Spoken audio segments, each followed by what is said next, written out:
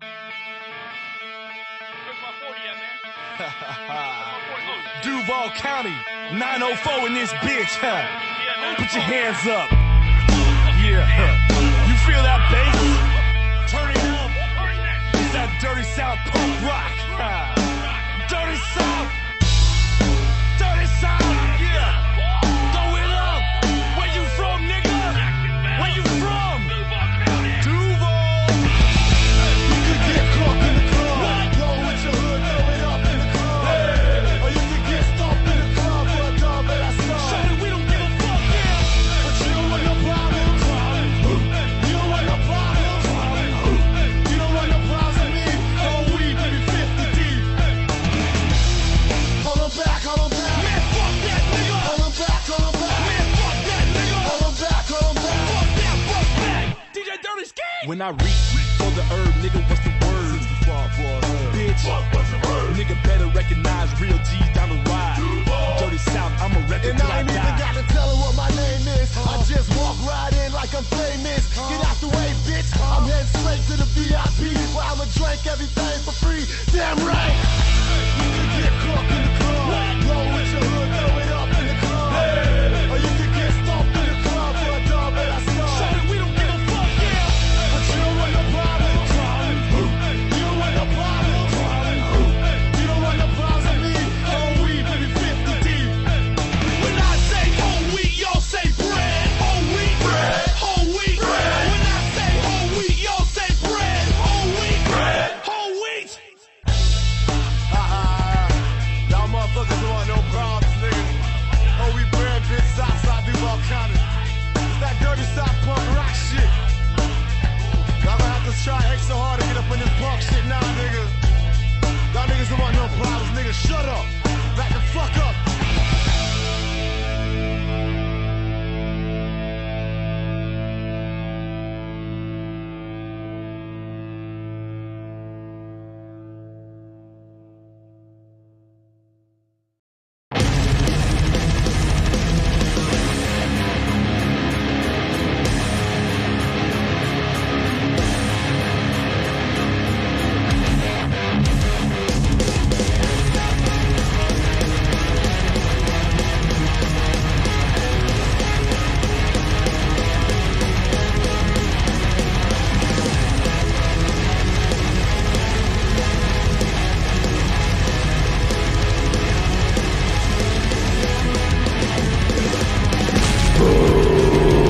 Hello, everybody. I'm back.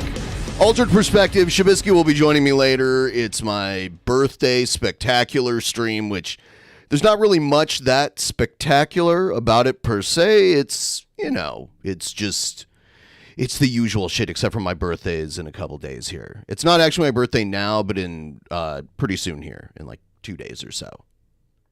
It'll be time. So, yeah, like the stream, hang out. We're going to watch a couple videos.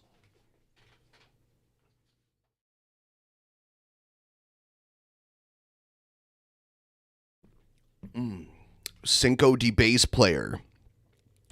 Is it? Today is Cinco de Bass Player.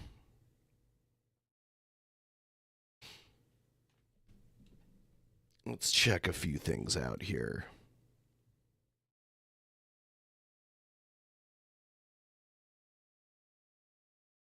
Here's Jared talking about the biggest kind of loser. And if you notice, all of the ways that he describes the biggest kind of loser describe him. How's it going, guys? It's Jared Genesis here. So, in case you noticed the change of the name, as I stated in my last live stream, I'm not going to be, well, not live stream, but just stream. It's kind of a stupid term if you're not live streaming, but... Right. Excuse me. That's why it's weird when you say it's a live stream. What am I trying to say? Dude, I just woke up like an hour ago, guys. Forgive me. Plus, I didn't have fucking coffee yet. So, coffee, cheers. the thing that you claimed was making you fat. Thank you. Thank you, Troy. I appreciate it. Yeah, I am so dependent on coffee. It's sad. Just what a drug it truly is. You said it was making you fat. Anyways, bullshit aside, man. I'm not going to be streaming games much anymore. I'm just going to stick to my rants and, you know, fucking reviews like I've always done. That's just who I am, motherfucker.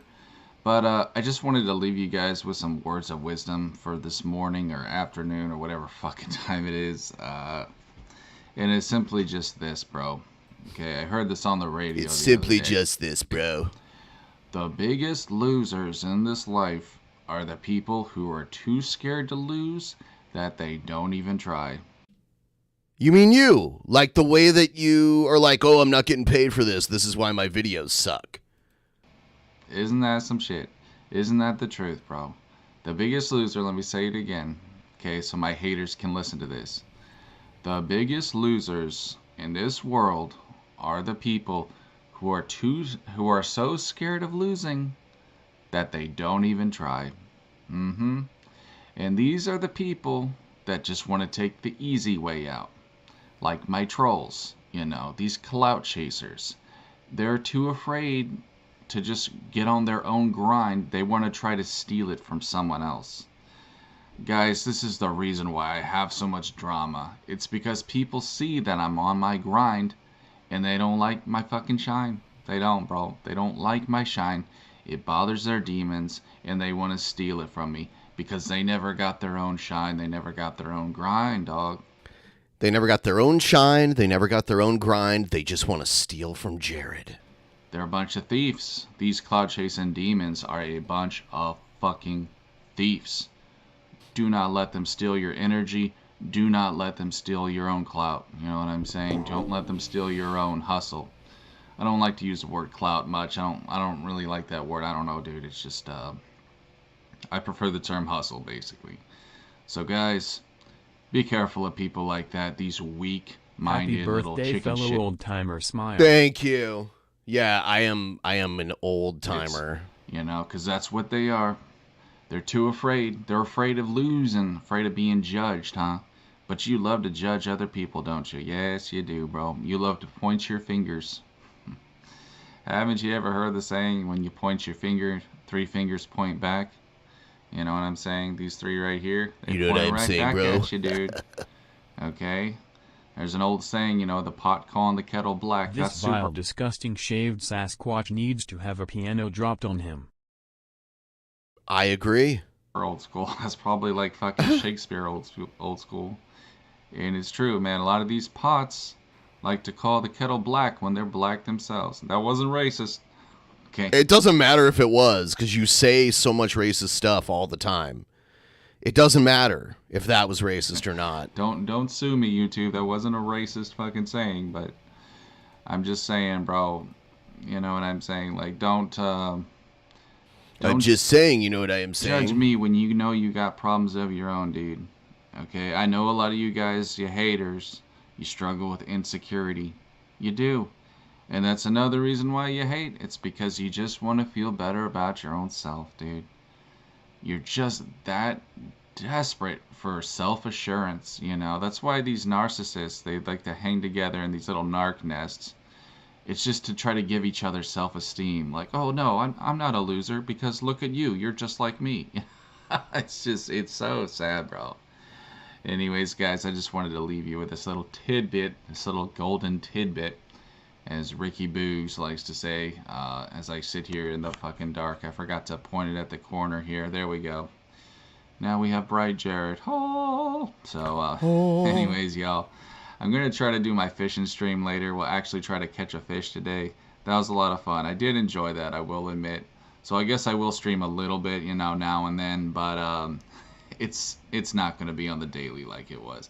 Anyways, y'all, it was fun, you know, for the time being. I had fun doing it. But we're back to just old school shit, old school ranting. So if you don't like that, guys, sorry to say, you know, probably just unsub from my channel because that's just who I am. Not a goddamn titty streamer, even though I like to stream with my titties out. Anyways, y'all, peace. Wow. Huh. Titty streamer, streaming with his titties out. Those are the biggest losers. People who just don't try. They put forth no effort. Okay? That's what it is. It is what it is. You know what I am saying, bro? What did Chabisky say? Oh, he said, okay. That was a very quick response. Let's see. This is to the asshole who told me to be more productive. What's going on, everybody? It's Jared Genesis, or Jared Juggernaut, I should say. That's my name in Magic Arena. Yes, I know I'm a giant dork. But, you know what? This video goes out to the asshole who told me, if only you were productive in your videos. If only you were like me, because I'm a narcissistic piece of shit. Let me tell you something, you dumb fucking cunt.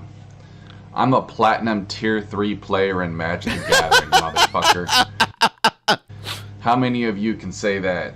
Platinum. Not silver, not gold, not bronze, but fucking platinum, bitch. I worked my ass off to get this rank too, motherfucker. I've been playing since 1997, dude. Okay, so don't tell me I haven't done shit with my life, bitch. And this is just one of many victories too, man. I have a lot of fucking trades. I'm a jack of all trade, bitch. You know what I'm saying? You don't know me. That's the thing, little hater. See? You don't know. He's accomplished so much. He's a tier 3 Magic the Gathering player. You don't fucking know me. You only know me from my videos. So shut your goddamn mouth. Put a cork in it. No one cares, dude. You're a narcissistic asshole. Nobody fucking cares what you have to say about me. You don't know me, bitch. You don't know me. And you don't know all the good things I've done for other people too, which I will not brag on. But I have donated my time in several instances to help other people in my life. And I'm fucking proud of that. What have you done other than sit on your motherfucking ass eating Cheetos, playing Call of Duty? What have you done, man? I'd really love to know. Tell me in the comments. I don't know who he's talking about. I played Call of Duty a couple times, but not very often.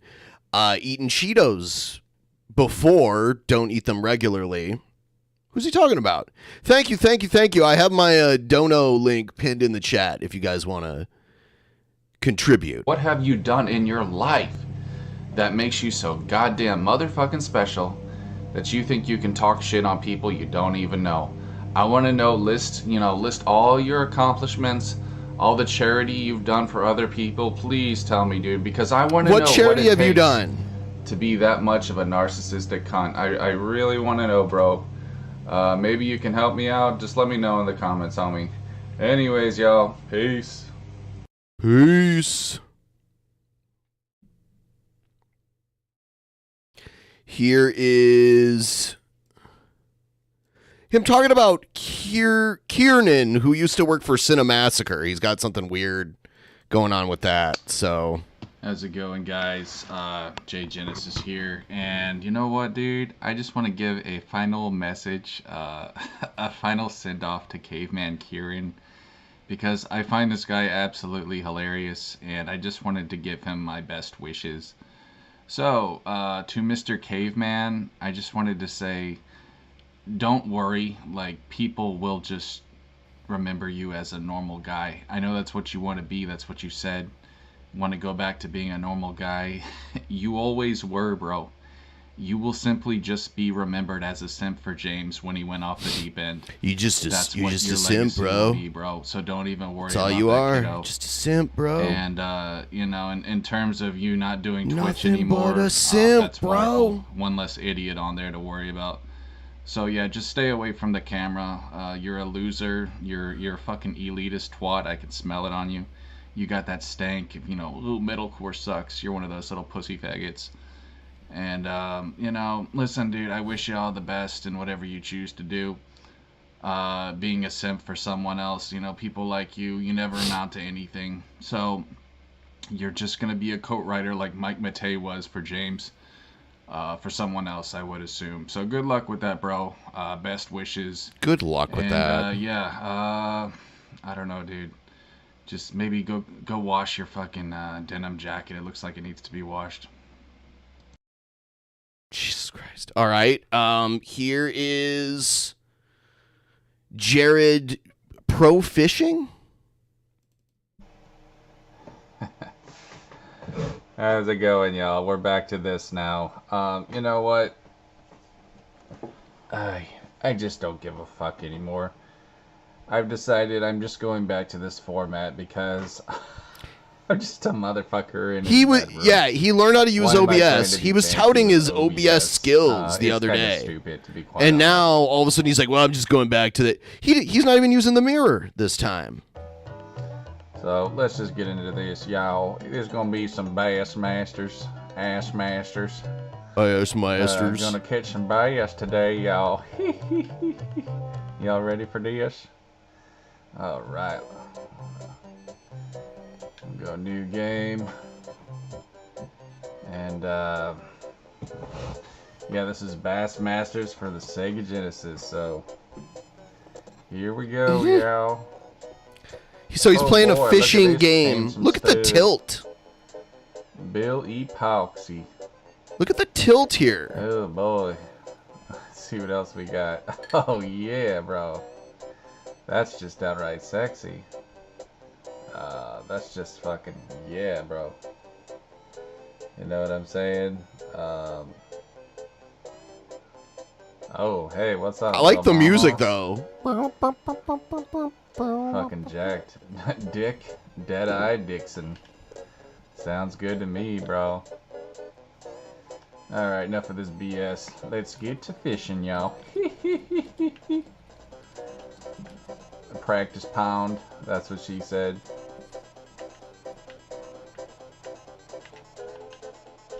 We'll go to the practice pound. Alright, y'all. We's going fishing today. Oh, shit. The fuck was that? Hot diggity, y'all.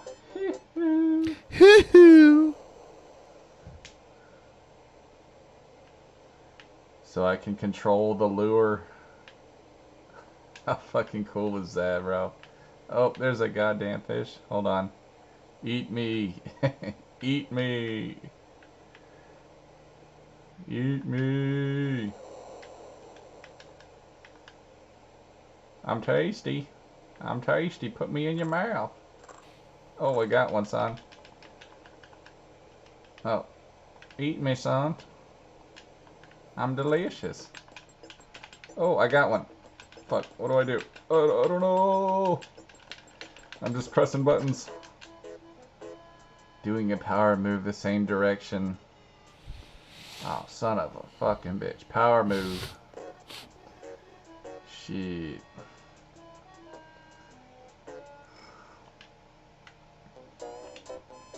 They want me to do a power move on a fish. That's just not appropriate, son. I do love the music. Like, even though his playing is atrocious, I do want to point out he is back on Twitter here. And he's made... Has he made any replies yet? Yeah, he has.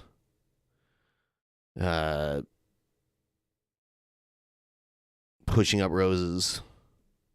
Oh my God. Let me guess what he's going to say here. Yep.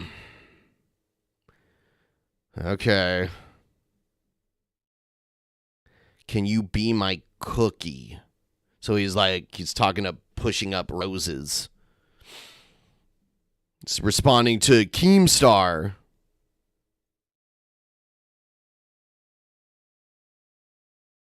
He says, Keem, when you're older, your kids will block you from their life. Just a heads up, bro. He didn't actually say bro, but I'm filling in the blanks there. So yeah, he's all over this. He's all over this.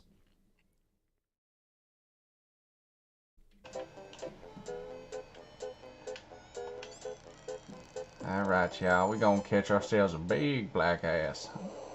What? I love to catch big black ass. Oops, I meant to say bass. Oh no. Inappropriate, sir. You're canceled. You're canceled. Trying to catch that big black ass. This game is hilarious, bro. You can control the fucking bait. just like I control how I masturbate. Oh, inappropriate, sir. We will not have that on our wholesome fishing show, young man. Let's see what time we're at. 4 minutes in. Alright, I have no idea what I'm... Okay. Where's the fishies at, son? Where's the fishies at? I need to stop doing that right into the camera. I apologize for that, guys.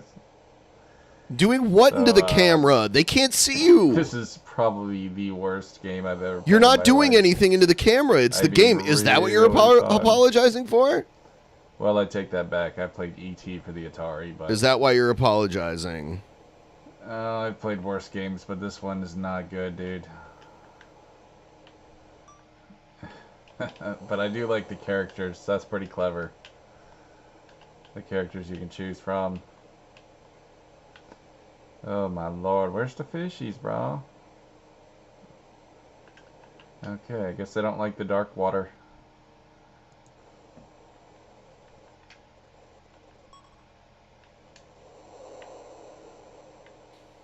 Okay, you know what? It's time to try another game. Which game? Super Black Ass. Oops, I meant Super Black Bass. Sorry about that, y'all. I love Super Black Ass. You're a weird Who doesn't? individual. These fucking ads. Ads all up in my shitskis. Whoa, that owl had bat wings. That's kind of cool. Alright. Oh, fucking ad. Another freaking ad. Holy lord, I just want to play a game. They're trying to get me to go Skyrim up in this piece. Alright, I'm just trying to play damn Bass Masters. Black Ass Masters, son. Black Okay, Ass the toast's Masters. gone stale, Jared. You can move on now. Alright. Jared is just epically bad at video games, and by the way, he's already rebranded his channel. He's already like, I'm not gonna do the I'm back to the rants and reviews, bro. I'm back to the rants and reviews, bro.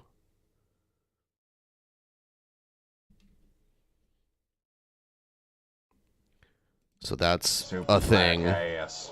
Super black bass. Them fish love black ass.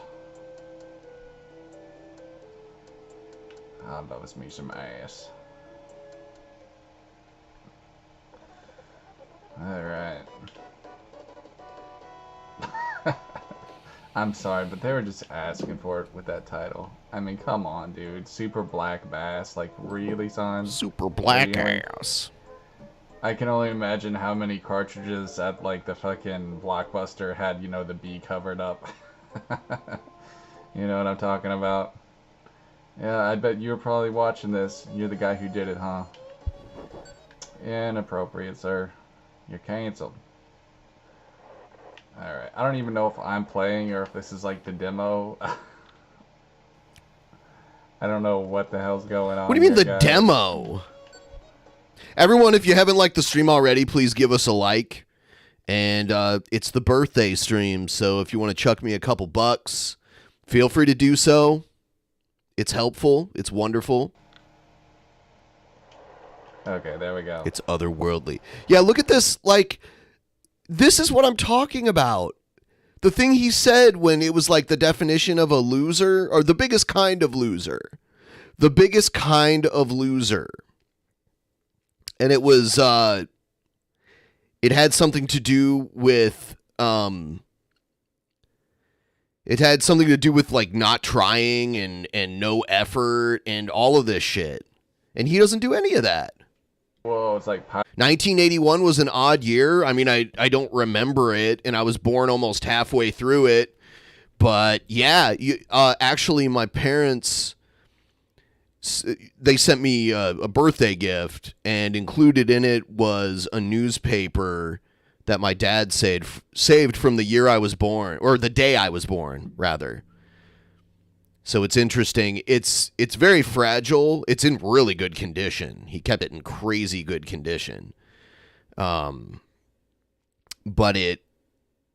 I don't want to pick through it because I don't want it to like crack and fall apart, but I kind of looked at, you know, the front page and everything, and it was really interesting. Pilot wings up in here, son. That look just like pilot wings. Alright, so I'm controlling the bait. Controlling the masturbate, son. I'm controlling the masturbation. Yeah, I am thinking about framing it. I just need to get a frame big enough for it, and it has to be like a thick frame to fit a folded up newspaper. Oh, excuse me. Alright, so we're reeling her in slow. We're reeling her in slow, guys. Where's the fishies at, son?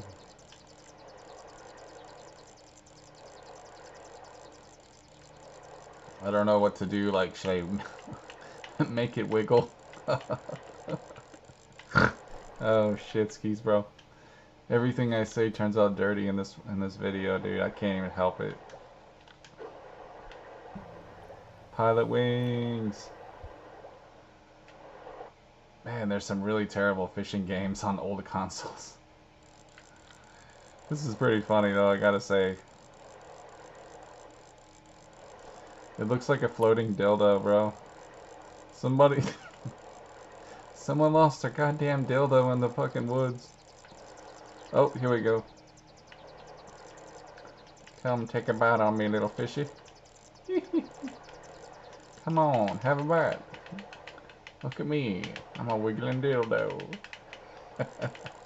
Well, maybe I'll just sit here and wiggle. Oh, we got a bite. Almost. I just give him a wiggle. Ooh, I got one. Oh. I thought I had that guy.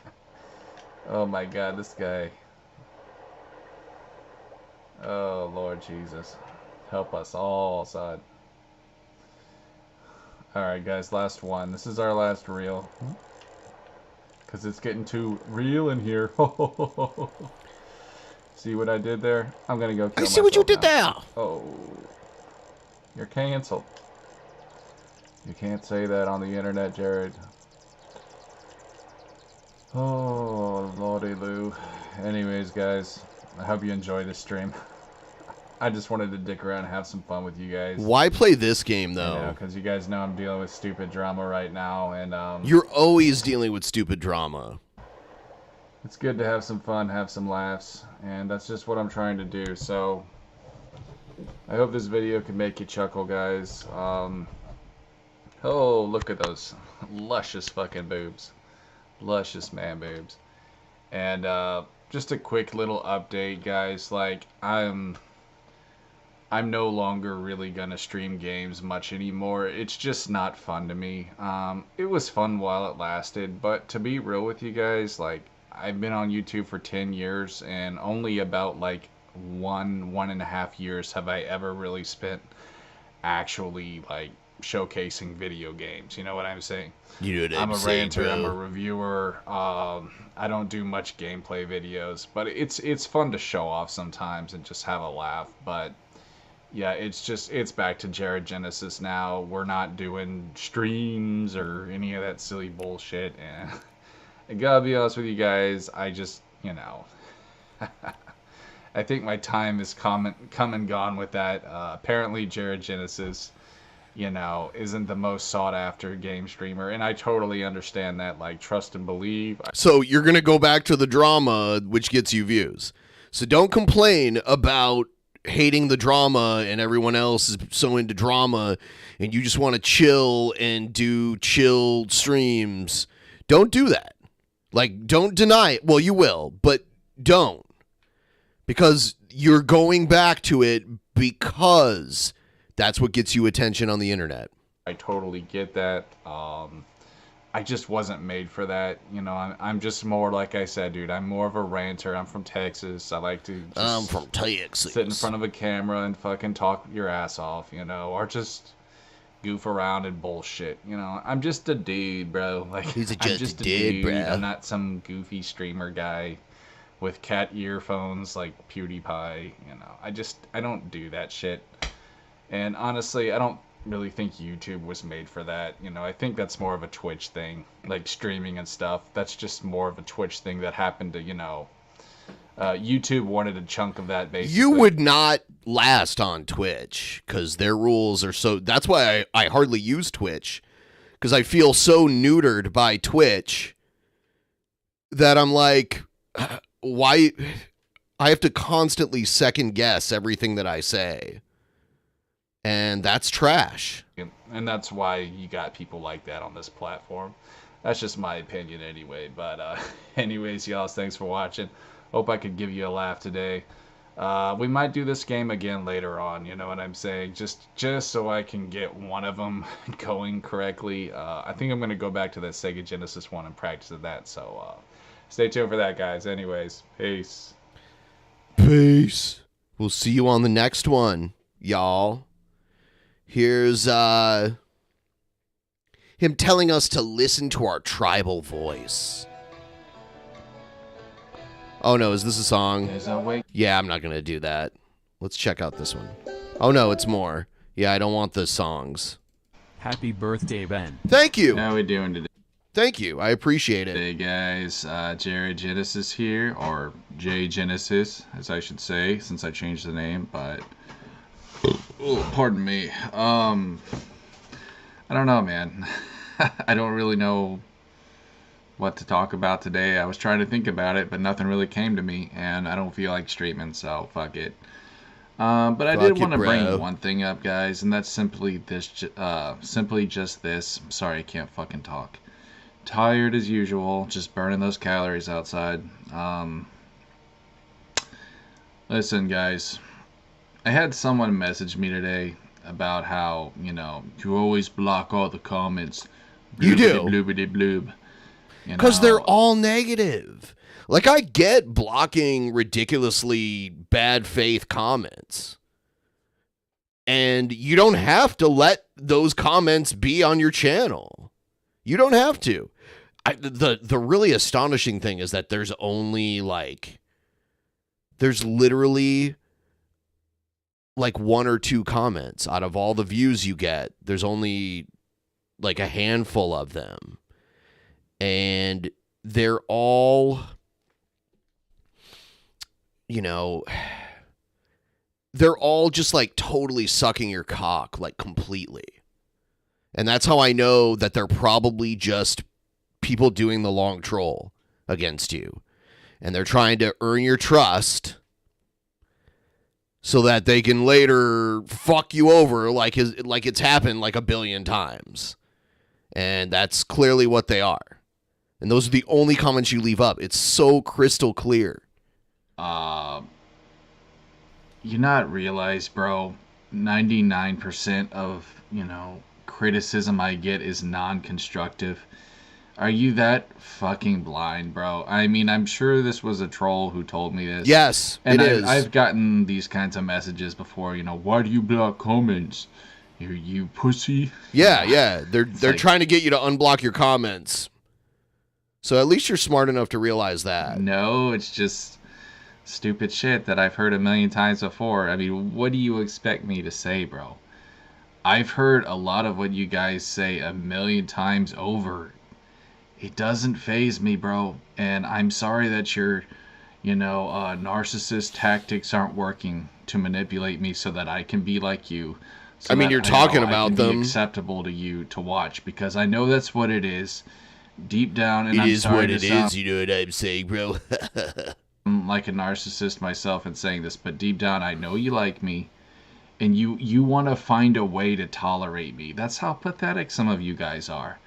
Just don't watch me, dude. I mean, really, like, I appreciate it. Obviously, you're infatuated with me, you know, and that's great. It's flattering, but, like, just find someone else, dude. I'm not interested in being your friend. Okay, if I'm not acceptable to your standards, dude, you can go fuck off. I'm not gonna change for anyone, bro. No one wants you to change. They want you to keep doing the same thing because it makes it so easy. I need to make that very clear, and I advise everyone to be the same. Don't change to be accepted by other people because, frankly, dude, like my screensaver says, most people are cunts. Okay? Most people are shallow. Most people, dude, are just fake. And there's no reason to prove yourself to a fake world, dude. You understand what I'm saying, bro? Fuck that shit. Walk your own path. Be your own goddamn person, dude. Okay? Be like goddamn Solid Snake, you know? Fucking nomad. Snake's not That's a what I real... try to Solid be Snake, anyways. not a real So guys, person. Not a video's real kind of wrecked, kind of a person, wreck, Jared. and I'm in pain right now because I just had some explosive diarrhea. So, like... Oh, my God. You guys know... So how does that happen? How do you guys think that happens? The explosive diarrhea. Like, what do you think? Is it the TV dinners? Is it, like, what is it, do you think, that, you know, creates the explosive diarrhea? I'm a little bit hunched over. It's because, dude, I just had the shit of a lifetime, homie. Like, I literally shat on myself. Like, I was in pain. So I was, like, standing up, squatting over the toilet, dude, and I shit all over my fucking leg, dude. That is the first time for everything, folks. And oh, no, you God. did not need to hear that. The mental image of that is almost too much to bear, to be honest with you. And I apologize for telling you that story. But I just want you guys to realize why I'm hunched over. Although I think a lot of times I am when I have the camera up to my face. But probably not quite this much. I'm like, whoa, bro. So that's another reason I don't feel like live streaming. Jared has explosive diarrhea today. But I don't know what the fuck I even ate, bro. I eat the same goddamn thing every day. I guess it just happens sometimes. Shit happens. There's the saying, you know, I guess that's where it came from. Shit in your pants. I don't know. You're having explosive diarrhea. So that's what I got for you guys. Listen, man, you know, I would love to be able to live in a world where we could all just get along, but sadly, can't we all just get along, y'all? Honestly, I don't know why a lot of people don't like me. You know, I think it has to do with shallow just get shit. along, like they just y'all? don't like the way that I talk or look. I really do. I believe a lot of it comes down to... No, I think the way you look is hilarious, and I am not like I don't it even like it looks bad, but I'm not going to be like, oh, I don't like the way you talk, therefore I'm going to fuck with you. That's not at all where it is at all. That, but I also believe that, you know, people are fanboys and they get triggered when you don't like something that they like. I've noticed that too, bro. Like, goddamn, YouTube is so tribalistic in that regard. You know, I've had. I mean, you've cried about Keemstar making his audience mad at you, and you're literally on Twitter right now poking the bear. You are literally on YouTube poking the bear. Me because we've disagreed on certain topics. Like, people are nuts, bro, and you want to stay away from really tribalistic people like that, dude, because they're narcs. Like, let's just keep it a buck. They're fucking, they're narcissists, dude. If you're that much of a fucking fanboy, you know, to where you get triggered by other people's opinions, obviously you're just a fucking close-minded person, dude. And I have no desire to be around people like that, bro. So please, just kindly and respectfully, guys, just leave me the fuck alone. To all my haters, to people who feel like they need to change me, just fuck off, bro. Just fuck off. Fuck off, okay? bro. I mean, you're not my parents. Your parents don't do shit. See, that's the problem. That's a big part of the problem, actually. Your parents don't do shit. They don't tell you to or not to do anything. It's so yeah, other people. I mean, it's funny that you're like that you have the awareness where you're like, oh, you know, my parents should be the person to be telling me this kind of shit, but you know they don't. Not enough, anyway. Really, bro, I'm almost 40 years old, and you're like telling... Really, bro, you're almost 40 years old, and you've never lived outside of your parents' house, and you never held a steady job. Tell me what to do with my life. Fuck you. I'm sorry to get my feelings, but it's just, you know, I could understand if I were like 18, 19, but I know I'm much older than a lot of you fuckers who even troll me. And it's just it's really annoying to deal with, bro. Like having fucking kids, people who probably are just barely out of high school lecturing me. It's fucking weird, bro. Just showed up to tip my favorite YouTuber. Oh. What's Jared being a bitch about now? Everything. Look like more and more like shit. I He- hate how he lives like this. He's just existing, you know? I guess social media did that to kids or something. I don't really know, bro. But I can tell a lot of these little shits these days, they think they know everything. And it's really quite sad, honestly. You know, just how diluted social media has made them. Because they have an encyclopedia in their pocket, they all think they're fucking Albert Einstein. You know what I mean? It's just fucking funny, bro. Anyways, guys, I didn't mean for this video to be that long, but I don't know, y'all. I'm sorry. It's just a stupid rant today. I just don't know what else to fucking do. So there you go. There you have it, folks. There you go, yeah, bro. There you go, bro. I was wanting to say something, but I forgot. So fuck it. I guess that's pretty much it. But yeah, guys.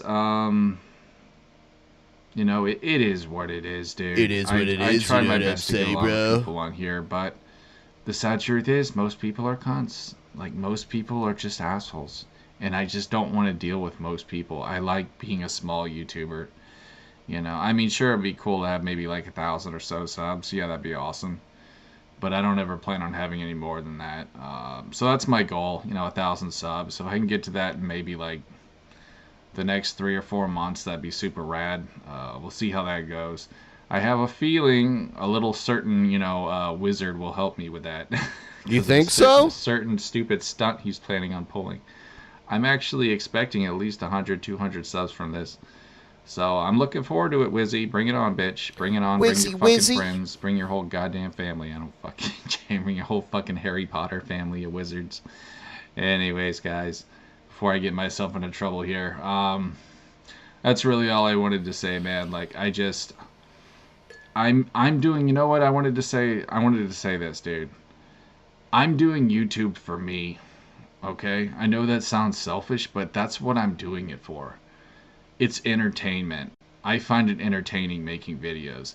If other people like it, that's fucking awesome, bro. Like, hell yeah. I like making Which friends. wizard? I'm I not think he means antisocial. Kid I used to Wizard, be the growing guy up, we but I'm had not on like that here. anymore. I like to make friends. I like to talk to people. So hell yeah, if you like my videos, you know what I mean? That's fucking I like rad. to make friends. I And like to think a lot of talk you to guys people, are awesome, bro. but I need to make this very clear, bro. He always says this. I'm I not need- here to please anyone. Okay, cool. I'm not. I'm not here to prove myself to you. That's fine. Either you love me or you hate me. I'm just one of those guys, motherfucker. That's just who I am, man. When you're someone who doesn't fit the mold, that's the two options. Like, there isn't going to be any in between with me. Why? There's either going to be people who love me or people who hate me. Why though? That's how it's always been, bro. And I just wanted to say, dude, I love the fuck out of everyone who supports me. You guys are amazing. And, I could only dream of being awesome as you, bro. Like, really, bro. It means Happy the world to birthday. me. You guys Thank are you. fucking amazing people. Thank you. You're so great. I love it. And You guys are great.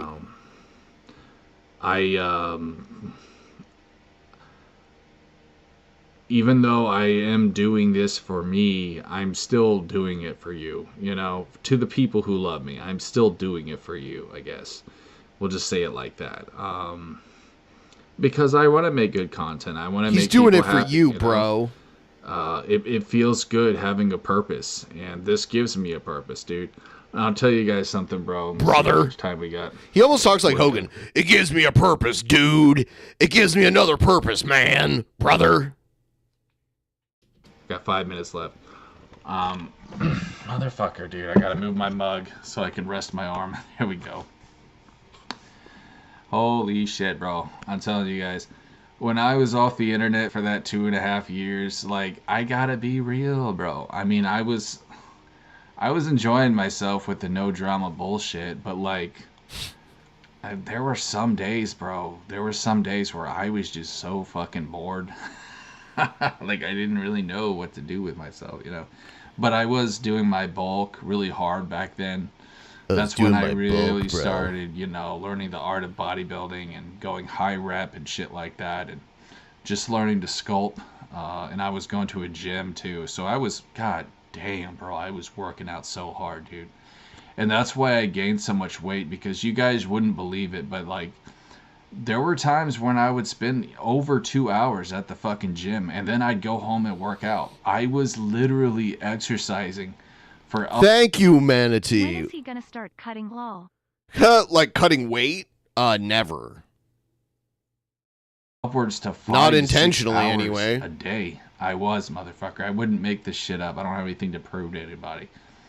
And I remember sometimes, bro, like when I first started going to Gold's Gym, you guys aren't gonna believe me, and that's fine, but dude, my dad would drop me off in the fucking early afternoon, and he'd pick me up at night. I was there the whole goddamn day. Gold's Gym was my fucking daycare, bro, and I loved it. I loved working out, bro. I did.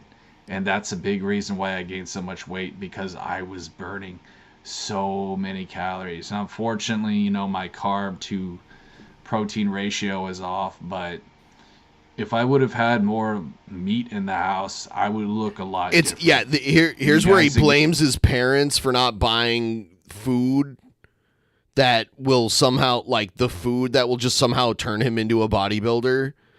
He's blaming his parents for that for some reason. And you don't have to believe me in me saying that, but I would look so fucking different than I do today. I got screwed, but you know what? That's life. I've moved on from it. I'm losing weight. You know, no, you're you guys not. are gonna see a new me in the next month or so. You said that like a few months ago. Completely different. I'm like 235 now, bro. You know, I was 260 when I came back roughly a year ago. So like, you guys are gonna see a new me real fucking soon.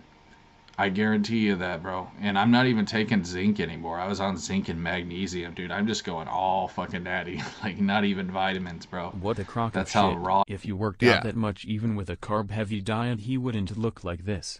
Happy birthday. Thank you, thank you. On natty I'm going. That's what she said. So, I got my that's what she said in, so I guess I could just end the video, guys. I know this video is a rambling mess, but I just wanted to give you guys something tonight, you know? You gotta drop a video every fucking day just to keep your haters on your toes. That's what I believe. So anyways, guys, thanks for watching. We'll see you next time. Peace. Oh, I just want to end the video saying this. He's about to fart. Mahatma Gandhi once said, "It takes more strength to walk away from a fight to engage in one." Just something to leave you guys with. God bless. Gord bless us, everyone. How's it going, guys? Jared Genesis here, and I'm sorry, no live stream today. I'm just not as motivated as I once was, because I see now, you know, no matter how hard I try, I'm gonna have to be dealing with a lot of bullshit. Even a year later, you know, being on here, all these fucking stooges, bro. But you know what? I just wanted to say this, homie, like on some real shit. I'm praying for these idiots. As a Christian, I know it's my duty to pray for my enemies, because I'm not a satanic scumbag. To figure like my Streamlabs out. I hope this dono went through. It went through. It went through. It went through with flying colors. Trolls who worship Lucifer. These people are lost, and I forgive them. You know, really, their soul is just consumed by evil, by demons, and, you know, evil spirits.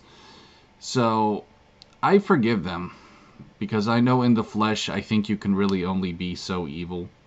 That's just my opinion. I mean, I know there's been some pretty twisted people out there in the world, but I believe that a lot of those people were actually under demonic influence. My trolls are... Do you, bro? I can guarantee you under some kind of demonic influence. The reason why I know this is just simply because of how obsessed they are with me. And I believe that I am fighting a spiritual war, guys. I do 100%. That's what this is. It's angels versus demons out here, guys. And some of you see that, and, you know, props to you if you can, but a lot of you guys don't. And That's why you're lost in the world. That's why you don't have a lot of answers you might be looking for. But anyways, guys, I basically just wanted to say this. If you're someone watching this and you may not be of the faith, I know life is really hard, and I would just tell you this, okay? Just let go of the rope, homie.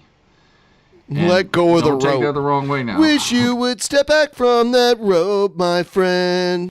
Okay, I'm not saying you know, hang yourself, okay?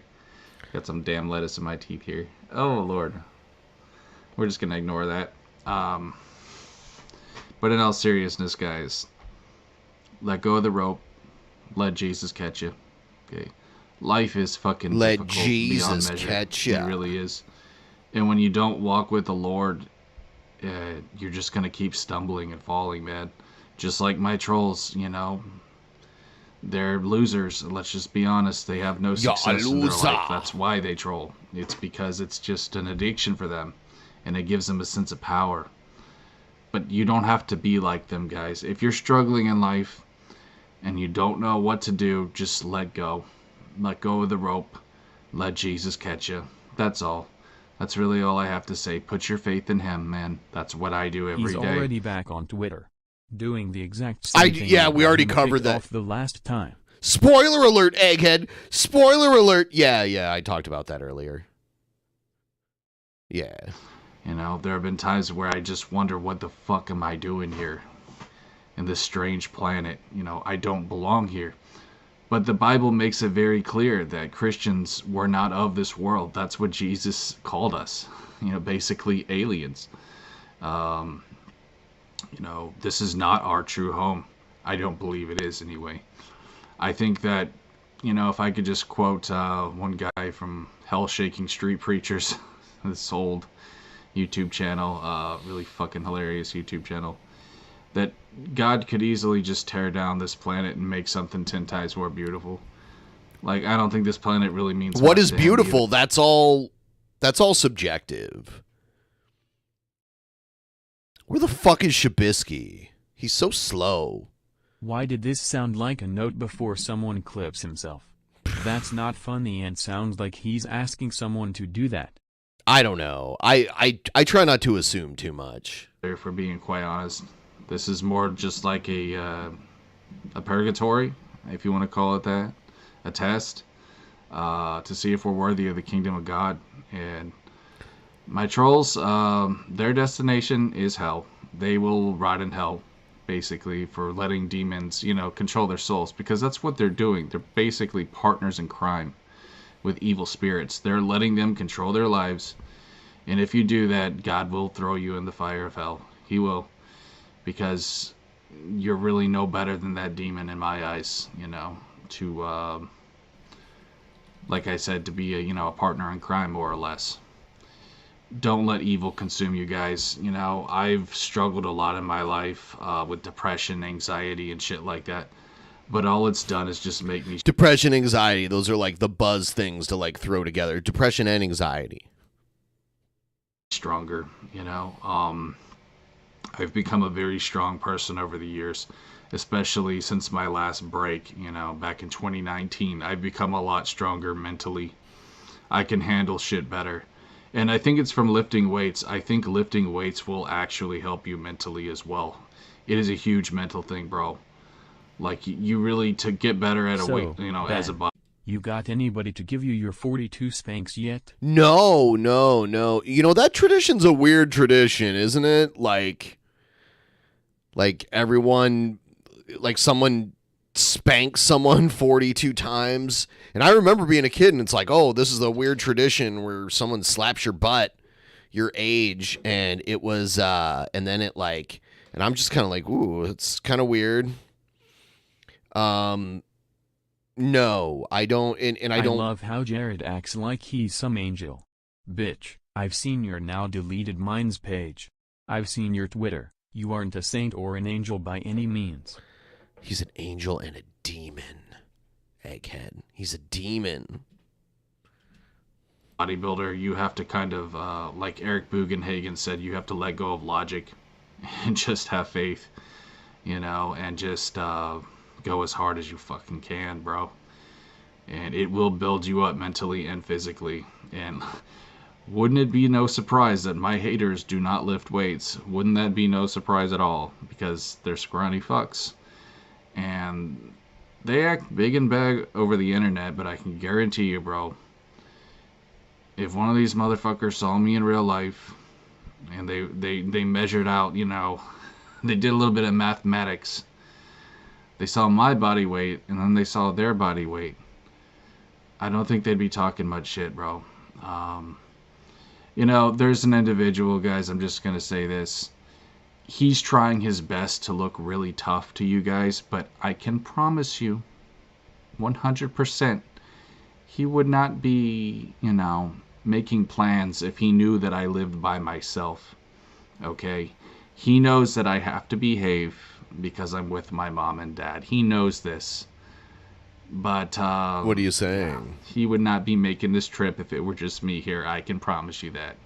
You're not a badass little whizzy jizzy. Okay, you need Jesus, motherfucker. That's when what you need. don't work out, sit down all day, Yes. have PDF Yes. intentions, live with your parents at Yes. 37, eat like shit, piss people off, keyboard warrior. I'd probably have depression too. Mushy runt. Yeah, what the fuck? Maybe a good ass kicking too, but Oh, yeah? you got lucky with me. You'll find it from someone else, though, Cupcake. You will. I can promise you that much. If you keep at it with your stupid, silly shit. But, guys, listen, just trust in God. Trust in Jesus. That's really all I can say, man. You know, you just have to have faith in this life. This life sucks. It's very hard.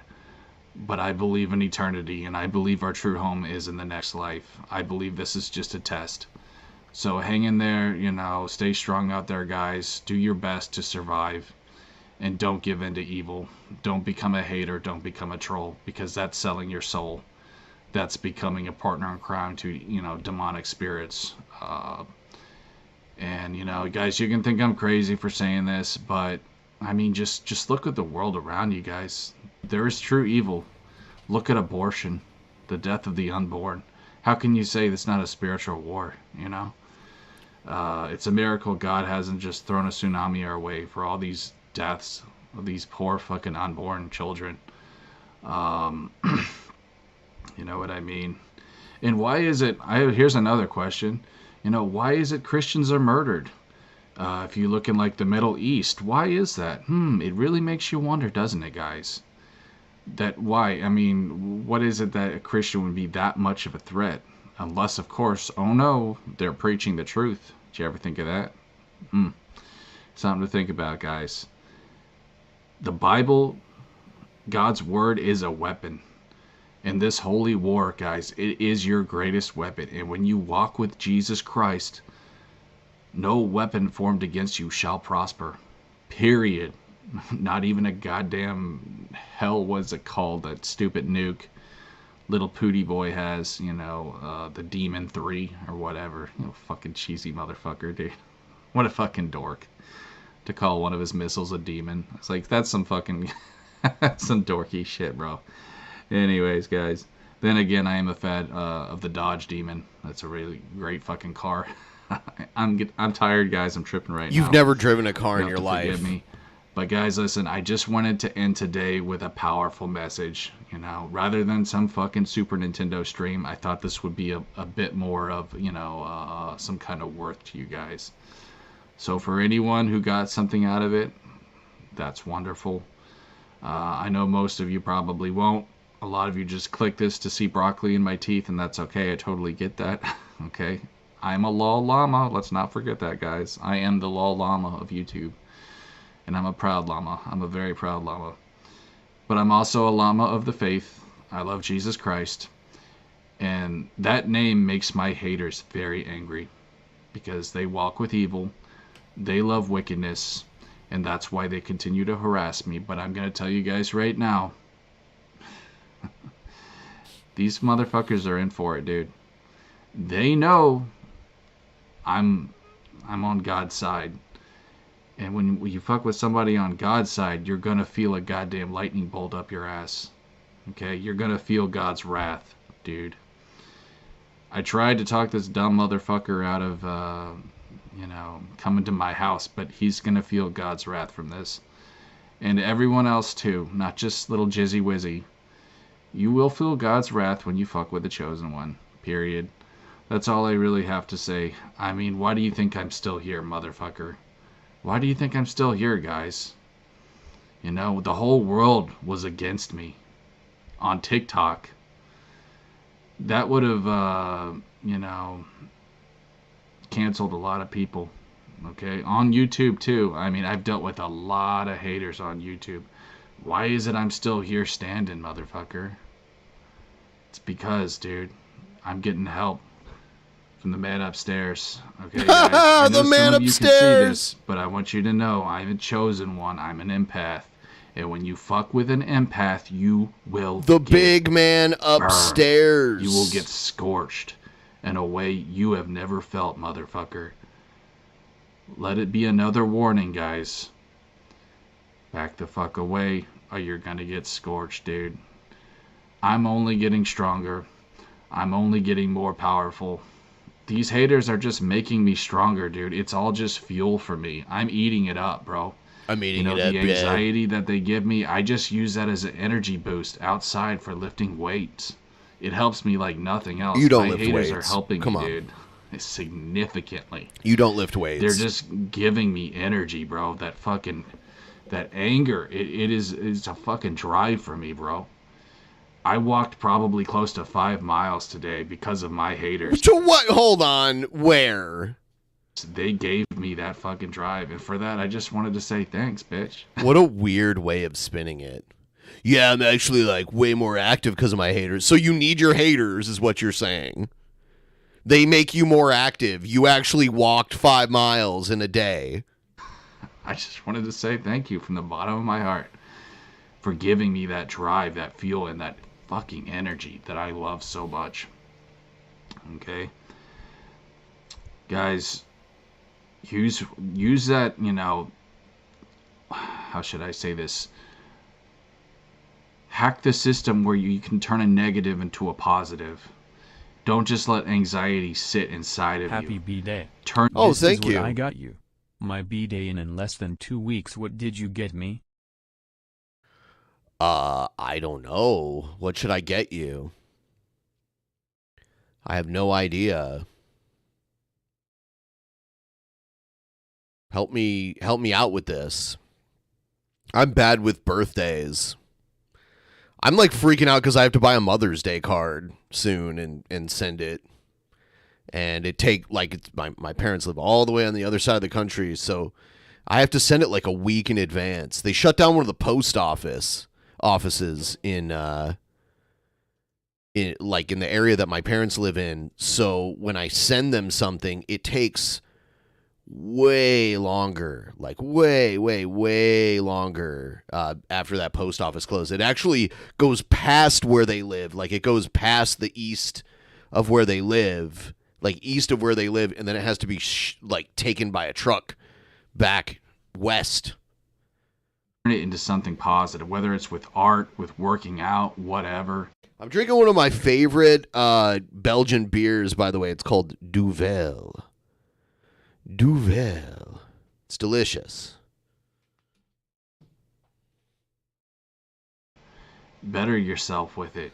Use it as a weapon. Embrace the chaos. Anyways, guys, Jared Genesis out. Anyways, guys. More bad news for Fox News. MSNBC last night airing audio recordings between Republican Senator Ted Cruz and great. a Fox News host Now we've left Jared land and now we're into like some serious shit. discussing his plan to challenge the 2020 election results. The tapes were released by Abby Grossberg, former Fox News producer turned whistleblower, who currently has lawsuits filed against the network and former anchor Tucker Carlson. National correspondent Mara Sirianni has details from the Scripps newsroom. Mara. Yeah, Jay, good morning. More bad news is right. On MSNBC last night, Grossberg giving insight into what it was like to work for Tucker Carlson. She also said she has close to 100 audio recordings from her time at Fox News. Her attorney releasing some of that audio, including of Senator Cruz, on the phone with Fox Business anchor Maria Bartiromo, outlining a plan to block Joe Biden's victory. I think that the country deserves to have a credible assessment of these claims and what the evidence shows. And the mechanism to try to force that is denying certification on the 6th. Now, on Grossberg's secret recording, Cruz can be heard telling Bartiromo if Congress could deny certification of the electoral votes, then a commission would be appointed to investigate claims of voter fraud that the courts had already shot down. Cruz was one of 11 senators who objected to the certification of President Biden's victory on January 6th. After the release of that audio, Cruz defended himself on Twitter, writing he made the exact same comments to Bartiromo on national television and on the House floor, basically saying that audio wasn't some sort of bombshell. Now, Grossberg was fired from Fox back in March, shortly after filing a pair of lawsuits claiming the network and some of its employees, including former primetime host Tucker Carlson, fostered a toxic work environment riddled with sexism and bullying. The former veteran producer telling MSNBC Carlson made her life, quote, a living hell. She also alleges producers on the show often made sexist and vulgar comments. Gradually, I was Everyone is so fucking sensitive now. shut out of meetings. Seriously, it's like, yeah, you don't have to take it, but why are you saying it now? Like, and what? How are they vulgar? Is what I'm wondering. Like, can she give us specifics? Mocked. I was eventually demoted. That's how it played out for me, and it got worse, and it got worse, and it got worse every time. How was she demoted? Is how I want it. Like, I spoke out. I mean, like, if she was demoted for no okay. If you speak out because you have a problem with something going on at work and then you're demoted for it, that's wrong. I don't want to be like, ooh, she worked at Fox. She should have known it would go this way. I don't want to do that. But I don't know. Grossberg's attorney said she's at the center of the Fox Dominion puzzle and that she also secretly recorded former Trump lawyer Sidney Powell, Rudy Giuliani, and some other top Trump officials admitting to Fox they had no evidence of the big lie or of election fraud after the 2020 presidential election. Some of those recordings reportedly factored into the network's decision to settle that defamation lawsuit from Dominion Voting Systems, which we've, of course, reported on extensively. And now Grossberg's lawyer says the special counsel investigating Trump's alleged election meddling, Jay, has since even contacted them about obtaining the rest of Grossberg's secret recordings. All right, Mara, thank you. Thank you, Mara. Thank you. Where the fuck is Shabisky? Let me see. Because he was like, I need to take a shower. That was an hour ago.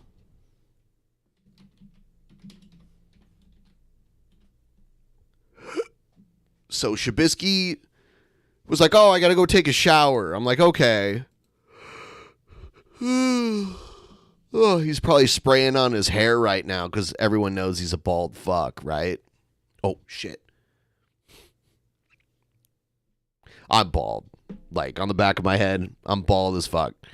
And eventually, I'm going to have to hit, like, the point where it has to all come off.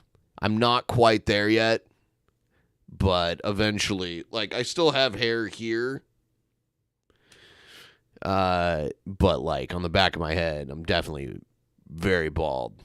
So, and it was rough to come to terms with that, but, you know, you have to when you have to. You know, you hit a point and you're just like, oh.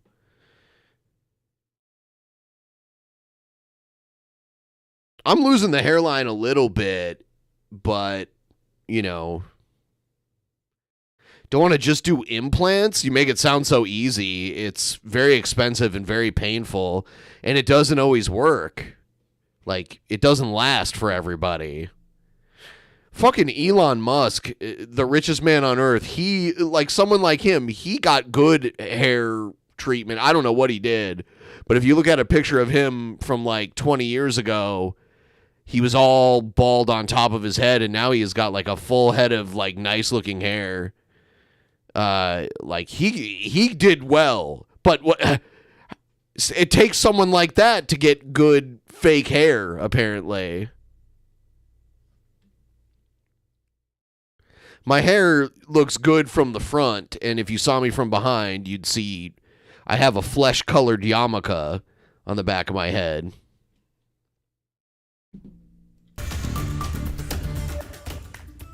You know, you throw stuff in a dumpster, things go in it, but you just don't expect anything that big to come out of it. Yeah, you certainly don't. An elementary school principal in West Virginia got This is hilarious. He walks up to this shock of a dumpster. lifetime. James Marsh had a much too close for comfort face-to-face encounter with a pretty big bear this week. That wasn't that big of a bear. That's not a pretty big bear.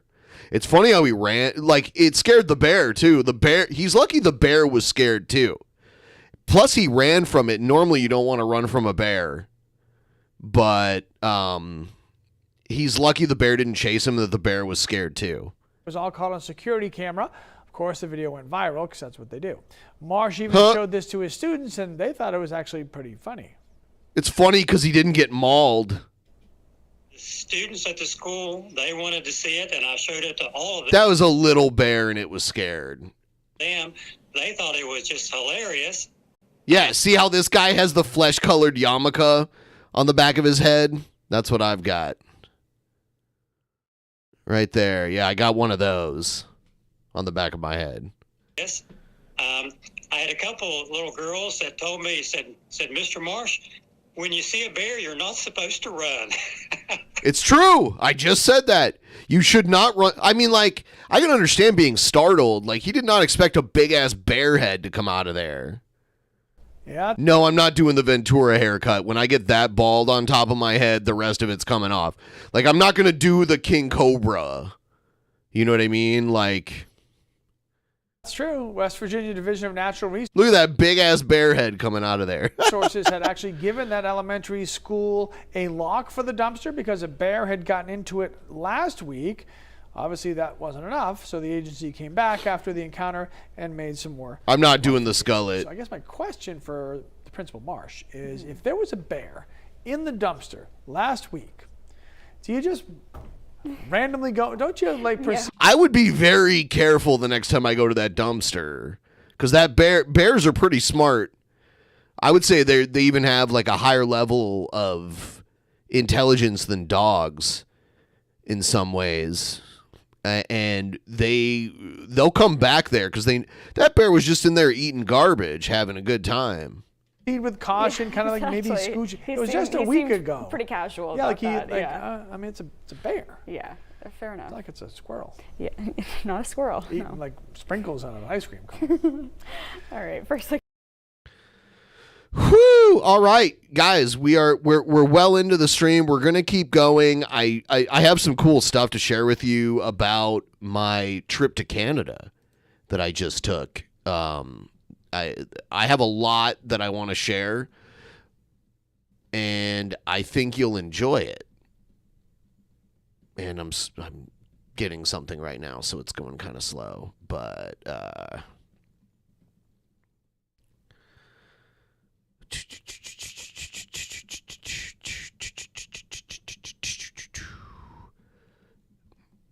because I want to show it to everybody and I want it to be ready. Trying to find something really quick here. Oh, there it is. Okay, cool.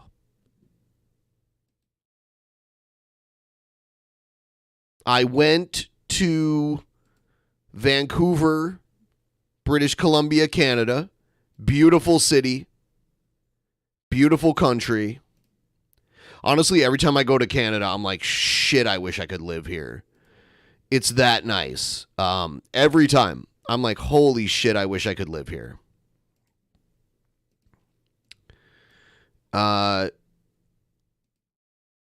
stayed with Adam from Your Movie Sucks. And We went out to a spectacular dinner that I'm going to show you when I get back. We went to a legal drugstore where they sell drugs that are pretty much illegal in most of the world, including Canada, but they get away with it there in Vancouver. So I'm going to show you the photos I got from that too. So you don't want to miss this, but I do have to pee really bad because, again, I'm an old man, 42 years old. I pee a lot. So we are going to play a little video, and I will be right back. Don't go anywhere.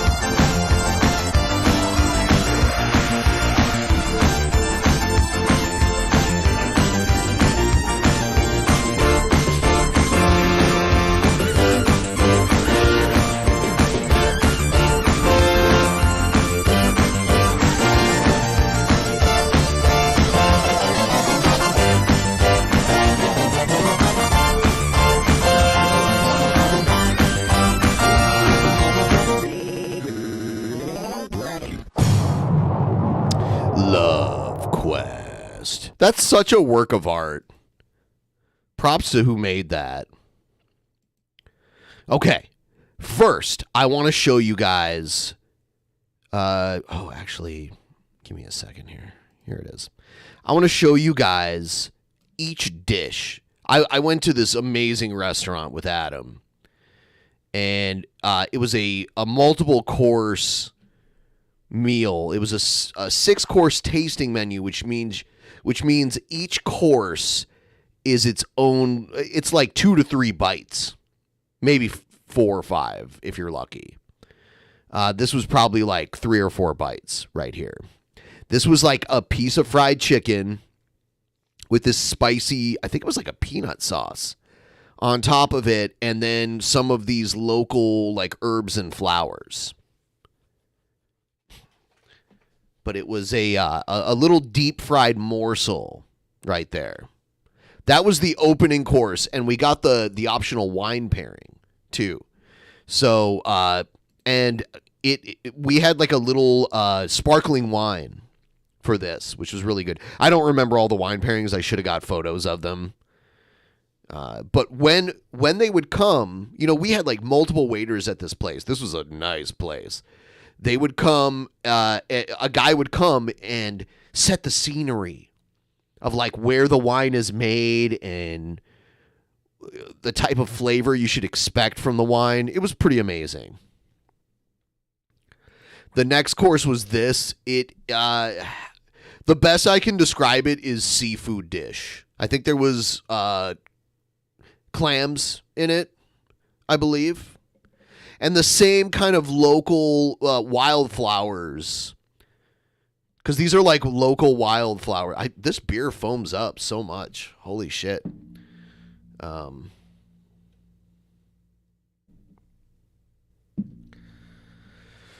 So, yeah, that's that. Here's the next course. This is a halibut. That white chunk of meat in the middle that's covered by that weird leaf looking thing. It's a halibut. It's I think almost like a coconut curry sauce. And then that leaf looking thing was some kind of decorative thing that was like very crunchy. It didn't really have a lot of flavor, the leaf, but the rest of the dish had unbelievable flavor.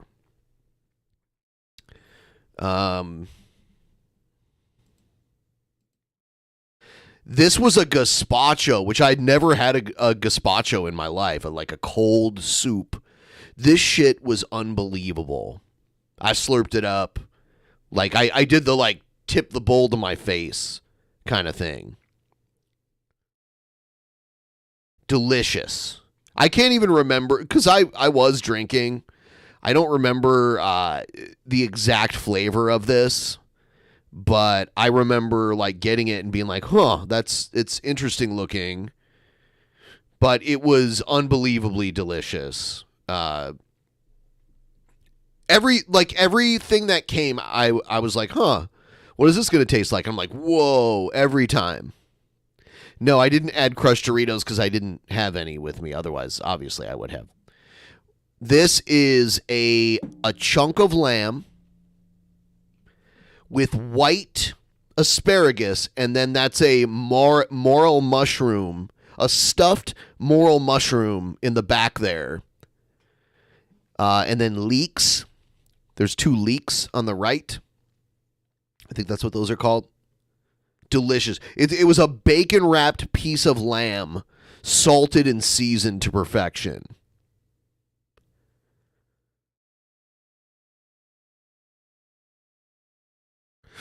You're right. It's not as fancy as a Dorito place, guys. I'm working with what I can.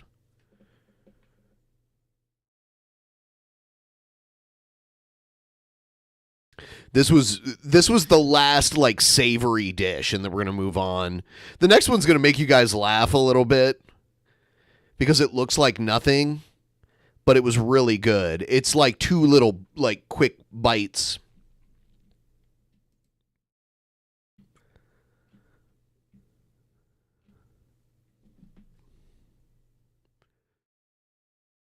So it appears to be 2 mushrooms.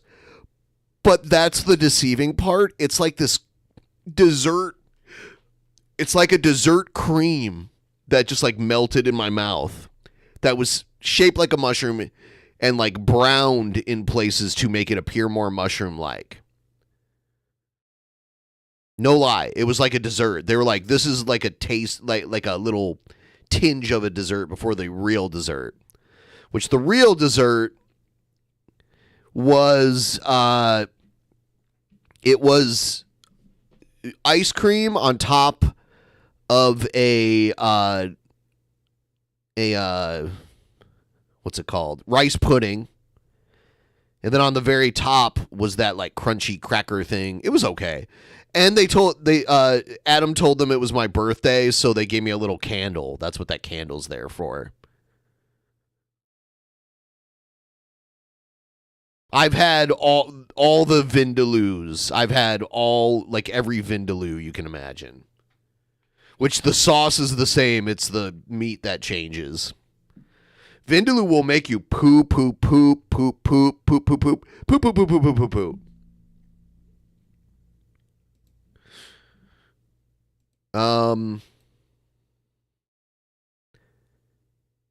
Also, I went to a store that they sell these drugs. Here's me and Adam hanging out outside of this shop. Mushroom Dispensary, Cocoa Leaf Cafe, Psychedelics, Peyote, Kratom. To me, Kratom's not a big deal because that's legal where I live. But the cocoa leaves and the psychedelics and the peyote, that's something else, right? I look happy because I'm fucking like,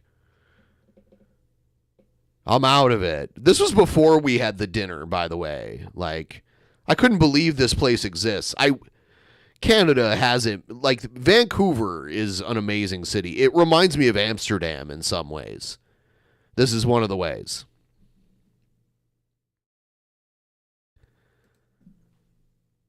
So, they had these, like, microdose shooters.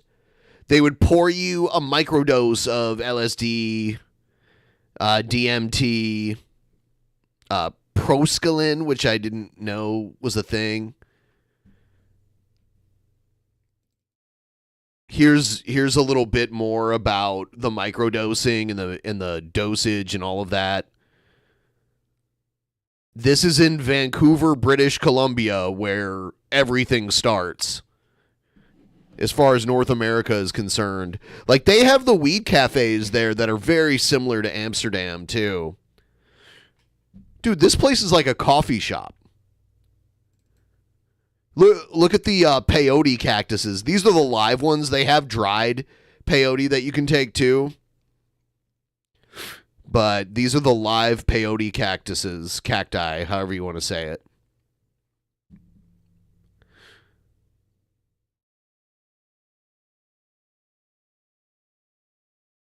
There's a sign, just another sign out front. Here, like, look, it's a coffee shop. The woman right there is a barista. Look at the menu. You can get cocoa leaf tea, which, by the way, I had some. Thank you, grandson, granddaughter, whatever you are. Thank you. Like the stream and send me a couple bucks. Link pinned in the chat there. Look at this. This is like a menu at a local coffee shop. And there's like young people working there. They got bags of chips over there. It's a normal coffee shop. Only the difference is you can get cocaine, tea, or a shot of LSD. It's like, what?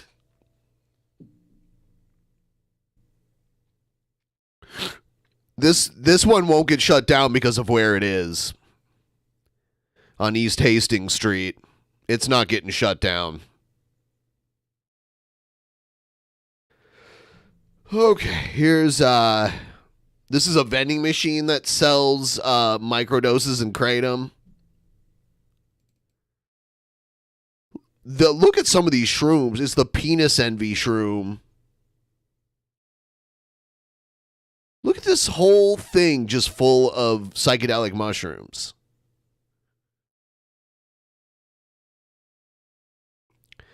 Thank you. I appreciate it.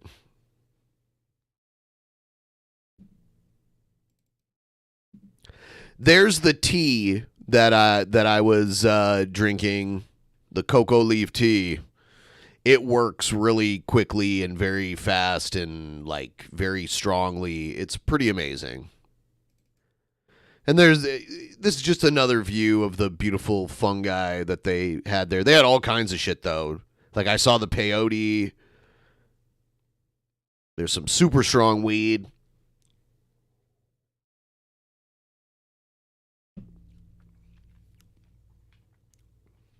It's, I mean, where else can you find this shit? Like truffles are legal in the Netherlands, and then obviously weed is legal in the Netherlands, but they don't have this kind of, like LSD. That's something else. I mean, this shit's only like 3 hours away from me. I just couldn't go there the last few years because the border was closed.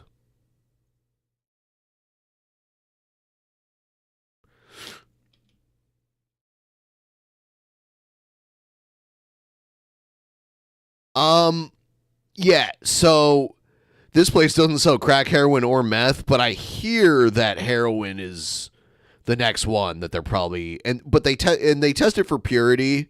I would almost be like sell the cocoa leaves, and if people want to turn it into cocaine or they want to turn it into crack, let them do that themselves.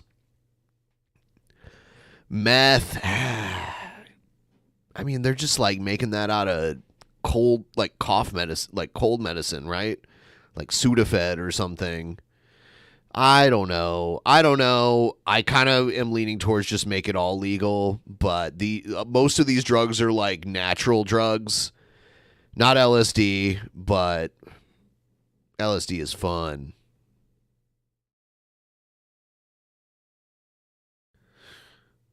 All right, Spec, take me with you. I'm going with you. It's going to be the Ben and Spec trip to Vancouver, you and me. I'll show you the ropes, buddy. Yeah, me and Adam split the tea. Because we were concerned about how high we would get off of it. And then by the time it was gone, I looked at him like, you want another one? He's like, yeah, I'll go get it. This one's on me.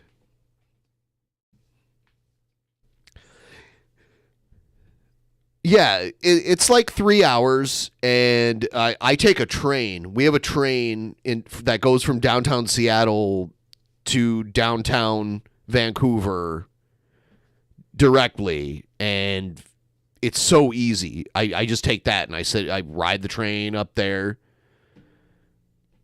Really easy.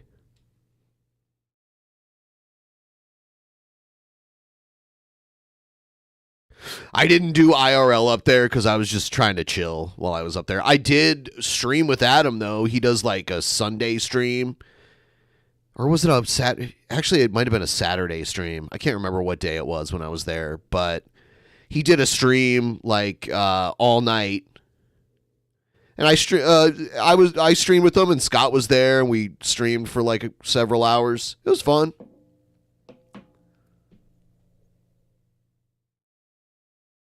I think it was Sunday, actually.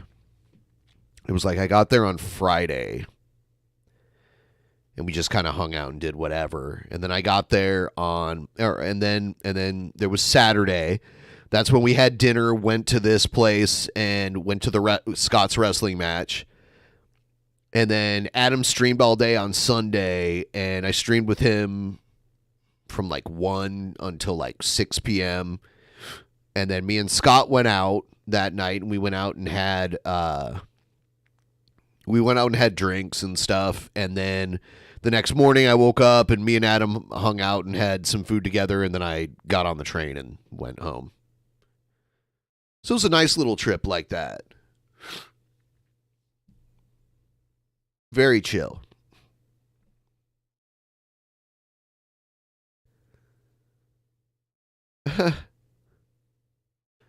That's okay. You can call me Grandpa if you want. I feel like one. The funny thing is, when I was in like my early 30s, I still felt like I was in my early 20s. But then once I hit that late 30s, area, I'm like, oh God, now I feel like I'm 80.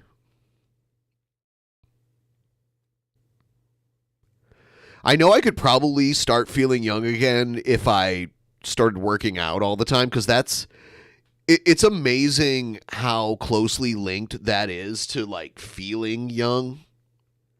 Like if you can get yourself to do consistent exercise, cardio and resistance training, 4 days a week, something like that, you'll feel better, even mentally. You'll feel, not everybody, obviously. Some people have issues that need therapy and medication, but aside from that, it just turns your whole mood around. But it is hard. Like, it's not easy. You got to work for it, and you can't fall out of it. And that's the hardest part for me. Like, I get really into it. Yeah, let's all go. Let's go, Spec. We'll go. I'll show you the ropes. Oh, yeah. Seeing progress is a great motivator. Like, if you're pretty out of shape and you got some extra weight on you, or like you're skinny and don't have any muscle, really like putting it in there, like putting in the time and like looking in the mirror and seeing the difference is obviously a motivator. For me, it's like if I go on vacation or if I do anything that throws me off of that routine, it's over. And then I start like falling out of it. And I'm like, shit, you're falling out of it. And I can't stop myself. I just keep like falling and falling out of it. It's ridiculous.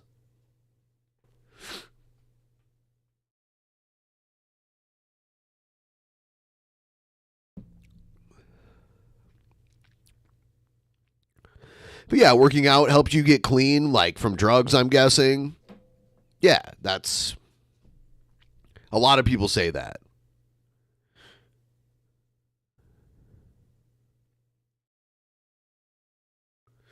Let me check something really quick here. Well, I'm starting to have allergies out of nowhere. I hate when that happens. Another thing that helps people get clean is getting religious too. Some people get religious, and this is one example of where being religious can really help, which is weird. That some people need to feel like they're being held accountable by a God that's always watching what they do.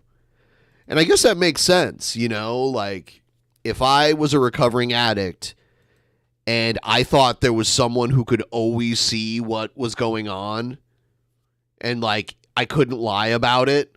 Like I couldn't be like, "Oh no, I didn't get drunk last night." I would probably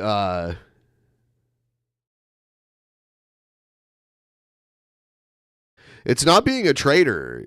There are therapeutic benefits to believing in God, and there are obviously issues to believing in God.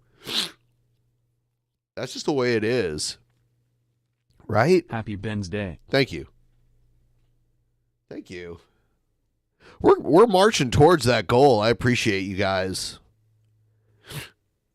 Oh my God. I have a dog that's 17 years old, and she can't pee on her own anymore. And I recently learned that I have to like express her bladder.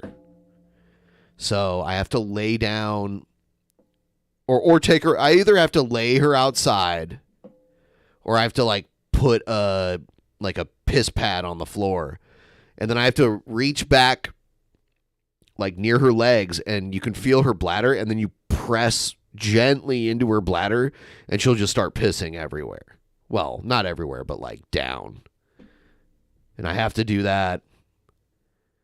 That it has to be done. It's so fucked up. I'm not stopping calling myself an atheist, because I am, but there are benefits and drawbacks.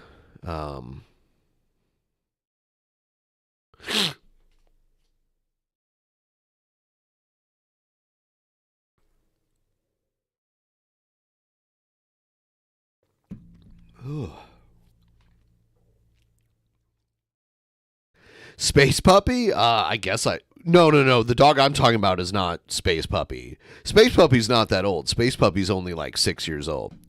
I have another dog that was actually my first dog that I ever got because I couldn't have a dog when I was a kid. My parents wouldn't let me.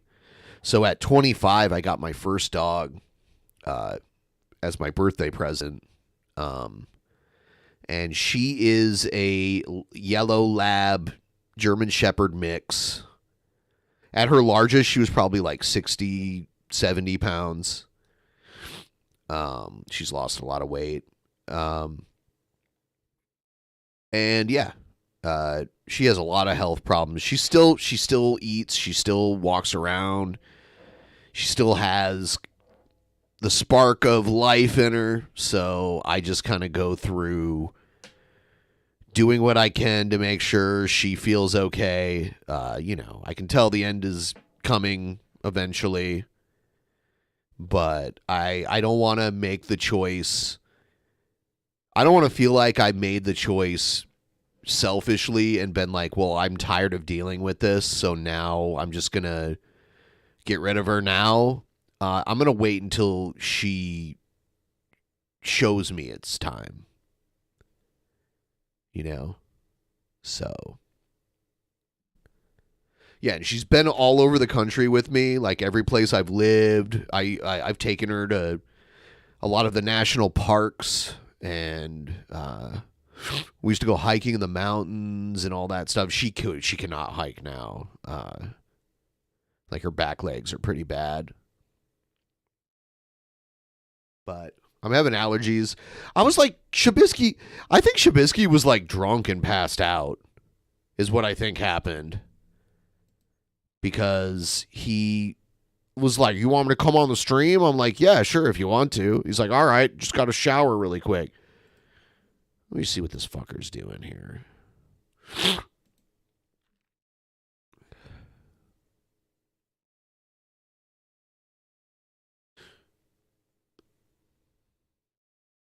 It's 8:30. I'm calling this bastard right now.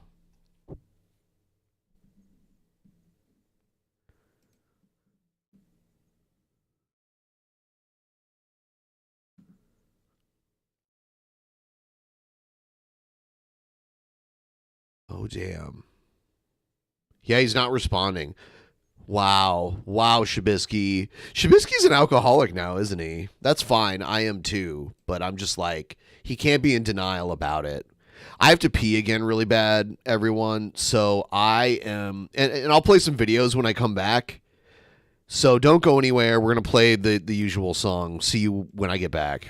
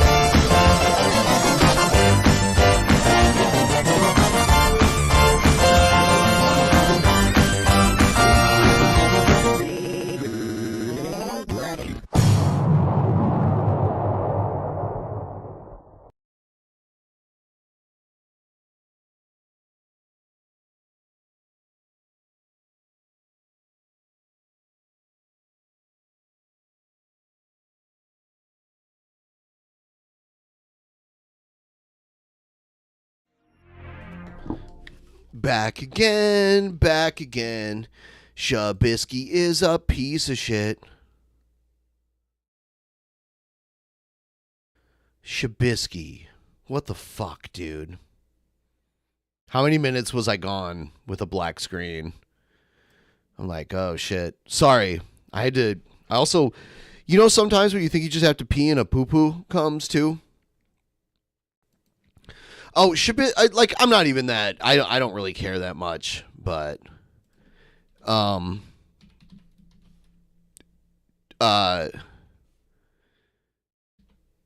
Shabisky said he would come on the stream. He was like, "Oh, I got to take a shower," and then he was like, "All right," and that was like almost 2 hours ago. So, and now his shit says he's away. Lord Magicus, I see you in the chat. We need to organize this thing that's coming up for Diablo. What is it? What is it called? It's called Server Slam. May 12th to May 14th. I want to put together a crew for the Server Slam. I think we do best if we get like a barbarian, a sorcerer, a necromancer, and a druid together. What do they do? Parties of 4 or 5? Is it 4 or 5 for this new one? For Diablo 4. Well, sorceress is a type of mage. Or sorcerer. They used to be gendered, where like if you wanted to play as a sorcerer, you were a sorceress, like no matter what. But I think now you can like pick the gender of the class that you want. No, there's not a spit swap and make out match in Diablo. What the fuck are you talking about?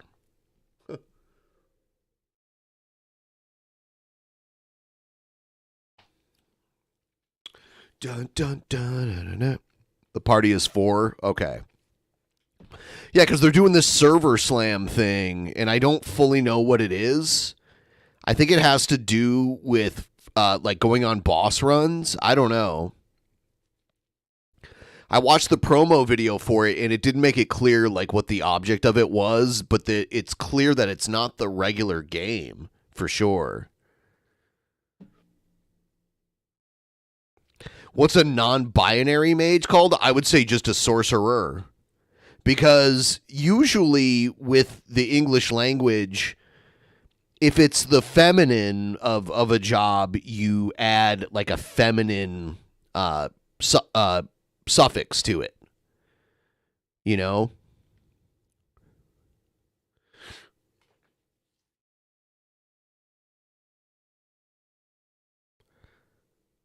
Xbox has GoldenEye. Yeah, it has GoldenEye, but you can't play multiplayer on it. You're going to play multiplayer on the Switch, and it sucks because the Xbox version of GoldenEye is way better.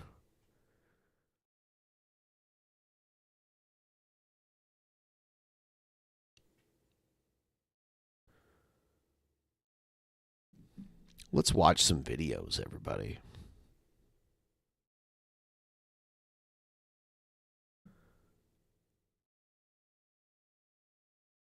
What do we got?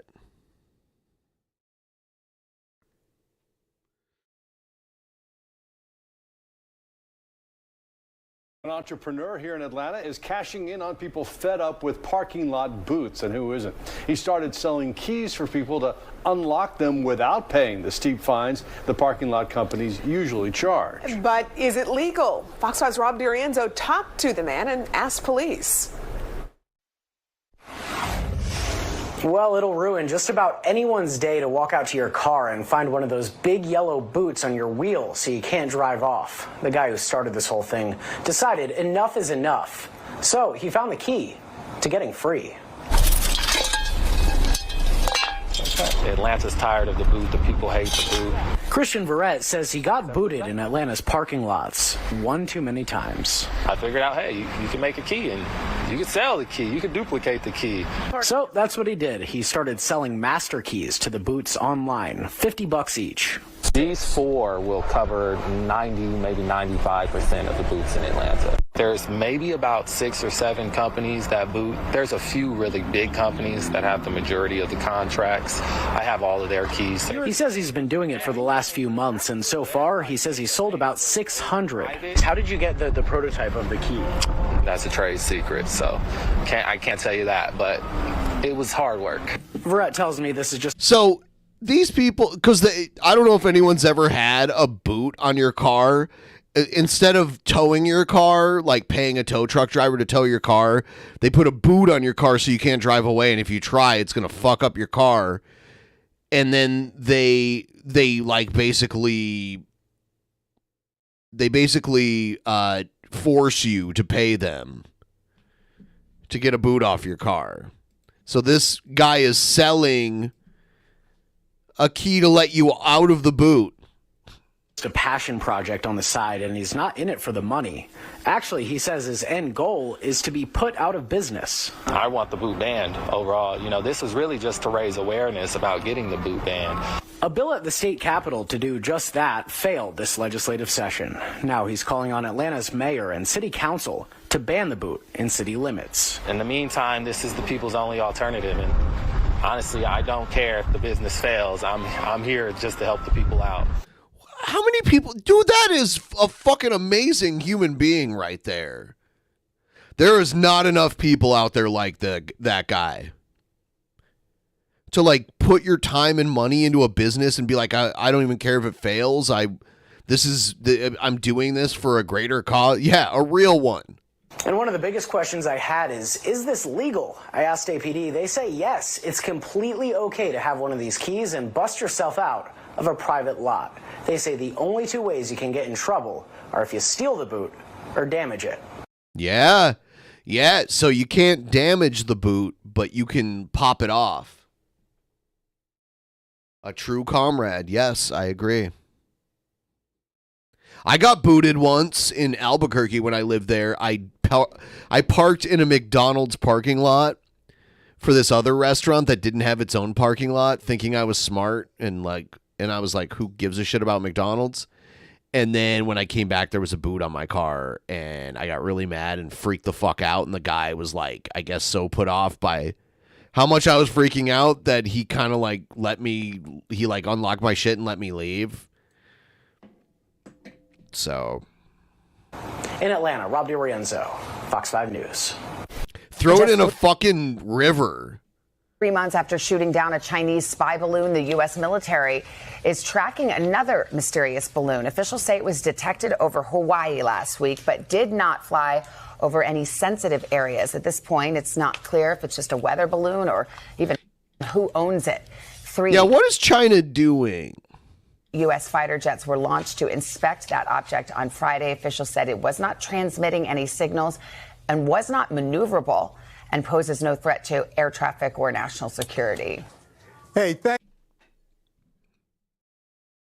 Here's King Cobra responding to people asking him if his bearded dragon Puff is for sale. So my YouTube trolls are trying to create a fake Craigslist ad to get people to come over to my apartment and take Puff from me. The ad in question says, free lizard, blah, blah, blah, blah, needs a better home, blah, blah, blah. Fuck you. I'm not giving up my fucking lizard. He's very well taken care of and very much loved. He shouldn't even make this video. You people are fucking miserable, you know that? And if you're so jealous of fucking Puff, why not get your own bearded dragon? How would it feel if people were doing this shit to you guys, man? Do unto others as you'd have done to you. My trolls are fucking miserable cocksuckers. Cobra wins again. Hi. Oh, you're back? Yeah, sorry. I'm slow. Dude, it takes you 2 fucking hours to take a shower? I was doing other stuff too. I'm Dude, sorry. this is what I experienced hanging out with you too. You go by you were like, "Oh yeah, I'll be back. I'm gonna make a line." No, I'm not lying. I'm not lying. Let's talk about my. Hold on, I want to talk about my hero. Let's divert. I'm gonna switch. Let's switch subject. Come on. You're a diva. Hey, look at the cutie on the screen. Look at him. You know what? The call isn't really working on my end, so I'm gonna leave the call and call you back really quick. Okay. Yeah. Can you believe this guy?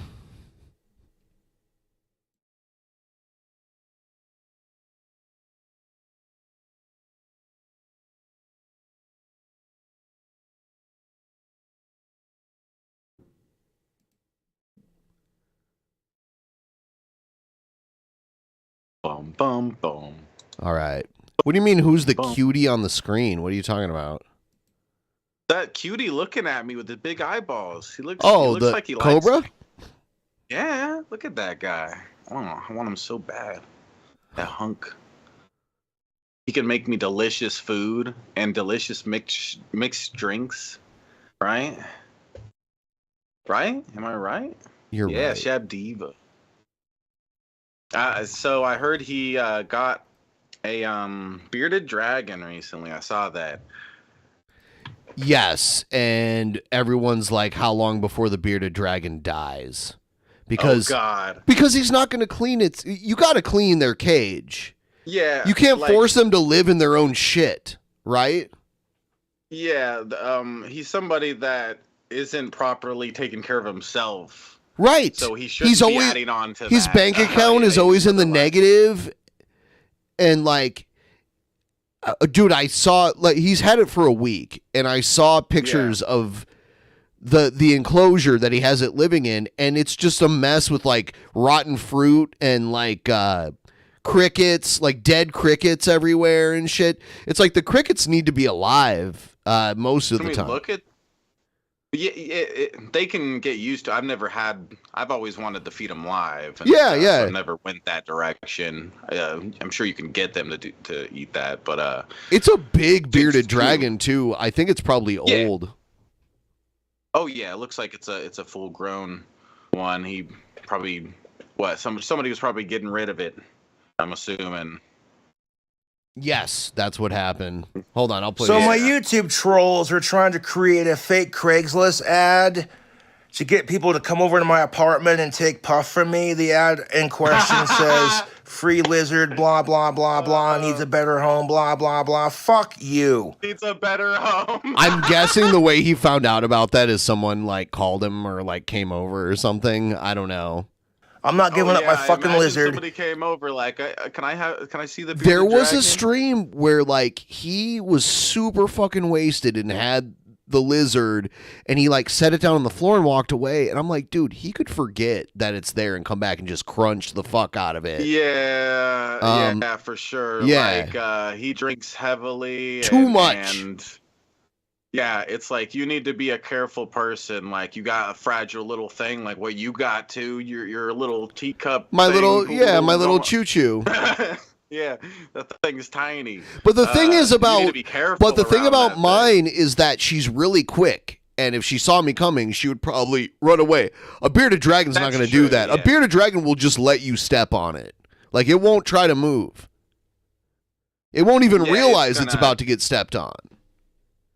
Yeah, it like if you sat on it, it wouldn't attempt to try to run until like you were about to squish it or something. Or you're already on it. Their reaction is different than a little poodle would. Like those, like a little, like I know it's not a poodle, it's a Chihuahua, but those guys are small and they're very. Oh yeah, they're pay quick. attention and They're quick. Scared. Yeah, they don't want to get crushed. They don't want to get killed. Like They a dog understand can that they're run tiny. way faster than a bearded dragon. You know, like Yeah, well, the bearded dragon can't run as fast as a dog. Chihuahua is. Yeah, but they're more chill. They're not expecting to get sat on. They're Right. never, like, That's why I'm just saying he chilling could just around. step on it and it would that would be the end. I think you might be telling the future. I don't honestly. didn't want think I don't about want that to happen. It makes me sick. I don't either. Yeah. Of course not. The nice little bearded dragon. He looks like a nice little happy guy. He's very well taken care of and very much loved and kept safe in my apartment. You give people him are lots of fucking kisses. miserable, you know that? And if you're so jealous of fucking Puff, why not get your own He always bearded does this like, dragon? "You're so jealous." How would it feel if people were doing this shit to you guys, man? Do unto others as you'd have done to you. My trolls are fucking miserable cocksuckers. Cobra wins again. Cobra wins again. Damn. This is like G-Man shit right here. Yep. I don't even know how he won, but he won. Here's How did he win? he won over There his was trolls. nothing he did. He didn't do anything. Buzzsaw. Dude, we got some fan mail to unbox. Someone sent me a harmonica. Sweet. I like harmonicas, man. They're fun to play. Someone sent me a Puff Care package. That's what's up. A Puff Yeah, Care buddy. package. So for Cooper sitting in the Scoopers sand. for Puff's cage. I Yeah. appreciate that. I love my lizard Puff, and my trolls are insanely jealous that he makes. Cool that these people are trying to get him to. Trying to keep them to taking care of it. They're like, here, we'll send you some stuff that will help you properly take care Some of of them, yeah. the lizard. By the way, I had to That's turn sweet boy Shabisky stuff. up. Like, I'm sorry, guys, if he was too quiet most of this time. Oh, yeah. It was on my end. Everyone liked the stream, too, if you haven't already. Me happy. Otherwise, they wouldn't try so hard to fuck with me on him, dude. And it's just sad. If my YouTube trolls had a pet that they cared about as much as I love Puff, and people are trying to get their pet taken away as hard as they can and harassing them for it, they would hate it.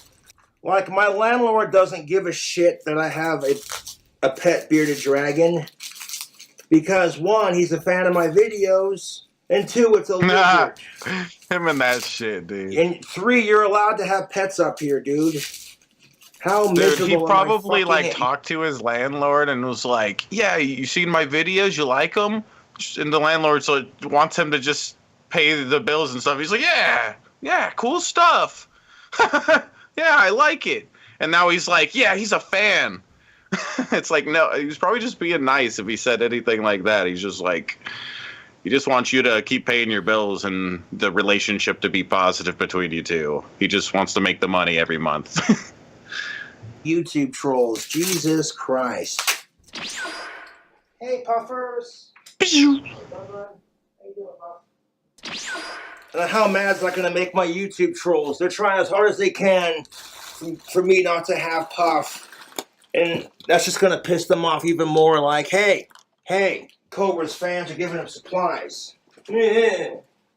Damn. Trolls. I already seen what's in here. Just some miscellaneous fangirl stuff. With the notes. Dear Josh, excellent penmanship, by the way. It's all fancy and in cursive. Dear Josh, I'm a huge fan. I sent you a new energy drink called Goat Fuel because I feel like it is nicely satanic and you're the goat. Well, thank you. I sent you some Kraken because even though you're a landlocked, sexy goth bad boy, I think you'd make a great pirate. Yeah. I sent you my daddy's girl t-shirt. Oh, damn. And my panties because I thought you deserved Oh my treat. god. How Heart. much you want to bet? It's a dude that did all this just to get the reaction. This is so funny. Oh my god. Most of them are. Enjoy your secret admirer. Oh. Well, I'm sure I'll enjoy that. Yeah. I got a secret admirer, YouTube. My fucking trolls don't have what I have, dude. I should get some panties and Check put this them out, on.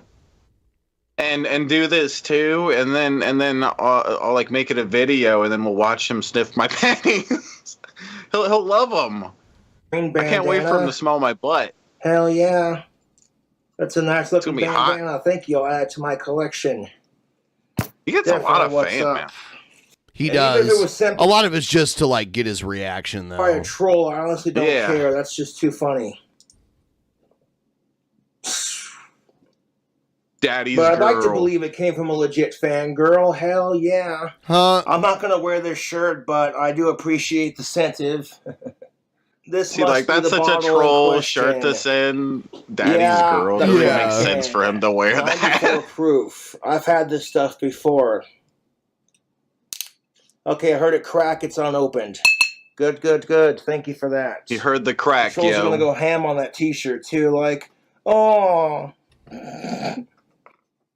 it's like my trolls don't have a dad. That's why they gotta talk shit. Damn. My trolls are gonna be so pissed off that I got free alcohol in the mail again. I already know what the fuck they're gonna do. They're gonna tattletale to my dad and talk a bunch of shit because nobody sends them free alcohol. Nobody cares whether or not they drink themselves to death or not. And they hate COVID for it, dude. Wait, what? What he just said was so they're gonna say, weird. oh, the trolls said. He said, "No, you're mad because nobody sends you alcohol. Nobody cares if you drink yourself to death or not." Like, what? So are you saying that the people sending you alcohol want you to drink yourself to death? Because that's the only thing I get out of that. Like, and that's so weird to say. Like, what the fuck? Is he? He's making a mixed drink. That to you because we all love watching you get drunk on camera, and I'm like, piss off, you wank. So we got some goat energy drink and some Kraken. A little bit more, that's enough.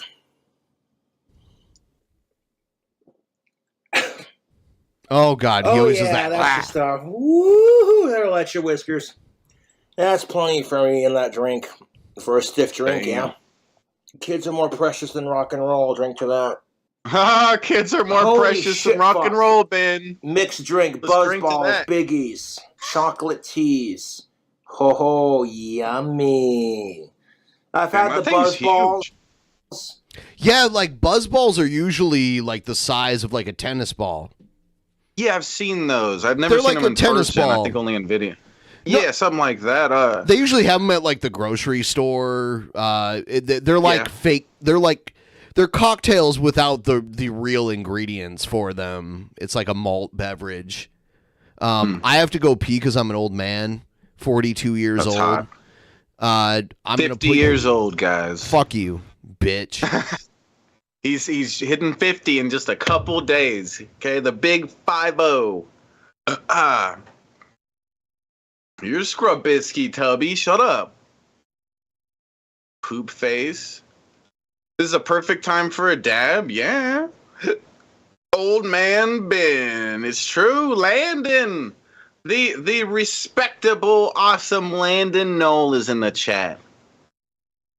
If you don't know who Landon Knoll is, then what the fuck is wrong with you? Okay? Pay attention. He's the greatest. Yeah, he has the bladder the size of a thimble.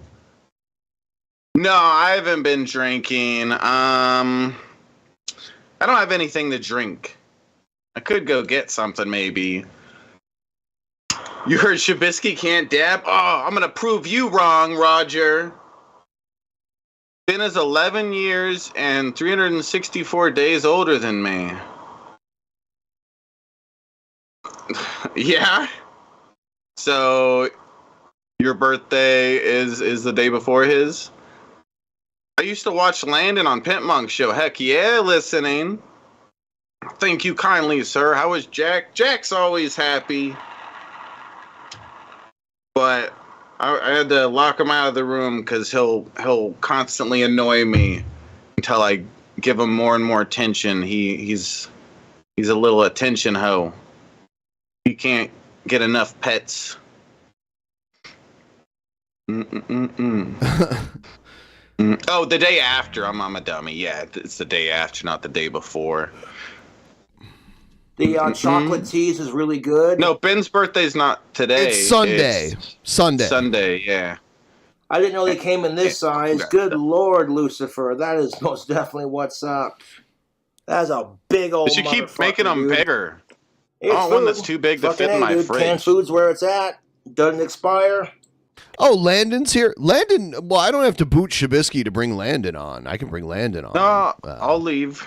No, I don't want you to leave. Yeah, let's bring the awesome, respectable. Well, if he wants to come on. Yeah. And look at all these freaking shooters, man. That's just fucking awesome. Shooters. Let's see what flavors we got. Shooters. Butterscotch, 99 proof. 99 proof root beer. Landon is at your place? Is he really? Is Landon I forgot. in Australia? Yeah. That's cool. Yeah, he went out to Australia. That's cool. Never Yeah, that's been cool, there. that stuff. Honestly, you too. Yeah, I'm jealous. Seems like the wildlife is a bit scary, but I'd like to go and see Australia. You wouldn't even When I was you wouldn't even eat lamb. So It's like scary. It's not. Lamb is a red Scary. like if you'll eat steak, you should eat lamb. The reason why I have a hard Tell me, time getting a G. girlfriend is because I have so many fangirls. That's I the love reason. this.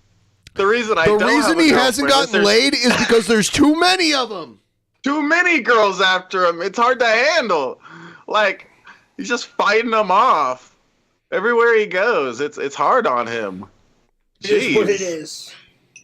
He doesn't know Look at my who to fan sent choose. me. Look at this Oh, I saw Aussie. this. Yeah, he got the Aussie cardboard cutout. Yeah. Yes. This is Ozzy like 20 years ago, by the way. Like Ozzy's not looking good these days because he's old. He's like really old, and he has Parkinson's disease too.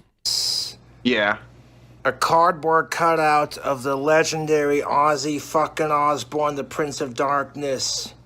Look at this handsome bastard right here. There he is. Wow. It's Lizzie the Lizard. Who's my puffers? Ew. No. Yeah, you can't do that with a lizard. Yeah, don't kiss lizards.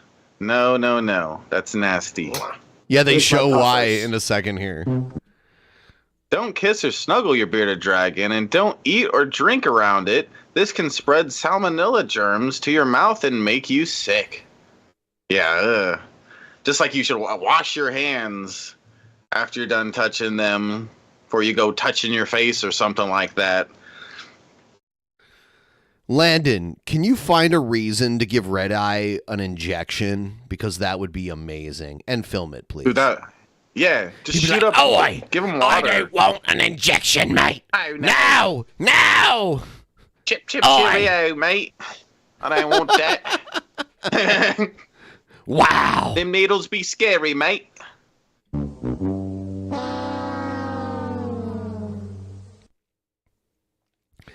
I find irrational fears fascinating, and I probably wrongly poke at them in other people. I don't really have irrational fears. Like I know that a hypodermic needle is not going to kill me, and the pain from it is going to be minuscule at best. I'm afraid of like dying in a car accident or like dying of a heart attack or being randomly shot in public or like that kind of thing. Which, by the way, I did witness a shooting. I used to be kind of on the fence, like mass shootings. Wow, that's weird. And I witnessed a shooting. It wasn't a mass shooting, and it was targeted because two guys got into a fight, and one guy shot and killed the other guy, like right in front of me. On a train platform in Portland this past October. But now I'm kind of like more, so I kind of have that kind of fear, like some weirdo's gonna like shoot me. Which I didn't have while I was visiting Canada last week, by the way. Yeah. So I don't have like my fears I feel are very rational. It could be biased, but like most of my fears are like dying of sorry, I've been drinking. Most of my fears are like dying in a car accident, which happens to a lot of people. That kind of shit. I'm scared of heights. Big Deal said scared of heights. I'm scared of heights when I'm like on a ledge. And then also I worked this weird job where I feel like they were trying to injure me in the job, where they were trying to get me to like climb to the top of a ladder. The ladder wasn't tall enough. They were trying to get me to grab these things off of the ceiling of this place that I worked at. And I'm not tall, and the ladder wasn't tall enough. So they wanted me to like, I'm like, I climbed to the top of the ladder and I can't grab the thing. What do you want me to do? They're like, go and like stand on top of it. I'm like, fuck no, I'm not doing that. Like, no way. This minimum wage job is not worth being paralyzed for the rest of my life because I fell off a fucking ladder. No, that's not happening. Yeah. Okay, so I'm sorry for interrupting, chat. I'm just gonna. No, that's fine. I'm gonna address Big Diesel one more time.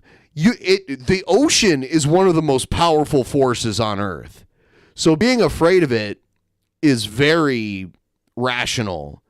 You just have to be safe and understand, like, don't go in too far to where you're like up to your neck in it. And if you get caught in a riptide, you gotta swim parallel to it instead of like against it. But that doesn't always work too. The ocean is a very rational fear. It's a very powerful force.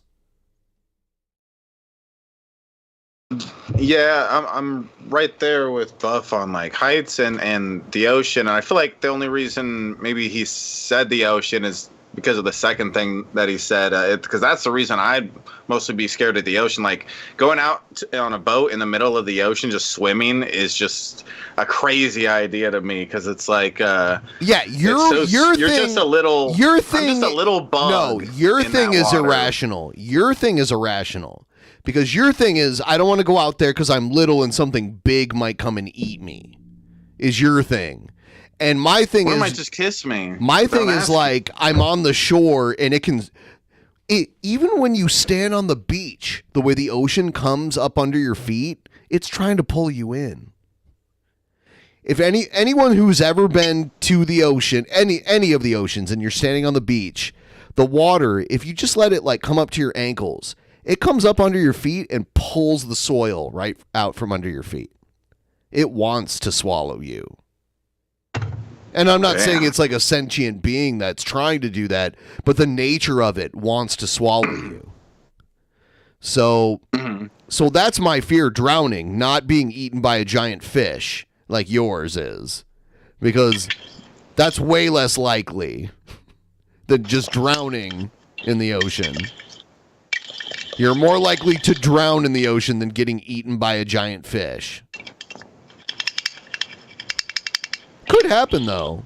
There are big sharks and I don't think a whale would swallow you. I think whales are mostly herbivores. But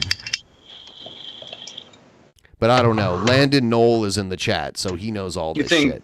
Think a sperm whale would swallow me? No, it would swallow your sperm and get pregnant in its belly and then puke out an ugly Shabisky baby. This is one happy lizard. Yay! I love my Finally, lizard I'm a so daddy. much. Here's my puffers. Kiss it, lick it. Yes, I love my puffers. The two Lick it. lights, which keep Better not get salmonella, boy. and all that. Here's my puffers. It's my last Belgian beer. Belgian Strong Blonde Duvel. That one wasn't one of the ones I tried, was it? That doesn't look familiar. Duvel. Yeah, he was making out with the lizard. It was sickening, Ben. Missed it. He was doing tongue with it. There's like about maybe that much the peach water, and then like the rest of it's cracking. Cheers, Puff. Crazy lizard. Oof. That peach crack's got a bite to it. Happy B-Day, Ben. Joseph, Thank you. Thank you for your Belgian $1. Shout out to my Hey, buddy Two Warren. Guns. He's also Love him going too. bald. Two Guns is a cutie pie. Thank you, Two Guns. I love the Belgian beers too. Duvel is a great one. It was one of the first ones I had when I first got to Belgium. I'm drinking Cooper's beer from Australia. I'm not familiar with that, Landon. I'm not familiar with Cooper's beer. Cooper's. Can we see the video of his lizard cage? Can you get that video? I'll have to find it in a second here. Look, it's running around on the back. It's scared, dude. Hey, so am I, man. I'm going bald too. You can see its I don't think tail. it's scared. It's just Nothing you can walking do about around it. and stuff. Just embrace It might it. be looking for a heat source, because like when you it's cold-blooded, so it might be looking for a lamp or something. Be like, there were a lot should of have. badass motherfuckers who are bald. You're good, Puffers. The reason why I closed my closet doors so Puff can't get into my closet is because I have my double-barrel 12-gauge Coach gun. It's empty, and I saw a video of King Cobra drunk as fuck, loading up his shotgun and like closing it, and everyone's like, Josh, don't do it. And Don't do it. dude, he lives in an apartment complex. If he accidentally shot that shit like at his wall, he could kill somebody. leaning against the wall. He could blow up the goddamn if he hit like a gas pipe, he could blow up that building. And if Puff were to walk into that closet and accidentally knock that over, it could really, the weight of that shotgun could, you know what I'm saying? And I don't want that. Here's the Puffers. Hey, Puff. Hey, Puff. Aruga! I'll be honest, it's not my actual birthday. My birthday's on Sunday, but our birthdays are very close. Happy Cinco de Mayo, everyone. Anyone who's watching right now, your birthday is like literally today. Happy Cinco. I see you. Making sure my lips are safe. Oh my god, my trolls are so... I love how he set his ringtone to like the old school, like Aruga, like car horn. That's how car horns used to sound back in the day. Yeah. That's what that is. But like he has it on, so like he's just getting trolled by text messages. Stupid. 1 second. Yeah, it's can't crazy stand how it. he leaks his stuff like that. Puff makes me happy. I guess that's I'm a one good big lizard reason dog. why he's such a big attraction is he Yes. makes it so easy to troll him by doing stuff like that. So is Landon coming on or Red Eye? Is Red Eye coming on? Is that what's going on? Or no? Just let me know. Maybe they're not in Okay. the mood for it. They would have said. I think. Okay. They could tell us in the chat. I was but wondering if I might have missed it because I'm drunk. It's so they're probably obvious. kissing. Maybe. I'm busy not kissing. lazy, but this attempt at Oh, trolling was pretty fucking Landon. lazy, dude. Oh, he You said wanna I'd snow- like to join. Oh, okay. Or like I don't you live have in Australia direct. now. I don't have Oh, what? direct DMs with Landon that I'm aware of. Can you send him a link if I send it to you? Yeah, I can click invite and make a link here, can't I? Yeah, you can. Copy link. Okay, yeah, I'll send him a link on Twitter, Landon. Yeah, you can just Twitter DM it to him. Twitter DMing. We're about to be in Get the a- presence of a high level of academia. Yeah, academia nuts. Academia nuts. Yeah, Oh my god. it's a high level one. Really good nut. So I sent him a link there. If That's the funniest joke you've ever told. Academia nuts. Oh yeah, that'd be a good name for a podcast. Academia nuts. Scooby. Happy birthday, Ben the Thank Ocean you. Evil. Oh yeah, late biscuit. I had to rap a battle. I cringed so hard at my own bars. But you won. You're Yeah. the champ. Dude, Big Yeah, I'd like to Diesel. hear it. Big Diesel sent me a video of him wearing the belt. And he's all ripped, like he's all like muscular. So he actually looked cool like an actual pro wrestler wearing the belt. Yeah. I just use it to like hold my fat gut back. Huh. Yeah, I'd like to hear the saying. I don't know if copyright will allow such a thing to be permittable. I don't remember. I don't But- think he Dude, I should show everyone the world premiere, the world public premiere. Academia nuts is legit. So you guys are aware of my cover of Peaches and Cream. Here's my Yeah. cover of the Hobo Rap. Most yeah. people have never seen this. I've seen, I guess, some of it.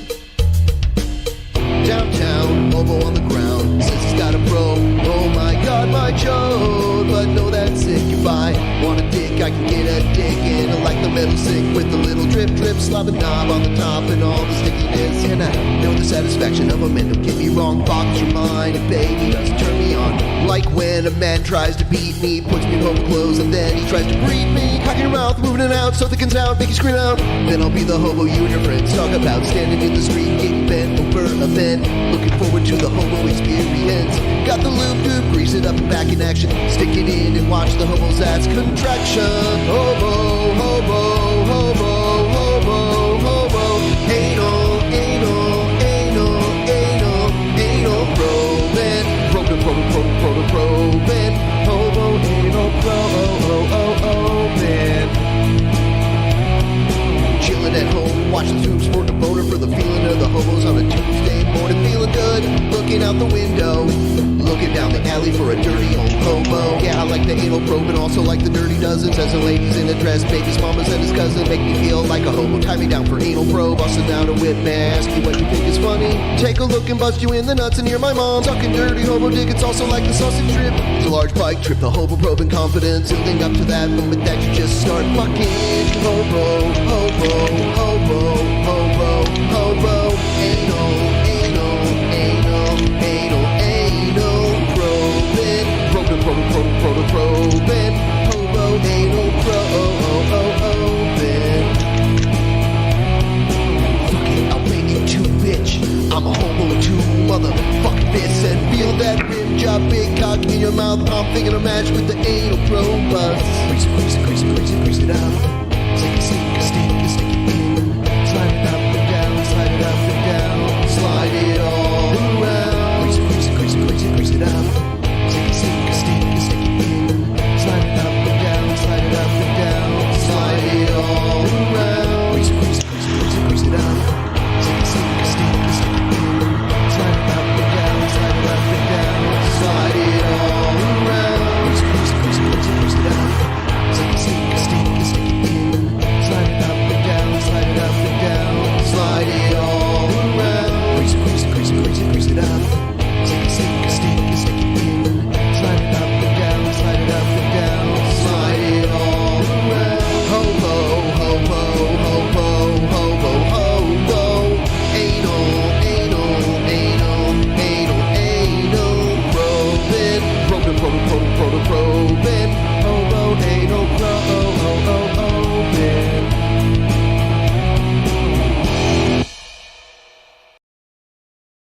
Yes, yeah. He said he got a claim on his rap video, but not a strike.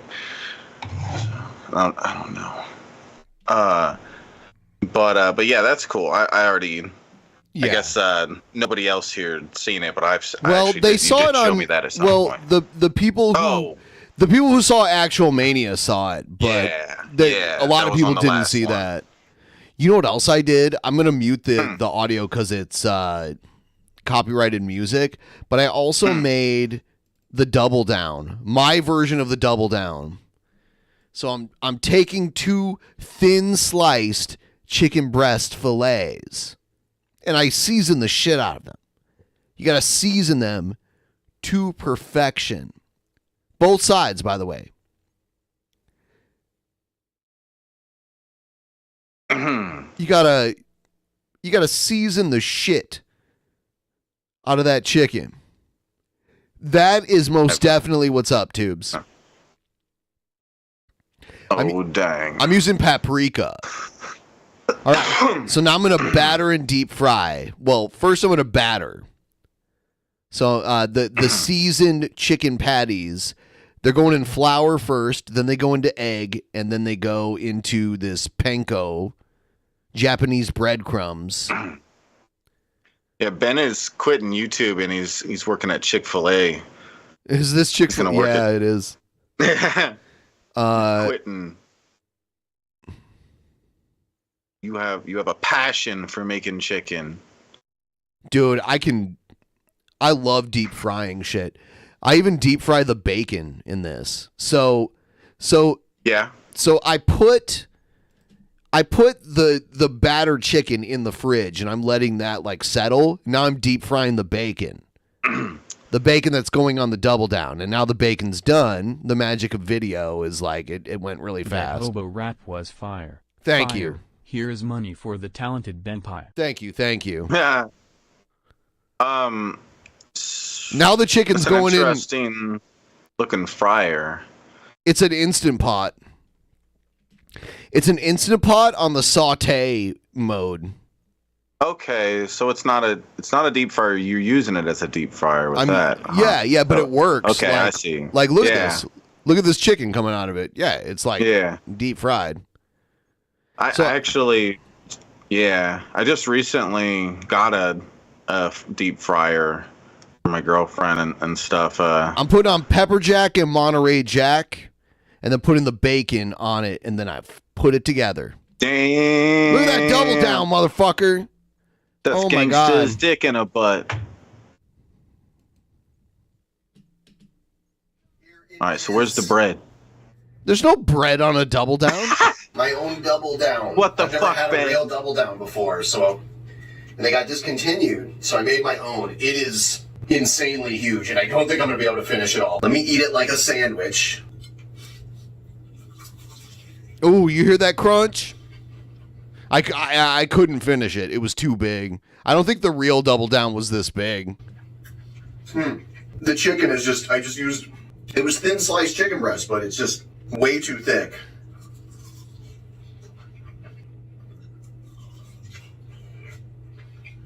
I'm dying of a heart attack tonight.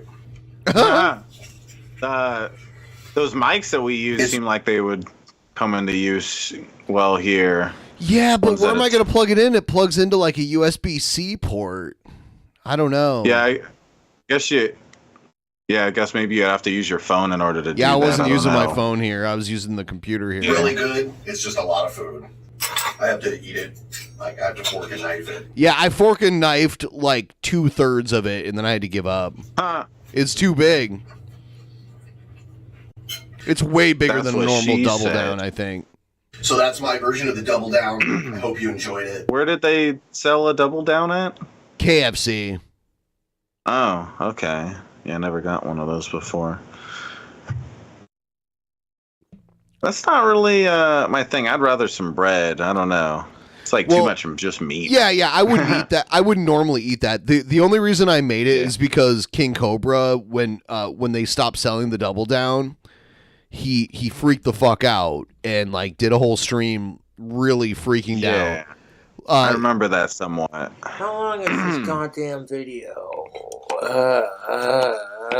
Oh yeah, the smell of that KFC might give me an erection. Oh yeah, he says double Catastrophe, down chicken like 1,000 catastrophe, times. YouTube. By the way, deep fried bacon, only way to go. If you have any way of deep frying something, it should always be bacon. It's bacon anyway. Like, you're not gonna like your cholesterol's already getting elevated from eating it. So I highly recommend deep fried bacon because it not only does it fry even, but the fat that cooks off of it adds to your deep fry oil. If you save like a pot of oil to deep fry, that you should strain it every now and then, but you can create like a pot of like seasoned deep fried oil, and Yeah. you have to strain all the solid parts out of it, otherwise it'll get smoky eventually. But I use cheesecloth to strain out all the solid parts, and then you get like this good like deep fry oil. It's unbelievable. So KFC. The deep fryer that I got, it actually has a bottom like drawer thing where you can filter the oil out into it. Yeah, because you should. Yeah. Yeah. Took away their double down. Yeah, here's the Their counter. Double down. KFC took away the double down. KFC took away their double down. Fuck KFC for taking away the double down. Okay, if I didn't have the double down from KFC, I tried the double down. I went on DoorDash because I was craving a double down. Well, KFC took away their double downs. So am I bummed out that KFC took away the double down? Let's see what else they got on their menu besides the double down. This delicious fucking sandwich. No one has the double down. Oh, dude, don't get the KFC double down. But you know what? I got to preserve its legacy. So the double down, I'm not gonna lie, I had a huge diva taking over the double down. God damn it, the KFC double down. Oh, they have the double down, and they brought back the double down. Sorry, I'm on kind of a tangent right now because, like, dude, I was craving the double down, but y'all took away the double down. Okay, so KFC took away the double down, and they're all clean about it. Sue me. In the future, you ever decide to bring back the double down? Okay, KFC Cheetos double down. Okay, they got a double down, maybe like a spicy Cheetos. And there were plenty of people who were dogging on double down. Okay, to me, the double down's the truth. When you have a double down, like you took the double down from KFC. Furthermore, it's like, okay, so KFC took away He's their double down. focused And on KFC's the double down. right So necessarily gonna help subjects, taste it. Ben. That was the KFC Okay. double down. That's why I can't get mad at KFC Worried for taking away the about double down. things that Disappointed, matter. sad, regrettably, yes. Because the double down, yeah, you know, I can complain because KFC took away the double down. It's like, I really like the double down from KFC. So, like, you know, KFC's going to take away the double down. I'm not mad at KFC for taking away the double down, and now KFC's doing it with their double down. So, I like the way the KFC double down takes because KFC took away the double down. He started by saying fuck KFC for taking away the double down, and then now after like 40 times we've been saying double down, now he's like, okay, I'm not mad at KFC for taking away the double down.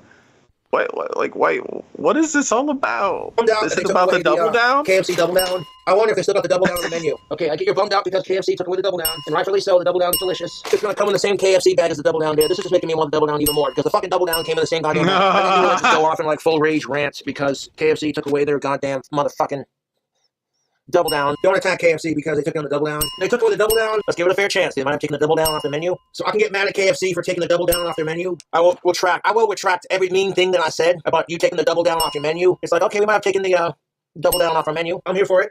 The double down might be off the menu. You might have taken away your double down chicken sandwich. Like, I'm disappointed that KFC took away their double down sandwich. KFC just decides we're going to take the double down off our menu. I might be disappointed that KFC took away the double down. I'm like, man, KFC took away the double down. So KFC, you might be a bastard for taking away your double down chicken sandwich. So yeah, I went off on my rant on KFC taking away the double down. So while KFC might have legitimately taken the double down off their menu, KFC's double down is so delicious. I like the double down. I'm a little saucy that they took away the double down. So okay, so I was a little bit hungry and a little bit grumpy because they took the double down off the menu. I'm not just saying that because I want KFC to bring back their goddamn double down. Okay, even though KFC legitimately decided to say fuck you to the people who are taking away the double down. So like the double down is no longer on the menu. Because believe me, I'm right there with you. I'm like, you took the double down away, you piece of shit. You're like, man, I'm so mad they took the double down away. Okay, so you took the double down. You took the double down off the menu. They took the double down off the menu. Now KFC is not a sponsor, otherwise I wouldn't have been so salty about them taking the double down off the goddamn fucking menu. Because let's be real, folks. I'm a little ticked that they took the KFC double down off the menu. I'm a little torqued that they took the double down off the menu, but I digress. The double down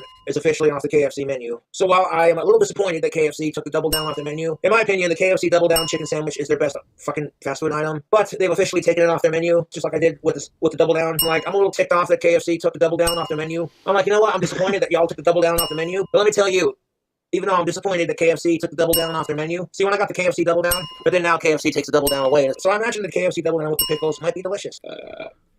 I have to pee really quick. My bladder's about to explode, and we'll get back to this double down. And then if Landon pops in, I'll be back to put him on the screen. Yeah. Forgot I sent him an invite. He said he needed a little bit of time, but that's fine. Oh, okay. I like how somebody said, is this an auction? It does kind of sound like an auction a bit. Okay, so it's up in Morton, Dave. Ben's prostate is gonna fall out. Yeah, that's fine. Whatever. No big deal. Give him 5 minutes. Nope. It's not quick enough. I'm gonna throw a fit now. Shut up, Timmy. I was working on stuff today.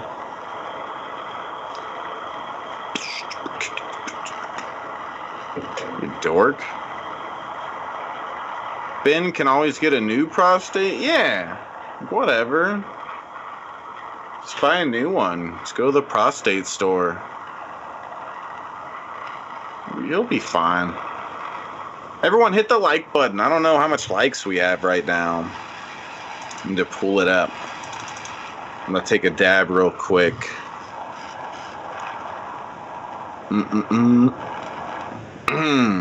Hit the like button if you're mad that they took away the double down. 80 likes? Yeah, let's try to get to 100. In the name of Satan, our Lord and Savior. Satan. I thought Landon had a restraining order from you. Yeah, but whatever. He'll never keep me away from him. He'll never keep us apart. Okay? We were meant to be together, whether he likes it or not. All right, cheers, you guys.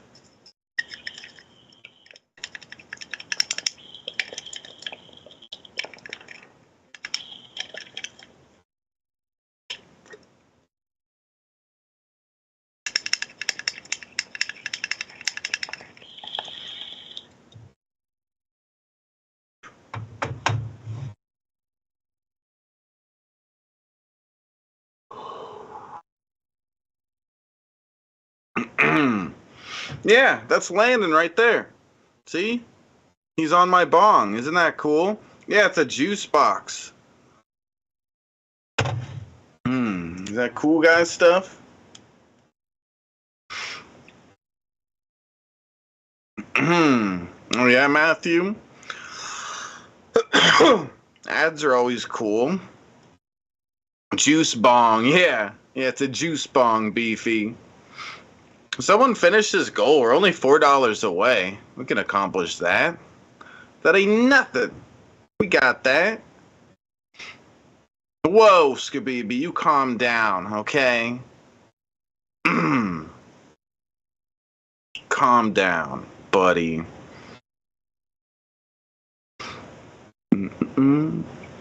Oh, dang. You said it? You said it.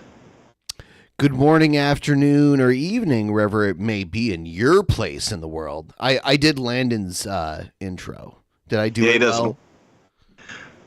You missed the, depending on your latitude and Does he say whatever. that? Longitude and latitude? Yeah, he says like I that, still have but these because- Bud Lights, which I'm about...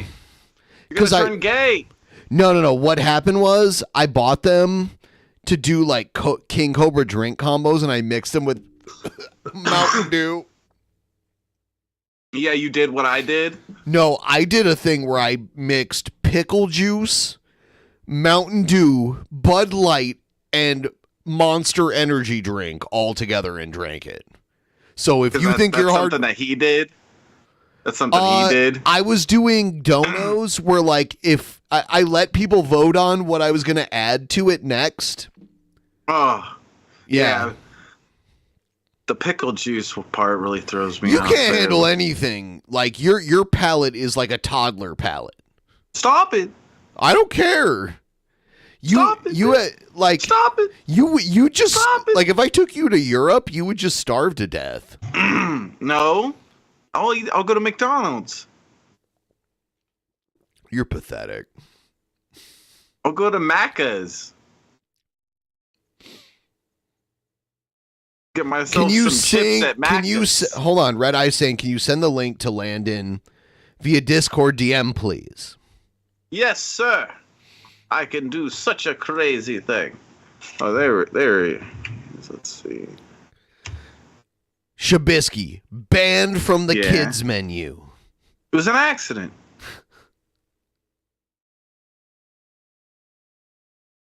I should still be able to order whatever I want, okay? I'm a big boy. Ben doesn't realize people's taste buds die over time. What yeah, the fuck all does mine that are mean? dead. I don't So you mean he like he just is like disabled when it comes to tasting good things? I don't know My what you tongue's mean. broken. Like My what is the tongue's context broken, of that Dick. crazy fucking statement? My tongue's broken, Ben. Okay? It's broken. Let's see. We need to get to 100 likes, Benjamin. I demand it. Are you saying he's a baby? Like he's only like 10 years younger than me. A lot of people think I'm a lot younger than I am, so maybe that maybe they think I'm like 20 or something. That doesn't matter. I don't know. I don't care. Just stop picking Did you on me, like everybody. Pepper when Okay? you were 5? Is he 5? I don't understand what the fuck you're talking about. Okay, let's get back to the lizard guy. Okay, I really like this guy. He's a hunk. All right. Let's figure out where he's Such at. so I fucking can- dumb You might have taken the, questions. excuse me. You might have taken the double down off the menu on that. Like, okay, everyone, okay, KFC fans, they took away the double down. That's how it is with Double goddamn double down. Double down. But I'm like, as a YouTuber and a content creator, and a Bud foodie, Light is so gross. and somebody who loves food, I'm like, okay, you know what? You took away the double down. Other people will look at us like, what the fuck? I don't think of it as gross. It's just like watered down beer. It's just weird. It's watered down beer. Yeah, it's Because like, Budweiser is already watered down. Yeah. Yeah, I feel like the beers I get, they taste so much better. Like I always get Heineken or Stella. I just went from Blue Moon. Duvel. I just went from Duvel to Bud Light. Haha. I just went from I should have drank the Bud Light first. Ooh, you know what you should do? Just so you, I don't know. It'd be funny to see It's your not just reaction plain, to it. Have you it's ever gross. tried Foster's? Yeah, I've had Foster's. It's better than Bud Light. Oh, it's come on. horrible. Dude, Oh. dude, you're a It's pussy. disgusting. You're a pussy. Foster's is worse than Bud Light. No, it's not. By far. No, Bud it's Light's not. just what's watered down beer. Foster's tastes like shit. I'm not saying Foster's is good, but it's definitely better than Bud Light. Dude, I don't trust your palate at all. I don't trust your palates. My shit is way more refined and No, my shit is. No. Yeah. No. I won, guys. See? No, yeah. I mean, okay. You want to fight at the next creator clash? Yes, let's just get it on the Do you creator want to do clash. it? No, I can't do that. I know you can't. You'll beat me up, Ben. I know I will. The big tough guy. Stop I'm it. not big. Stop bullying me. I'm not big. I'm not big. Stop bullying me, Ben. But I am tougher than you. Okay? Ben's bullying me, guys. I'm bullying him. He's bullying me. I'm bullying him. Hit the like button if you think he bullying me. Like it. No, shut up, Red Eye. But enough of you British people and your shit. Never fucking underestimate old man strength. The punch is the last thing to go, they say. I think old man, I think like Brett Keane. I don't think you. Brett You is don't even, only like, have 4 any years gray older hair. than me. I do have. Oh yeah. Yeah, he's only 4 years older than me. I do That have is gray something hairs. crazy. He looks like he has 20 years on you. It's I know. crazy. I know. I forget that I do remember you saying that in the past on DP. Now that you're saying that, it's Yep. like, yeah, that's surprising as fuck. Yeah, Like Jesus. Brett could have been a senior when I was a freshman in high school. Yeah. Yeah. That's crazy. Nope. Landon Noel. Is he in? The legend is here. Hello, Landon. Good. Hello, Ben. Hello, Shabisky, and good morning, good afternoon, or good evening, depending on your time zone and latitude. And I'm definitely in a southern latitude at the moment.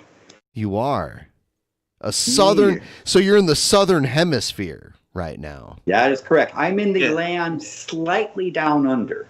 Yeah, Florida. Well, no. This is they don't have Governor Florida Man here. They have other crazies. But Can how you doing hear? there, Ben? Can you hear that thunder? Is what I'm wondering. Yeah, it's well they have to have. Although today's a warm day, but they have loud birds here. They have all kinds of birds that Well, swap. then in. you better run. You better take cover. but I've got really great. One thing I like is they know how to do crisp or potato chips, right? These rock deli rock. I don't see you on. Deli. Do you see him on camera, Shabisky? Okay, we don't see you at this point, Landon. Let's see. Why don't I see you there? Let's see. It did say if I could do that off and on. Have you tried turning the fucking thing on and off again? Whoa. That's the Aussie thing. So I'm using the actual app. Let's see. Turn the video back on. Yeah, I don't know why. There you go. If it's not working, it's not working. I'm not sure why, but if usually like I have problems on my end, but if Shabisky can't see you too, I don't know. I don't know what's going on. Yeah, I don't see him. Just a It Skype. says, I'll get here in a moment for Yeah. Anyway, let me work on that thing. Yeah. For that, because it keeps turning the camera off. Let's see. So Landon, Throw it away. do you normally Yeah. you normally reside in Washington State, right? Yes, I live up right next to Trudeau's Ditch on the border, just north of Seattle. Really? I mean, Okay. 2 hours north. I mean, I'm like within walking distance of the border. I was just in Vancouver a couple days ago, and I went to this amazing store that they have here or there. Have you heard of this? Like full drug decriminalization is what they're doing. Oh yeah. Good. So you do anything and almost anything in Canada. Well, it's an actual store. It looks like a coffee shop, but they sell LSD microdoses. They sell peyote cactus. They sell mushrooms of all. Like, look at this photo. This looks like any coffee shop you would just step into. Sure. But they sell LSD microdoses at this too. The part that surprised me the most was the cocaine tea. They have cocaine tea. It was way better than regular coffee, Landon. Peruvian coca leaf stuff. Yes. Yeah. Yeah. They just brew it like a tea, and it's very effective. But I tell you, I have the Nexus pass for being able to go across the border freely. But they tell you that it's something, even though it's legal on British Columbia and legal in the state of Washington, it's not legal on the line between them. It's true. Yeah, I rid myself of all contraband before I crossed the border. Even though it's legal on both sides, I buy a new batch of it when I get over there. So yeah, and it's that line, it's that infinitely thin line, stalked by humor impaired border agents. Yeah. So would you call yourself a globalist in the sense that maybe that imaginary line shouldn't exist? Or do you think? Well, I mean, I don't mind knowing, there's a distinction there. But to me, because it's their house, their rules, right? Same thing in Australia, right? It's sort of their. But on the other hand, I also prefer to be able to go and enjoy, just like, if I go to Shabisky's house, I recognize that Shabisky thing, right? Even though he's got a humongous desk and a cat that's weird. It's Shabisky thing. That desk. That desk is autonomous at this point. Like, it's not even Shabisky. What you're watching right now is an AI created by Shabisky's desk. Shabisky's been dead for a couple of years now, and the desk is taken over. There is no Shabisky, only desk. It has its own zip code. Mm-hmm. That's how serious his desk is. His desk. But yeah, I would say the truth is gotten out. No. Go ahead, Landon. I would just say that I respect countries, but I think free flow across countries is also important, right? Yeah, and I've experienced that in Europe, but I also, it is kind of weird because like the EU is the EU, but you're in the Netherlands and all this shit is legal, and then you cross down into France and nothing is legal, almost. So, but it's like you go to the U.S. and there's a dry county, and other places they've got there's Norland, right? It's places that are the thing. But I tell you, the kids in Europe, a lot of kids in Europe that grew up in post-EU consider themselves European as opposed to Slovakian or Georgian or sort of they see themselves being able to move around within the EU, and so they talk about kids in Hungary saying, hey, I'm going to go and go to Spain to work on a farm there for the summer and then get a job in Italy, right? It's sort of like how, as Americans, we say, hey, I grew up in the state of Washington, if I want to go and find a job in Utah or whatever, it's they see that Europe is just places like that and borders as being, you have to watch carefully in Europe for a border saying, oh, we just went to another country. Yeah, unless you're like going to Switzerland or one of those non-EU countries. I went on a whirlwind tour of Europe the first time I was there. And the only time I actually had to stop at a border checkpoint was going into Switzerland. So yeah, I mean getting into Switzerland, but I tell you that if you flying into the European continent, flying into Zurich is probably the best experience because they can get you from the airplane door to the curbside through customs, everything, and pick up your bags in 20 minutes. Huh. Yeah, I took I was on a bus.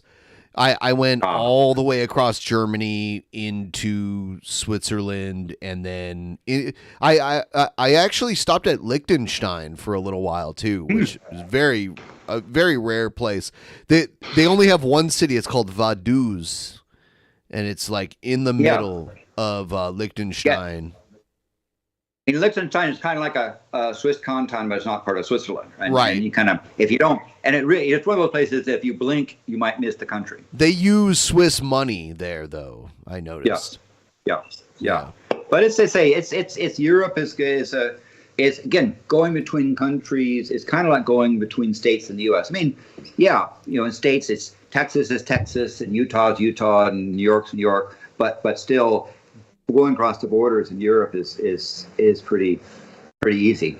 Still, you go into someone else's house, you've got to be courteous about their rules. So it's true. We went into Indonesia. I was here for a total solar eclipse, and then off the coast of Australia, and then we went up into Indonesia and to places where that's another collection of interesting folks. A lot of those Komodo dragons, those huge lizards. Yeah. We got to go, close to them. Mate, did you pay the tax to get back in the country? Because technically you left when you went on the tax, went out. You got to pay the exit tax and another entry tax. Pay up, mate. Yeah, pay up, mate. See, when I think of like Indonesia, Malaysia, Singapore, I think of the countries you get put to death for having drugs. Yeah, they are humor impaired. Same thing with Singapore is one of those places. The toilets in the airport have a notice saying there is a fine for leaving the toilet seat up. Actually, I think there's also a fine for like pooping in it and not flushing it too. And chewing gum. Chewing gum in Singapore is as illegal as like I think like littering, or maybe even worse. Yeah, and they just put someone to death for he had a kilo of pot and he was bringing in to sell it, and they executed You it. get the death penalty in Singapore. Yes, in Singapore, Get a if you kilo have of chewing gum. No, of weed, but yeah. But chewing gum is illegal there. But no, like it carries like the literal death sentence if you have enough drugs. Yeah. There, it's an authoritarian country where they're very highly capitalist and they're very like most of their laws revolve around cleanliness. Yes, as I say, the place is clean, but there's that bit of looking at this thing saying it's a sign for leaving this toilet seat up. You're just tempted to like leave it there just to say, "Have you?" But I was good. But they'd spank your butt with a wet cane if that was. Yes. Well, I would just tell them Shabisky made me do it. It was an accident. They would extradite him for the death penalty. No, I'd say it was an accident, and they'd be okay. They'd be like, "It was? Oh, okay, never mind." Yeah. Like it's me. Yeah. But Shabisky. I was just. I mean, most countries are cool. I mean, there are humor impaired ones. I will not go back to North Korea again if I can help it. You've been there? Yes, I had to go there. What year was that? 2010. Wow, that's fairly recent. I did actually get outside of the airport to a place where they had to put on basically a stamp that they weren't going to veto us taking down meteorite detectors in Antarctica, because one of the few things that North Korea is a signer to is the Antarctic Treaty. And so can I ask, how were you transported there? Where were all of your connections? Did you have to fly to? Yeah, go ahead. So I went to Seoul, South Korea. Okay. And there was a direct flight from Seoul to Pyongyang. And when it was there, it got briefed in South Korea. The State Department issued me a new passport, brand new passport, because you don't want to give North Koreans anything. Because it has a stamp where I've been to Liechtenstein and they might be offended by Liechtenstein. Who knows, right? Who knows? They're yep. Very sensitive. Yes, and so I had a blank passport. I had the piece of paper that they were going to stamp saying, "We will allow you to search for meteorites in Antarctica." And that's it. I had no electronics, no cameras, no watches, no currency, just the clothes and vacuum to go there to get the thing stamped. And they took me. I went out of the airport, and they had the statue of the supreme leader, the deer leader, and the fat dude. But we had to approach them from behind, and so I had to look down, because apparently looking at the backside of statues is considered rude in that culture. So we had to look down and brought around to the front where it's presented with stuff. I was told that the current dude in power is such an excellent person that when he was given he was shown the game of golf. Yeah. And he got a hole in one on every hole. No, not just a hole in one. He said he got 18 hole in ones in a row. Right. And at that point, he says, "I don't need to play golf anymore because I've achieved it." Right? Yeah. And you're supposed to sit there and say, "Well, it's very impressive," right? And the lady knows it's BS, and you know it's BS, but you have to go through the thing of like being very impressed with stuff. And they talked about this father when his father was born. The birds in Korea started singing Korean to praise his name. All this. Yeah. It's all this. He's a god. He's like a god, right? In their eyes. Yes. And so you just go along the shtick, and I think they know it too, but it's their tradition. So I went to the spot. I got the stamp there because you couldn't they don't respond to email. They don't respond to faxes. They don't respond to postal mail. I had to go and get it physically stamped. And once I had it stamped, then they thought, well, you're here. Games with the audience tonight. Sorry, it's the thank you so much for it's the donations when they come in. Oh, that's fine. Thank you for donating. Donate some more. Thank you. Happy 42 to me. As I say, because this is an important. I mean, where are you going to find a story about someone visiting North Korea? So anyway, after I got the thing stamped, then they thought, well, okay, you're going to go and go. They had this Disneyland type town that looked like Universal Studio Lot, where you can see these storefronts are obviously sort of fake, but they're in front, and people beginning to set up stuff to sort of show you the Disneyland type thing. But I explained to them that I had no money, and now that they're just the clothes and back, and they were kind of like, oh, you're not going to spend time here. Hold on, I'm sorry for interrupting. Is there actual money in North Korea? Like, do they have a currency? Because they're like full on communist, right? Yeah, there's currency pretty good for foreigners that you'd have. Okay. Or they'll accept other currency. They'll accept other currency and trade it. Okay. But it's probably illegal to give them currency anyway. So I don't want to trade with that regime. So when they saw that essentially I had no intention of staying there other than that, they decided rather than having the return flight, which should have been in 3 hours, they were going to stick me on the next flight leaving Pyongyang, and it was to basically a flight into Singapore. So I show up in Singapore with other than a piece of paper and a passport. And the Singapore people, they were nice because they let me use their phone and so forth and call the embassy. Because again, no credit cards, nothing, and I basically had to get back from Singapore to Korea. But that was my brief stay. I do not recommend North Korea. Who would? Actually, you said you don't hear a story of people going to North Korea, and yours is one of the few I've ever heard. But the other one is my favorite pro wrestler, the Nature Boy Ric Flair. Tell me. So the Nature Boy Ric Flair was invited to well, here's the thing. The Nature Boy Ric Flair had a friend named Antonio Inoki, who was one of the greatest Japanese wrestlers of all time. All right?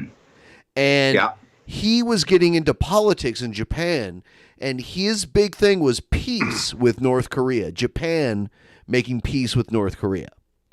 So they orchestrated him and the new leader of North Korea, Kim Jong-il, at the time. Yeah. Him and Inoki organized this grand tournament of various sports. And a lot of people don't know this, but they actually have the largest outdoor stadium in the world. 150,000 seats in it.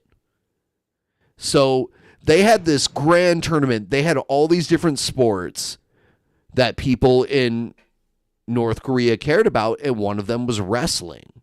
Pro wrestling, which they didn't realize was fake in North Korea. They didn't realize it was fake.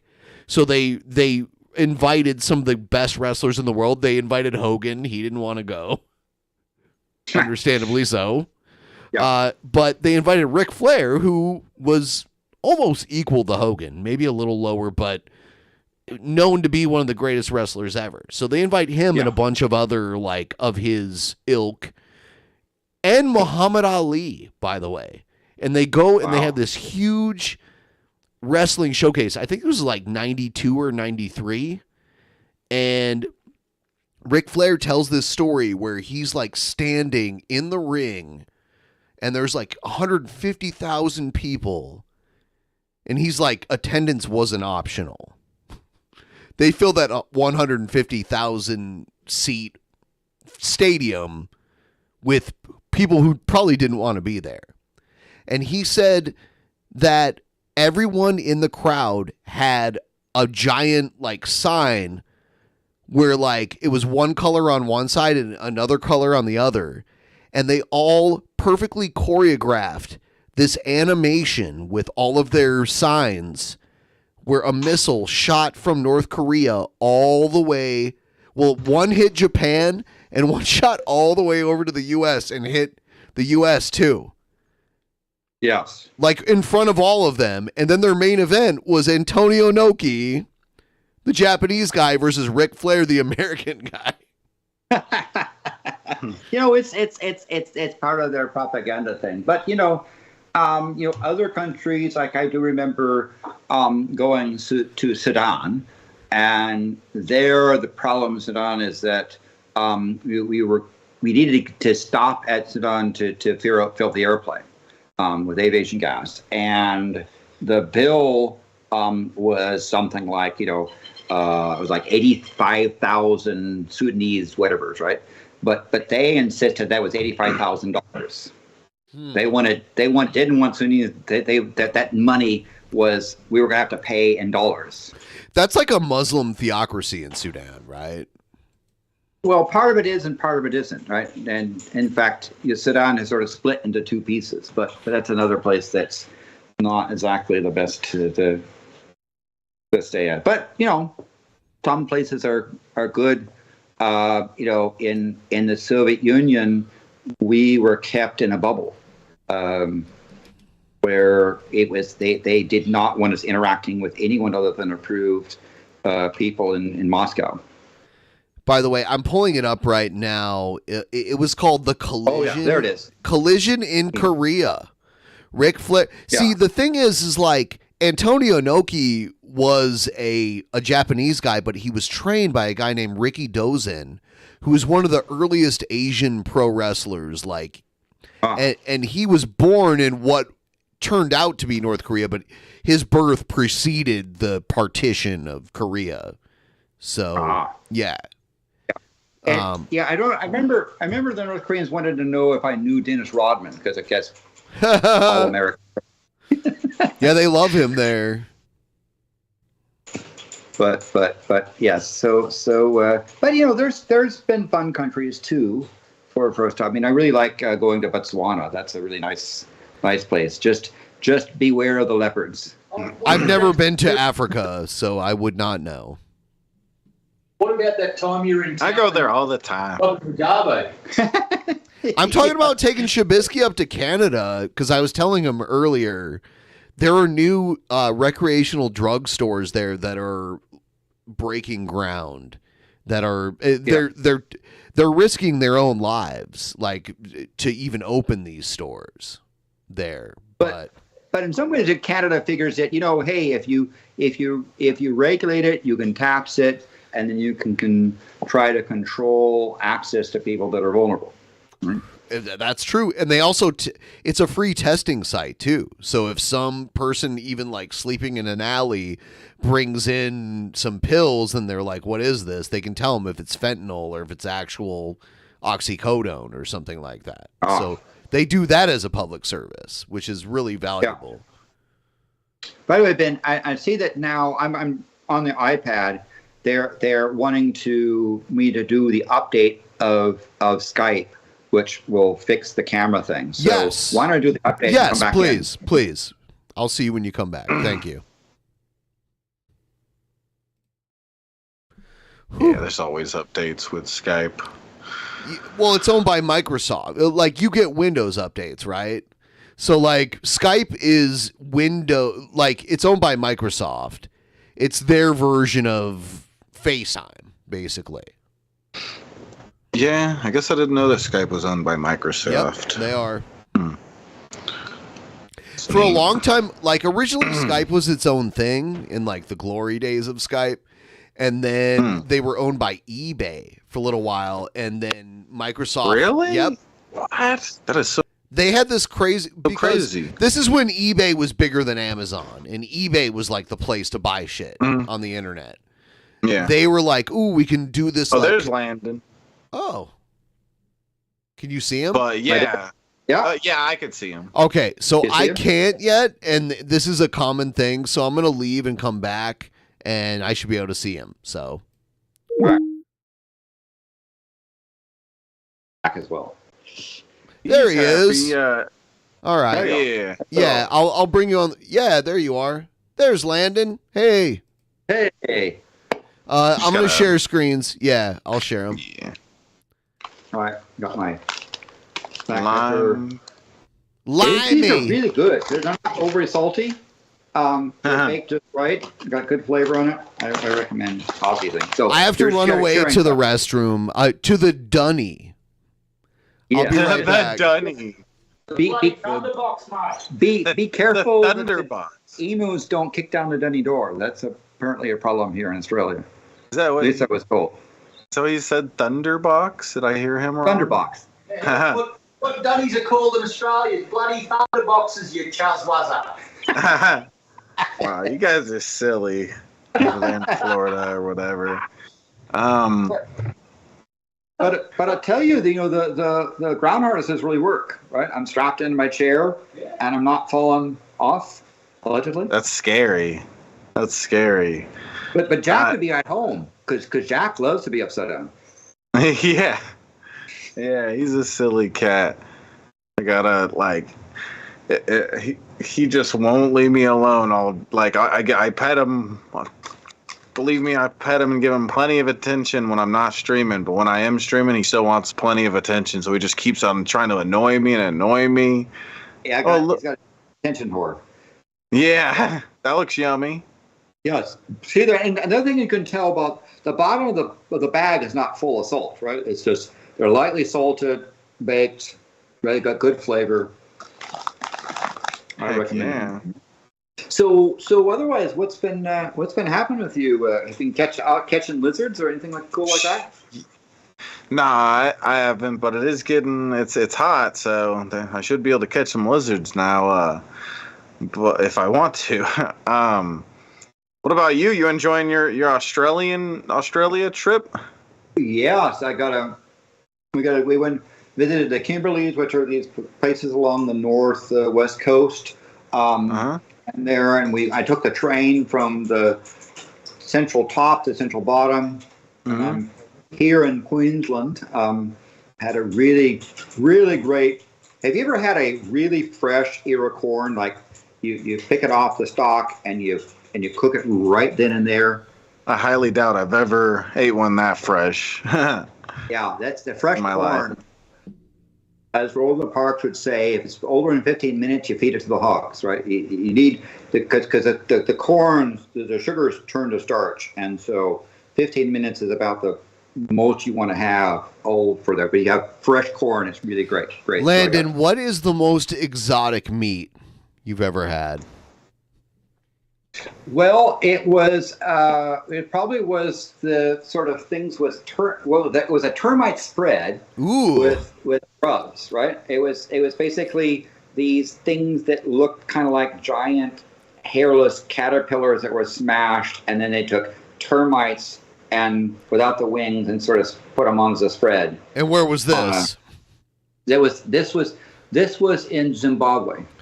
I knew it was Africa. Like I've never been to Africa, and I feel I'm kind of afraid. Like I feel like Morocco's like the toe dipping of Africa. Yeah. It's because Africa is so big. It's like saying, well, I was in Seattle, so I know what North America is like. Exactly. Exactly. The stuff you were just talking about eating, what was your take on that? Would you eat it again? Like what? Yeah, the termites were actually quite buttery. I mean, you think about buttery. Because they had kind of smashed the thing. So you didn't have the legs or the stuff. So it's like butter on top of the other thing, which was kind of like a baked cheese type of thing. Yeah, so I understand this. So like insects have a soft like they have an exoskeleton. So their flesh is all inside, and bugs are very soft on the inside because of the exoskeleton. Yeah, so it's like eating crab, right? Yes, you don't eat the outside stuff. You go for the inside stuff. There, and so that's a So there's, but again, it's if you sort of don't ask what it is and you taste it first and you're open-minded. Thank you, Landon. Shabisky's first question. Oh, that's what he looks like. That's what that fucker looks like. Oh my Who's god, that gay guy. Anyway, Shabisky's first question is always, "What is this? What's in this?" And I'm like, "Shut up and just eat it." Yeah. I'm gonna make you like a cockroach sandwich, and I don't you care. better not I'll eat it. All right, I'm gonna do it the next time. Yeah, I'm let's in have Seattle. a contest. Who can eat what? You're gonna bow out at lamb, and I'm gonna bow out at like fecal matter or something. I'm gonna go find a bunch of bugs and squash I them. took this guy to a Brazilian steakhouse, and he was ordering it well done, and he dismissed the lamb and all the good other shit. He's so picky. He's a picky little boy. Yep. Yeah. So I've had in South Africa. I've had snake. Yeah. They actually cook the snake in the skin and then take a knife and open it up, and it's sort of like a sausage with a hard shell around it. Ask the right question. Ask him what exotic animals he's urinated on. Oh yeah, he does that a lot. No, Landon. Oh. Well, he has a story of that. I guess tell the cool guy. I thought the rumors of me urinating on the ocelot got out there, and I was worried for a second. No, I was so this actually was in Botswana, and we had just finished lunch, and I had the guides go and find a place around the bush that they sort of clear to make sure there isn't something there, and so I went where they told me, like, yeah, go over there. And when you're out in the savannah, things begin to look like you see the termite mound, and it looks like a giraffe and so forth. So things look like animals, right? And so I'm getting ready to do my business, and I'm looking at this log, saying, well, that log looks an awful lot like a leopard. Isn't that kind of funny? And then the log turned its head and looked at me. And did the log pounce on you? Now my plumbing is getting ready to go. I mean, because I needed to go, right? And so I just calmly said, "There's a leopard here," and the guy said, "Piss on it." It was easy to do because I was in the motion, and so I basically hit it straight in the face with a stream of urine. It didn't like it, and it pissed off and went away. Wow. And they said, if you had turned around and run, it would have seen, you're. So apparently that's what baboons do as well. They like to piss on. Never run from a predator that's larger than you. Yeah, so I can say I've been in pissing distance of a leopard, and it didn't like being peed on. I like that story. The hell, I would have liked it. What the fuck? So, what's wrong with that thing? Shabisky, you and me, we're gonna go up to Canada. You're gonna have a plate of poutine, right? Oh. Oh, that's He doesn't know what it is. Yeah, okay. Yeah, you do.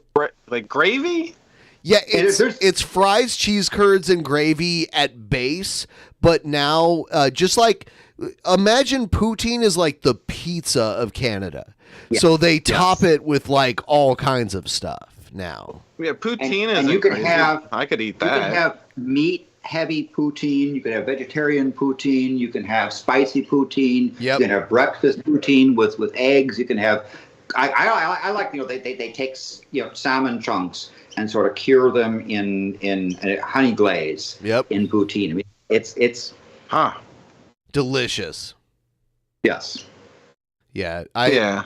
And most of the poutine places, the small plate is like what we would think would be the large plate. It's ridiculous. Yes. My friend that I went to a place called Belgian Fries in Vancouver, and he was like, order the small. Don't order anything bigger. I was like, all right. And the small, he's like, see, that's the small. And I'm like, whoa. It was just unbelievable. The amount of food. It is. It does elevate your cholesterol level just looking at it. Huh. I already need to be on a statin at this point. But yeah, it's that's one of the things. And again, it's not just one. Again, you said it's like pizza. It's you got to try different places, different. There are those foods where you can indefinitely add things to and it still keeps its original food identity. You know what I mean? Yeah. And poutine is one of them. I've had it, I like the poutine in Halifax, Nova Scotia. I've never been to Nova Scotia, so it's that dangly bit on the east coast of Canada off the side. It's a pretty cool place. Yeah. I've definitely seen it on a map. The only parts of Canada I've ever been to are Ontario, which is huge, and then BC, which is huge. Both north of the places I have lived in the States. Because I grew up in Toledo, Ohio, if you know where that is. It's like it's like a half hour south of Detroit. I've been there. Oh yeah, wow. It's you got to have a chili dog in Toledo. That's like the thing. But it was like a rite of passage when you turned 19 where I grew up to go to Canada. It was only like 45 minutes north. And that city, Windsor, on the other, like across the river from Detroit, is just full of like drunk American, like 19-year-old Americans. Like their whole city is like that. And they're so sick of it. And during the war, or 1812, that most Americans don't know about, always one thing the U.S. would do is go across the border of Windsor and burn it down, and they come back to Detroit and burn it down. Fort Detroit. Yeah. Yeah. And back and forth. That was sort of lots of spend a lot of time. Basically, people that get drunk go over to the side, set fire to it, and then the other people would get pissed off and drunk and come back to this side. That was back and forth. Well, even in the 1920s, the famous Purple Gang would smuggle their booze from Canada across the Detroit River into Detroit. And then Toledo, my hometown, was the epicenter of that. There was a train that would go east and west, taking the booze smuggled in from Canada, from Detroit down into Toledo to New York and Chicago. Back then. Yeah, and a lot of trade of Canadians making money off of the prohibition. Right? Yes, off the coast, coming across. There were smuggling tunnels, across the border where booze would go, or they'd take the fishing trawlers down international waters and stick booze into crab pots. So if you go to Fisherman's Wharf in San Francisco, in Aliotto, the Italians would go out to their crab pots and pick up basically booze and bring it back in to run. Yeah. There's some amazing bootlegging stories just out of my hometown because if you look at Toledo today, it's a city of probably like 200,000 people. At its peak, it was probably like 500,000. But the train station is enormous. It's crazy. And their downtown used to have like a Paramount theater, a Columbia Pictures. But back in the day when the production company owned all their own theaters and played their movies in them. Oh, did they have an organ that would play along? Yes. Company, like Yes. Oh, yes. Beautiful. Yeah, a lot of those got torn down over the years. There's a few of them that they saved. But yeah, like Toledo was a boom town of... Well, it was originally, but then when Prohibition happened, it became huge. And till this day, there's like the bars downtown have like a secret door leading into like a bigger part of the bar or whatever. It's pretty cool. Yeah. But that's a thing. It's I've been back and forth on that bridge. Ambassador Bridge.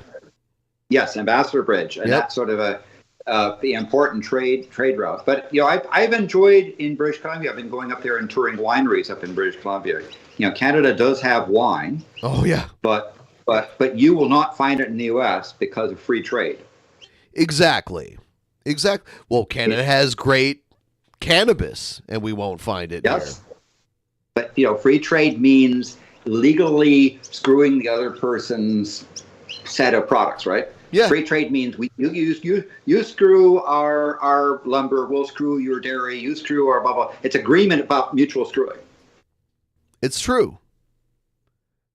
And so you will not find Canadian wine in the U.S. Although you might find an ice wine from Niagara, but that's a shame because they've got particularly Nova Scotia has great wine, BC has great wine on there. I mean, you think about Eastern Washington and the desert area. That doesn't stop at the border. It keeps going. Columbia Valley. Yes. And the Okanagan Valley, they call it up there. It's got some great writings there. So yeah, it's the thing I found that is kind of fun is some of the places like Abbotsford, British Columbia have outstanding sushi places. If you like sushi. Yeah. Really excellent, sushi stuff there. So you find little bits of stuff there. But yeah, Toledo, Ohio is. Yeah.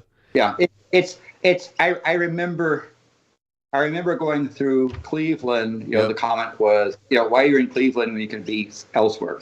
Yeah. Toledo is the epitome of a Rust Belt city where when I was born, it was the place where most of the glass in the country was made. It was where most of the Jeeps in the country was made.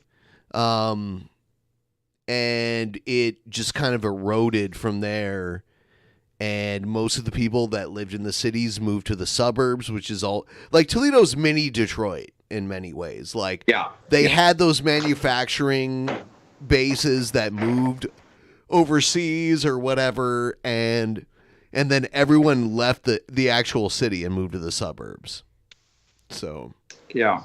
And as I say, I've been to many places, some pretty bad hellholes, like Timbuktu and places like that. You don't want to go to again. But by far the worst place on the planet I've ever been is Gary, Indiana. I've been there. Yeah, well, and if you the hug burger. Well, who was born there though? One of the biggest celebrities ever. Right? Yeah, Jackson. Michael Jackson. The entire Jackson family. Well, honestly, that was where, like, if you were part of the Chicagoland area, they pushed you into another state. Like, if you were poor and you wanted to live in the Chicagoland area, you weren't even living in Illinois. You lived near Chicago, but you lived, like, boom, out here in the middle of nowhere in Indiana. Yeah, there used to be a highway with a bridge crossing a spot, and that bridge collapsed somehow, and essentially it's very difficult to get from Gary up to Chicago through direct routes have been sort of taken out. But yeah, Gary, Indiana. It is pretty. Yeah, I agree. There's a few other places I would rank up there just because that's my region. Like I grew up in that region. But yeah, Gary, Indiana. Yeah. Like Gary's probably like 3 hours away from Toledo. Flint, Michigan, probably like 2 hours away from Toledo. Yeah. There's some pretty bad places there, which is crazy because when you think about it, when all the water dries up, when all the water dries up in North America, what places are going to still have a little bit of water? And they're going to have, the Great Lakes region is going to have most of the fresh water, in my opinion, but you can correct me on that if I'm wrong. Yeah, but also Puget Sound going to be pretty good. But most of that salt water, right? Like Lake Washington's okay. Well, what you want to do is you want to be downstream from the runoff from Mount Baker or Mount Rainier. Right? Oh, snow cap. Yeah. Okay. Yeah. So there's no mountains in like where I grew up. So like it's all just like puddled. But yeah, you're right. You're right. But the problem with the grid was also like, I think the oxygen level was reduced. So all that steel mill stuff, it just basically it smelled like a toxic waste dump. From Pittsburgh or like, a lot of those places. Yeah, the Rust Belt it's weird because is that the largest supply of fresh water in American, like within American borders? The Great Lakes? It seems. I mean, like. certainly the Great Lakes are a huge freshwater supply. Now, they used to have some problems with polluting into them, but I think they've been doing a good job of cleaning it up. Okay. There, but yeah, there's places like Columbia River and all that runoff through there. What about Nestle? Aren't they a big supplier of water? but what are some other Ben? What are some other hellholes that you would rather not go to a second time? Oh my God, Youngstown, Dayton, Ohio, which I believe is the epicenter of the opioid crisis. Oh, wow. Yeah. They have like per capita have a higher level of like opioid overdoses. Let me see. There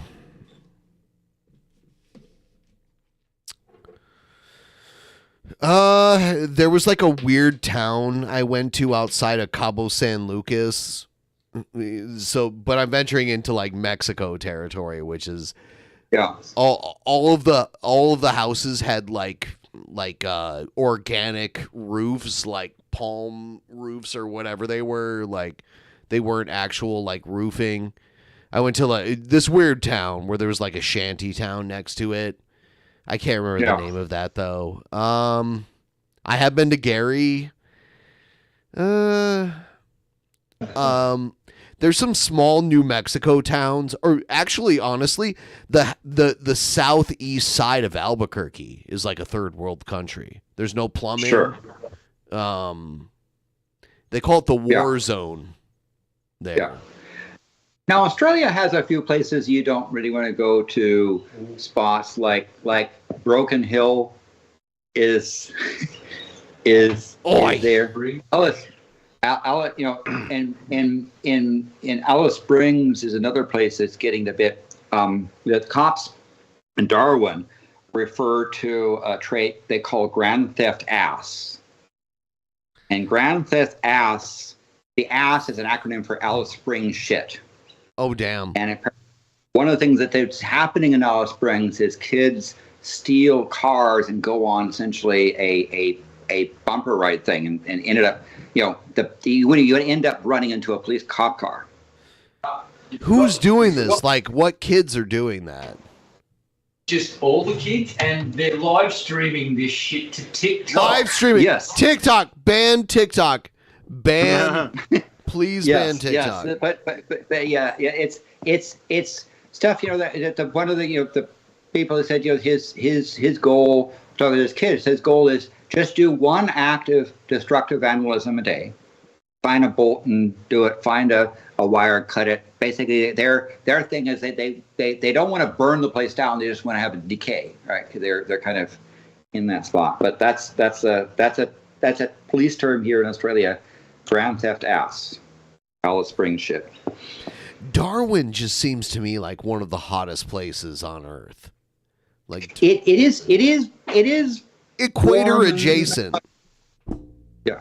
Humidity. But it is tropical. You're like at 17 degrees, 18 degrees south of the equator. But they've got things like nice tidal pools and beachfront stuff there for the tourists. So if you, if you had to break it down into miles, how many miles is Darwin away from south of the equator? Let's see. Like 400? I think it's a bit more. It's like Darwin to the equator is like Seattle to San Francisco. Oh wow. Okay, so it's like 1,000 miles, something like that. Is that right? I'm just thinking. It's according to this Aussie, it's about right. Yeah. Okay. Ballpark in there, but it's maybe less than 1,000, maybe. We have the Tropic of Capricorn that intersects the top of the country. Yeah, but anyway, yeah. But there's some really great places. I mean, I really place like Melbourne is a really nice place. It's sort of Melbourne kind of reminds me a bit of Seattle, and Sydney reminds me a bit of San Francisco. Have you been to Adelaide? Yes. What's that like? It's actually it has spots that are there, although it's also apparently it's the meth capital of Australia. Don't go there in summer. It's the inside of Australia farts on Adelaide for the entire summer, and it's just insanely hot. But I took the train from Darwin, which is sort of like Chicago to Adelaide, which is sort of like you think about the United States. It's like going from Chicago to New Orleans, right? That north south. And the interior, they had just had a big storm came through, so the desert was in full bloom and green and so forth. It was pretty nice. But yeah, there's the Perth is a nice place to go, and there's of course up here I guess it's the people go to the tourist spot up here is a Gold Coast Surfers Paradise place. Except here you got to be careful about stuff because they have things that eat you or sting you or poison you. There's a lot of seeing. Saltwater crocs are really sneaky, and they're big. The freshwater ones are more seem to be more scared of you, but it's the saltwater ones that I guess you got to watch out for. And they sneak up on your boat and will jump in the water. So you have to tell people things like don't dangle your arm over the side of the boat. They just see it as a snack. They're crocodiles? And on the coast, right? Up in Darwin. Yeah. I was just clarifying what you were saying. Like, you said they're crocs? Yeah. Yes. Crocodile. Okay. Yeah, crocodiles. Crocs. That's crazy. But yes, they've been going, as the climate's been changing, they've been migrating farther and farther south to what would be colder areas. But even the freshwater crocodiles aren't anything to sneeze at. But apparently, they're a bit more skittish. And saltwater crocodiles will eat freshwaters. I was stupid and didn't even realize that there are American crocodiles. I thought any like large reptile like that was an alligator. I didn't realize we had American crocodiles. And where did you see them? Or well, I didn't see them. I looked it up and they said that there were like American crocodiles. Let's see. Because I know Florida, gators, that sort of thing is I always thought it was just gators, but here it is. I'll pull up the article here. American crocodile. Look at that.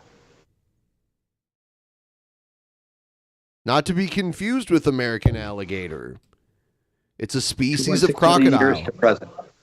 Well, okay. So they're mostly Mexico, I think. Is they're saying freshwater source, habitat, coastal areas, mangroves. Only other species other than saltwater crocodile commonly thrive, and so they're saltwater, right? Yeah, I think they live in Florida in the continental United States, which I had no idea. I tell you, those Komodo dragons are big suckers. Okay, here you see the habitat, right? Yeah, yeah. I guess they could be in Florida as well, but Cuba, Yucatan, that sort of thing. But yeah,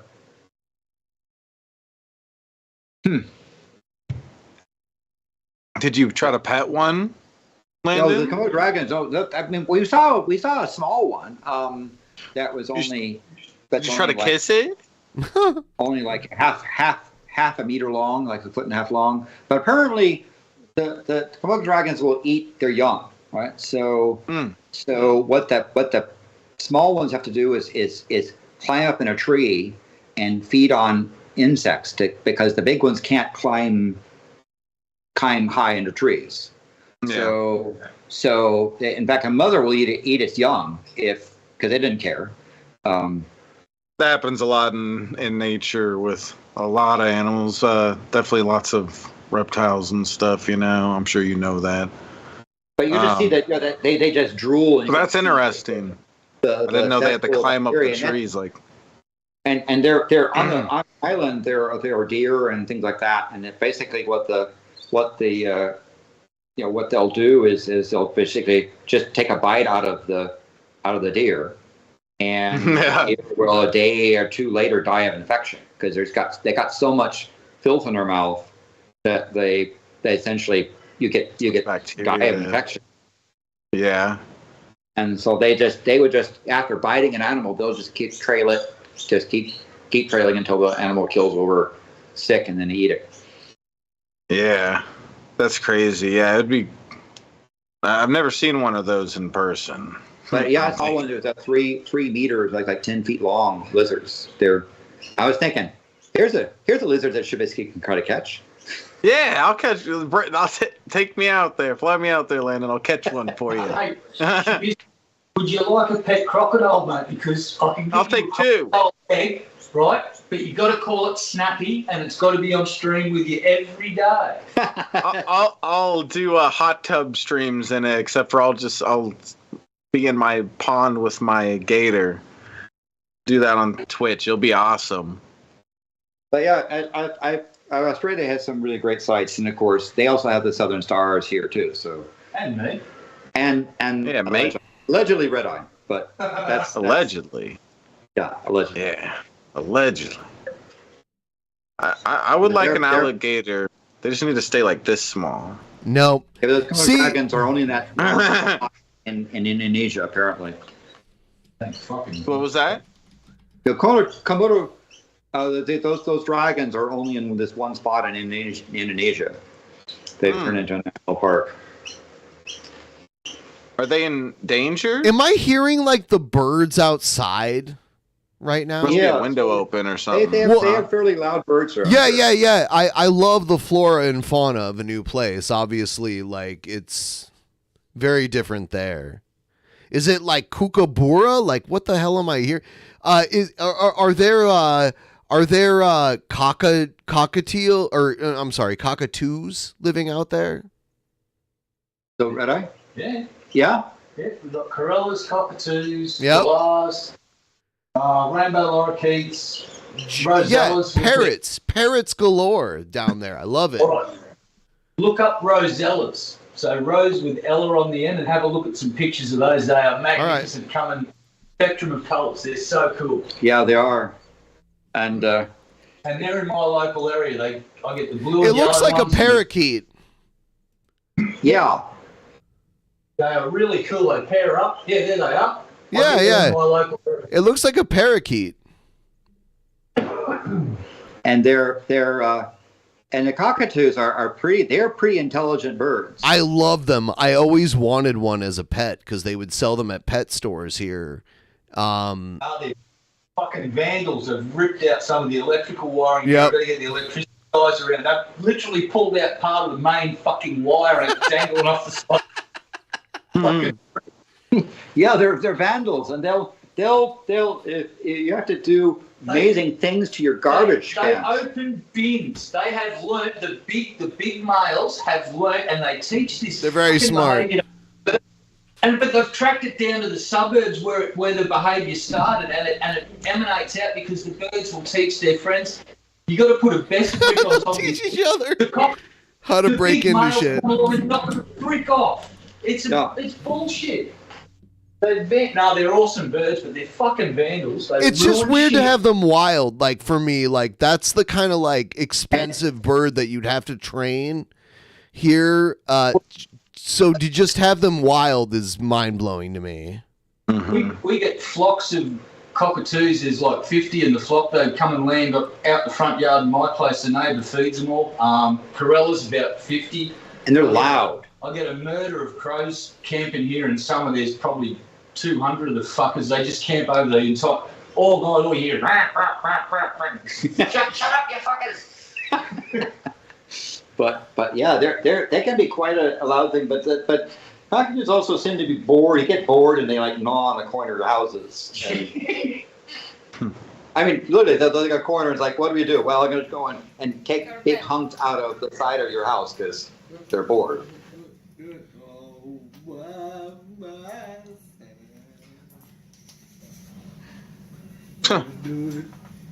Oh,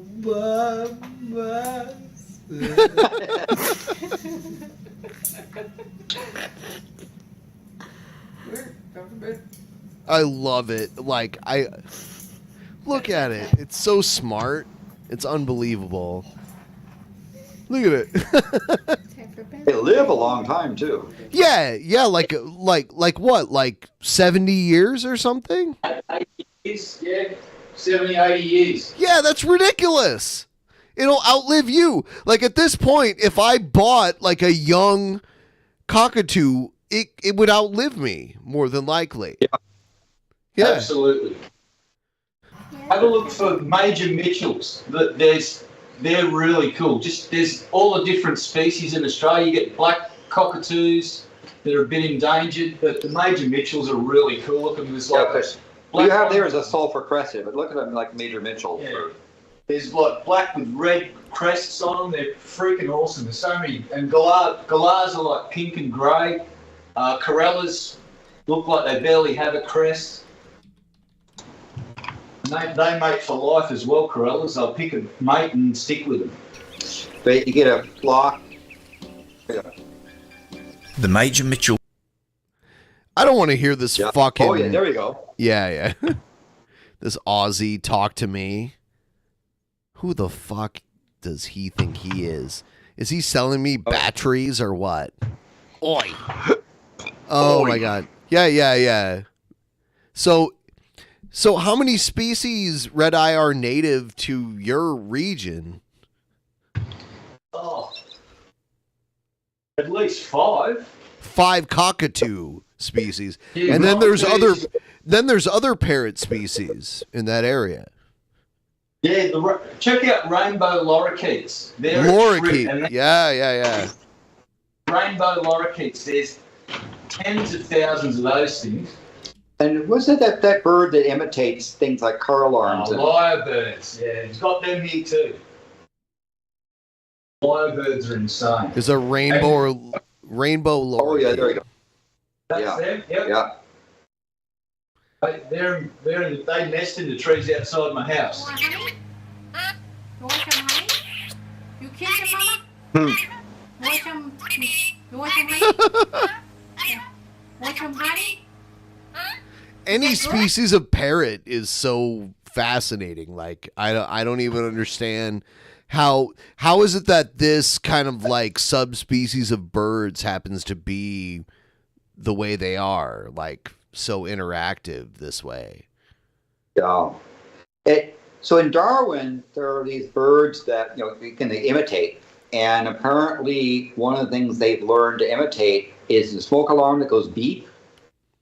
Yeah. But they do it like 2 a.m, like the thing. They're out there beeping away at that smoke alarm. Yeah, assholes.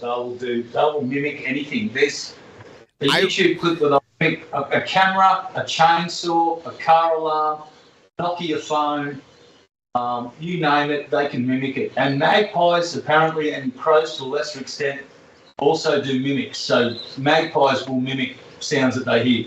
It's really cool. Yeah. Magpie's more like a crow or a raven, right? Like that kind of.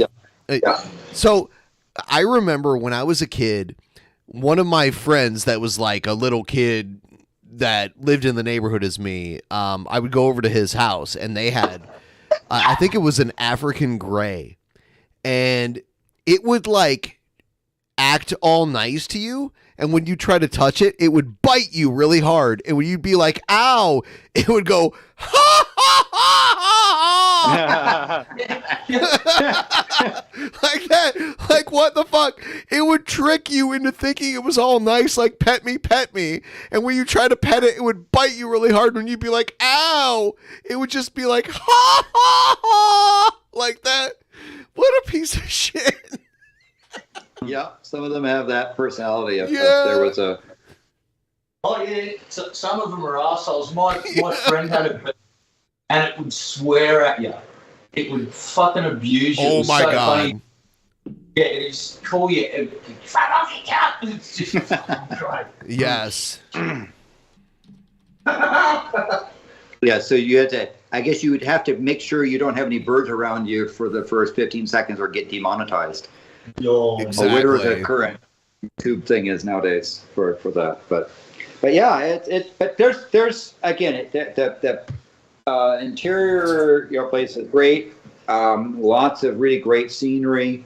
Really nice people. Right, they're fun folks. Yeah, there's a few jerks, but like North America, there's spots too you don't want to be in. Of course. Say it again. Let's see. Say it again, darling. Say it again. Yes, darling. Fucker. You're a fucker.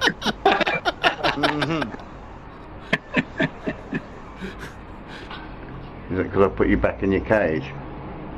It's only for a little while we have the windows open. Hmm? You can offer me. Hey? I saw one where he was like, fuck off, cunt. Like that. Like, What are you doing? Come on, come and talk to me. Don't sulk. I'll let you out again in a minute. Come on. yeah. There was one where he was like, yeah, biscuit boy, which I don't even know. Like, if you're British, is that an insult? Oh, here we go. Sorry? Like fucking bastard. Oh, don't call me a fucking bastard. I love their laugh. They're like, they mimic a laugh. It's so hilarious. It's very early. That'd be really fucking. Oh, you fucking cunt. So, if you don't mind asking, how are we doing on donations and likes? Have people clicked the like button? And yeah, it's been okay. We're really close. We're 4 away from 100 likes, and we're on our second level of donos. If anyone wants to ask Landon a question, especially about science, you can send it in $5 TTS, and he'll hear it and respond to it. Give you an answer. We can ask Landon to talk about some interesting thing about himself, like he, if he's fine with me, like he knew, he was. Were you friends with Rosa Parks? Or you just met her? You were friends with? I went over to her house a couple times and in Michigan. Actually, she had a place in Missouri. There were cornfields. Okay. It was really big. But don't tell too much. You can't tell too much. People got a tip for you to talk about Rosa Parks. I don't know much about Rosa Parks. I just knew she lived in Michigan when the whole bus incident happened. That's all I really know. Yeah, but there's that. So there's that thing where I can tell you about one of the times one of my conversations with Mandela. But that would require a donation or science stuff. I can do you science things. You didn't. You interact with Bill Gates at some point? Yeah, not in a pleasant way. It was sort of people kind of punked him on stuff because of a joke. But yes, I understand he's a big fan of Dick's Burgers here. Like there's a few photos of him online standing in, but he'll go there himself, which is crazy. Like if I was him, I would just send people to go get the Dick's Burgers for me. But I think, well, I'd be afraid of someone wanting to kill me. that's the reason why. Like, it's not that I'm like trying to stay away from the simpletons. I'd be afraid if I was someone like him that someone would be like waiting to kill me. Yeah, because the people I know that have, that are that status, they have what's equivalent to Secret Service, but people in the area, right? Yeah, and you can trigger them if you try to come up and bug them for an autograph or something. Yeah. And you know him and so like Bellevue, Washington, that little nub where him and Bezos both live. We both know they both live there. It's the highest per capita wealth per square mile of anywhere in the country because they both live there. It's called Medina, Washington, and they have like their own police force and everything there. It's very, because I live in Bellevue, so it's weird to like drive through Medina. There's like so many cops. Landon, ever visit India? A bunch of interesting flora and fauna. Yes. Have you been to India? I've been to Kashmir. Ooh. So you have to tell me whether or not that is considered India. Is it within the borders of the Indian nation? It's disputed area. It's disputed. So it's like Kosovo. Part of it is like considered to be parts of Pakistan. Part of it considered part of China. Okay. Part of it is India. But the people in Kashmir are Kashmirians and want to be left alone by the most part. Do they have a religion? Is it like? Yeah, I mean there's a mix of religions there. Yes, and there's Sikhs, there's Muslims, there's Hindu? Buddhists. Yep, Hindus. Yep. But it's sort of it's a very mountainous region, right? So it's like second in high stuff to the Himalayas area. That same sort. It's the crumple zone. When India ran into Asia. So like the fabric, like historically comes from that area, like Kashmir, like the fabric that. Yes. Okay. There's actually their weaving patterns in villages have their own traditional patterns that they have perfected over a time. Same thing like in Indonesia. There are things where these rug patterns that people will make that are traditional weaves and so forth for that. But yeah, it's quite a beautiful place. It's just right now, there's some religious wackos that don't like other religious people, and there's governments that are fighting over it, and the people in Kashmir are suffered from. Yeah, it's disastrous when the wackos meet the other wackos, right? Yes, for that. So, but again, it's a reason. So when people say they've been to India, I have to be sort of careful because from India's perspective, the answer was yes. From China's perspective, the answer is yes. From Pakistan's, it's yes. But I'll let those people decide. It's their issue, not mine. But it's a beautiful place. I wish to go more into the Indian subcontinent. I'd love to have someone take me on a food tour of the country of India, because Indian food has such a wide variety, right? They're not just the curry thing you get with the stuff. It's true. There's a lot of it gets dumbed down. I mean, like, think about our attitude on Chinese food and how large of a country and how diverse of a country China is. Yeah, absolutely. Great point. Yeah. And so that would be one thing I would want to do is basically, I would go through, figure out how to, because you have to overcome some of the stomach stuff, but once you build up a tolerance, going through the regions of amazing food is quite glorious cuisine area. But hopefully that was so other people, other donation question for that. So have you been to India, Finn? No, I've never been to Asia. I've been to Europe. I've been to Canada and Mexico, and that's the extent of my international travel. I've been all over Canada and all over Mexico. Yeah. I had been invited to Costa Rica, but yeah, I haven't touched Central America or South America. Asia's next on my bucket list, and Australia. Honestly though, I wouldn't even know where I want to go in Australia. Like, I'm not so excited about Australia as I would be even for and when I say Asia, I'd like to see even parts of Saudi Arabia and that kind of stuff. Yeah. And so I would say in terms of things for Australia, there's a city tour, right? So I think Sydney, Melbourne, and Sydney are two historic places that if you're into city sort of things, right?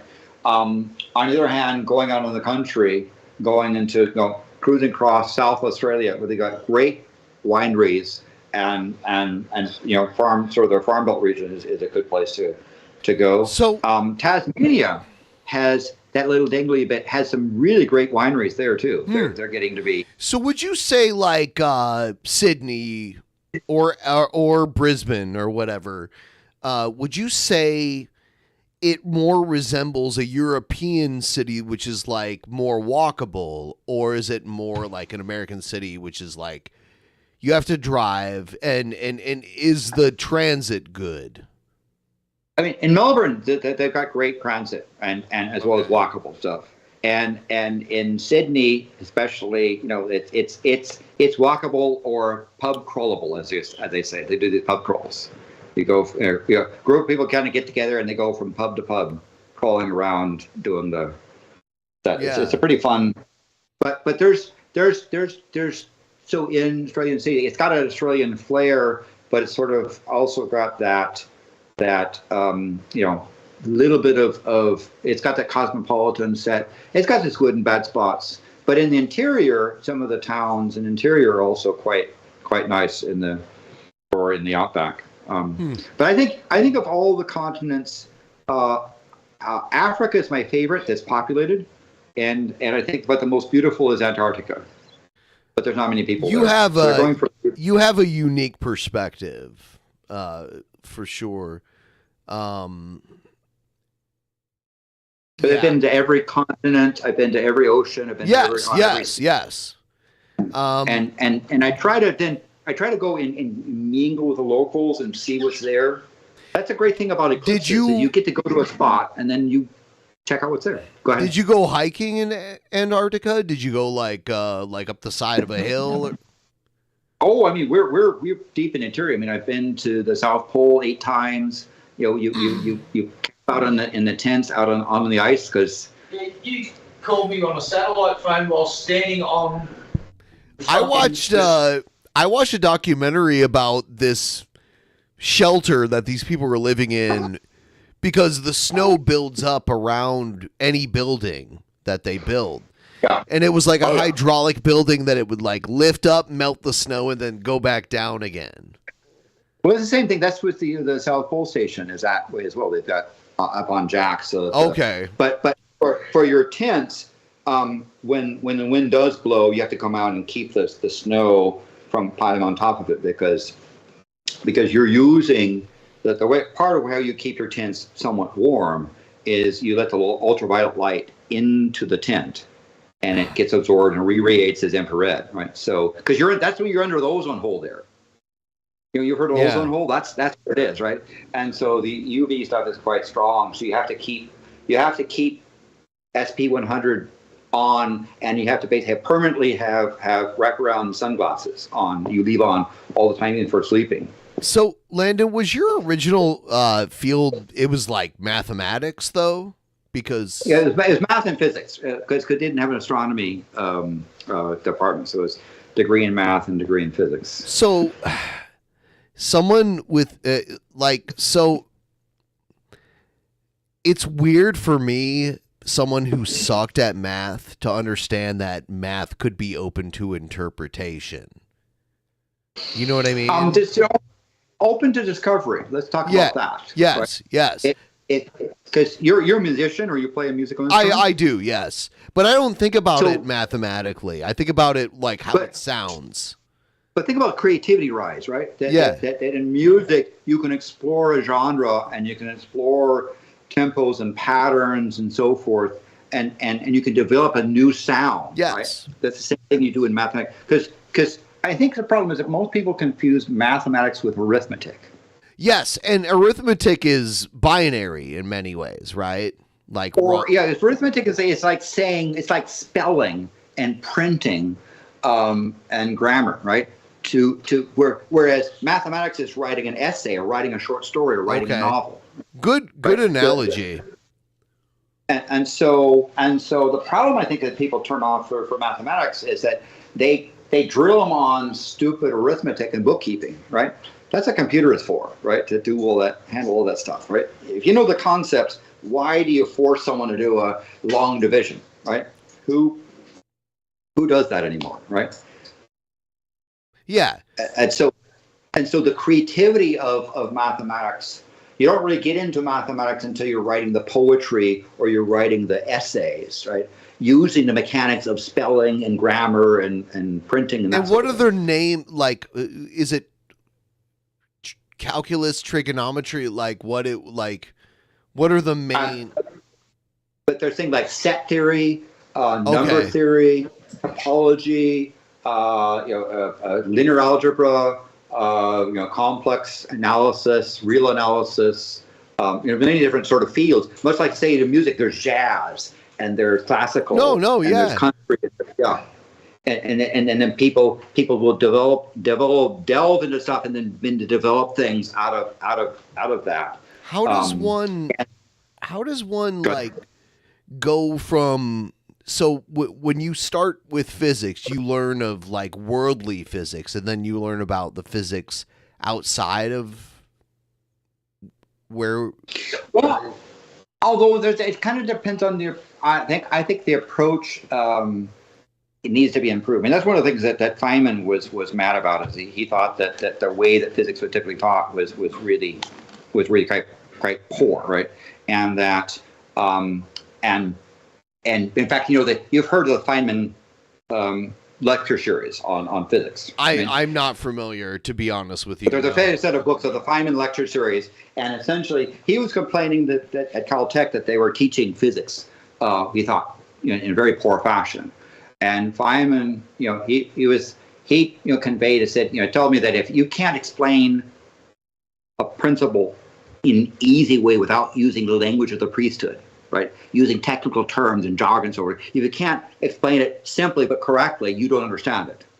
Okay. Right? And so he complained at one time, that they was coming at Caltech, pretty smart dudes, that they were teaching physics wrong, and someone sort of said, "Well, do you think you can do better?" And they said, "Yes, I'll teach physics, freshman introductory physics once for a full year, and you can record it, and this is how you do physics." But the way he would learn something is he'd figure out how to teach it better. So when I was I was a teenager at Lawrence Berkeley, I ran into him.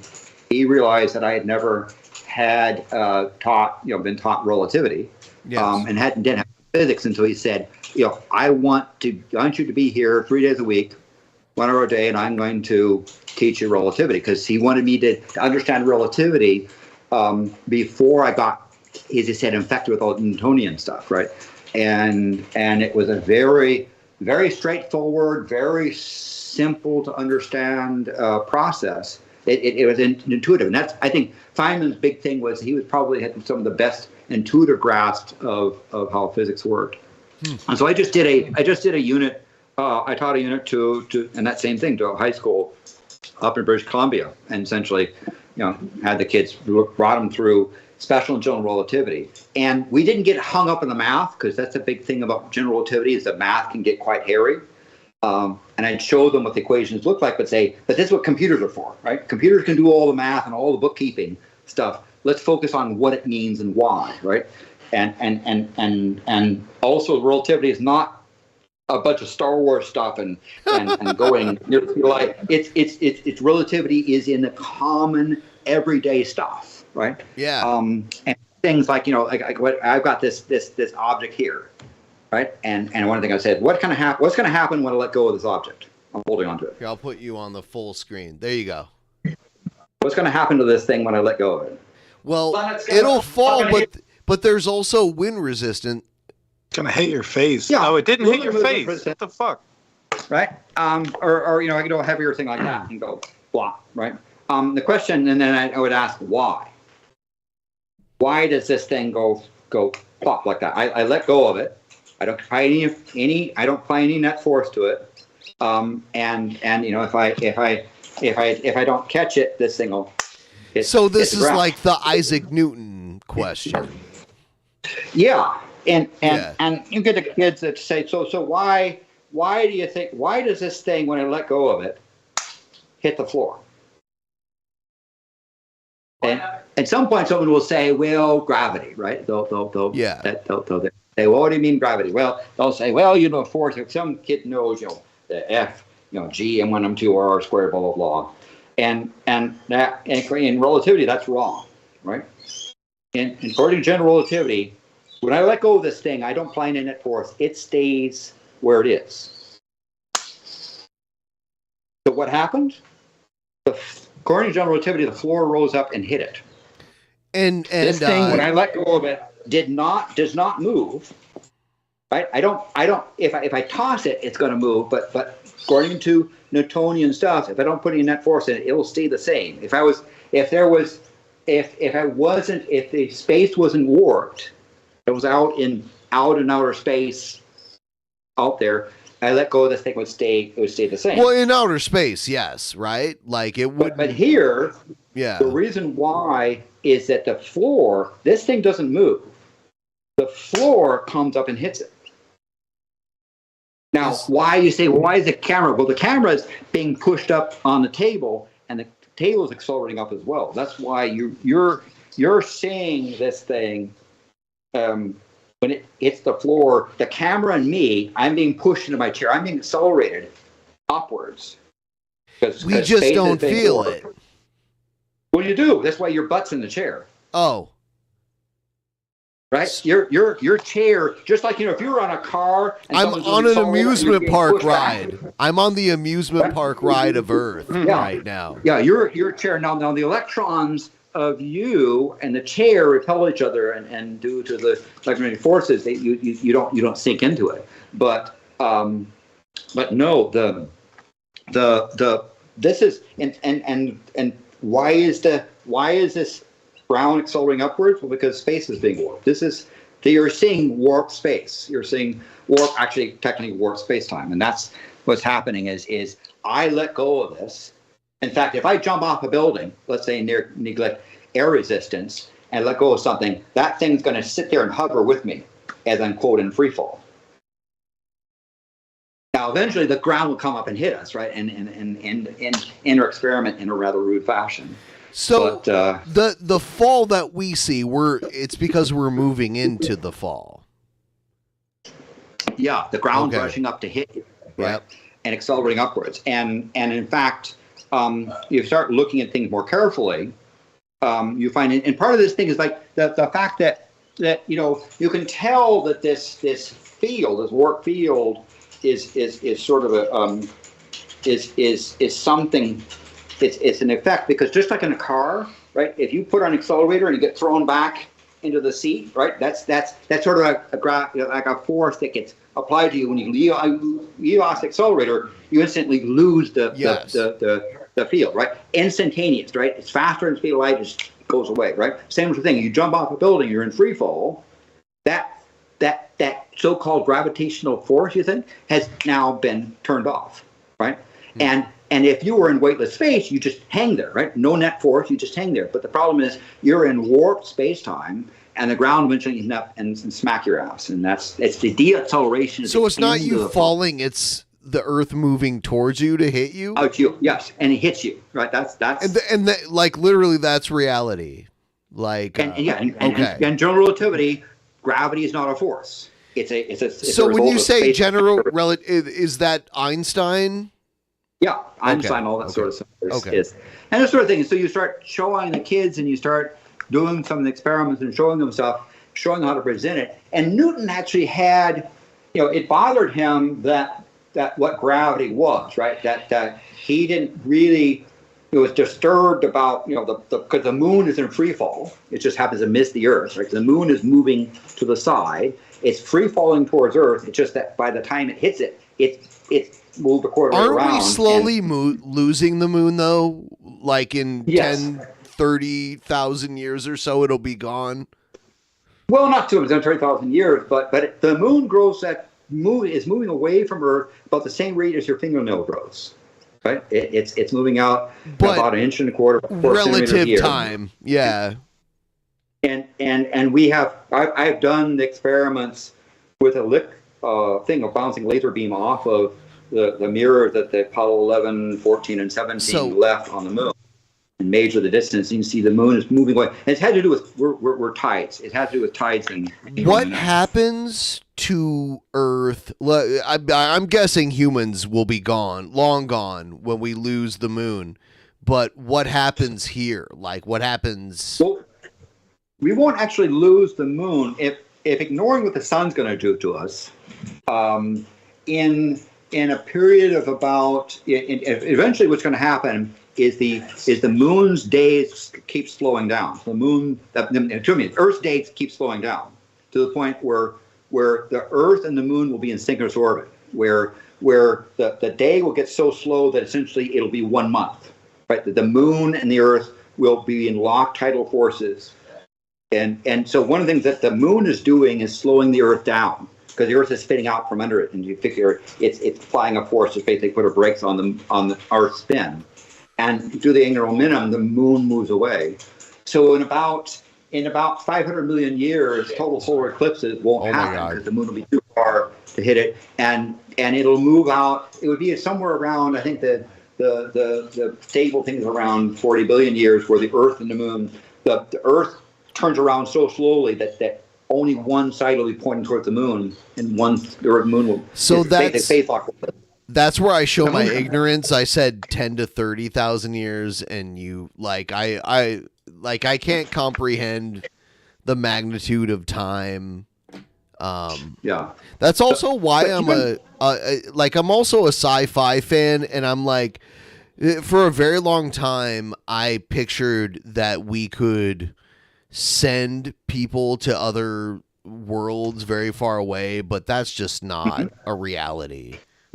We've got to get off this Earth, because that notion of the moon getting face locked, the sun's going to toast us long before then. Right? Well, yeah, the stars go through stages, right? And they expand and contract. And when our sun gets into the giant phase, it'll swell to the point where it's debated whether it will actually swallow the Earth, or the Earth will just be skimming over the surface of the sun. Will be, but about 1.5 billion years from now, we will be toasted kind of anyway. Part of the problem is we're losing hydrogen. So, but here's the thing. Where would we go? Like, would we go to Mars? Because I don't think that would do. Maybe they'd get swallowed up by the sun too. Well, the model of how stars work is reasonably correct, and I think it is. The sun won't cook Mars. So the problem with Mars is it doesn't have a mass to hold on an atmosphere. So you have to have it, but you still have an energy source from the sun. Do you think we have? Do you think we could develop terraforming technology where we could terraform a Mars? No. So, like, if we escape to Mars with humanity, we'd be living in a bubble there. Yes. I mean, there's a reason why Mars doesn't have an atmosphere, right? And we can temporarily add more gas to it. But the reason why Mars doesn't have an atmosphere is it doesn't have the mass to hold on to it. So, like oxygen, what is temperature? Temperature is how fast molecules are moving. And in Mars, even for Mars temperatures that are cold, like Antarctic or worse, the speed that oxygen moves, it allows it to achieve escape velocity. So oxygen leaks away from Mars. Also, it doesn't have a magnetic field, so the solar wind basically blows it away. So Mars is leaking oxygen, and the solar wind pushes it away. So you'd have to constantly replenish the atmosphere there. But it's better than Venus. I mean, Venus is going to be inside the sun. Well, it's hot there, right? So, yeah. Yeah, it's a pretty pressure hole. Better than Venus, way better than Mercury. Yes. But if you talk about the problem I think where Earth is going to really suffer from is in about 1 billion to 1.5 billion years, Earth loses hydrogen. When lightning strikes and flashes and breaks apart water molecules, the hydrogen basically, just like helium balloon, I don't think takes humanity is going to be here. Like, I think humanity's doomed. And that's actually a question: is how long does a civilization last? Humanity is doomed, and I'm not going to live to see it, but I would guess like 400 years. Like that's a big. You're asking a really great question because so the type of astronomer, I'm a planetary scientist, and one of the things that we try to calculate is how many civilizations where there's life in like on our galaxy. And one of the factors is how long does civilization last? We've been along a long time. We've been around a long time, and I think we've been around to like fuck up a lot of things.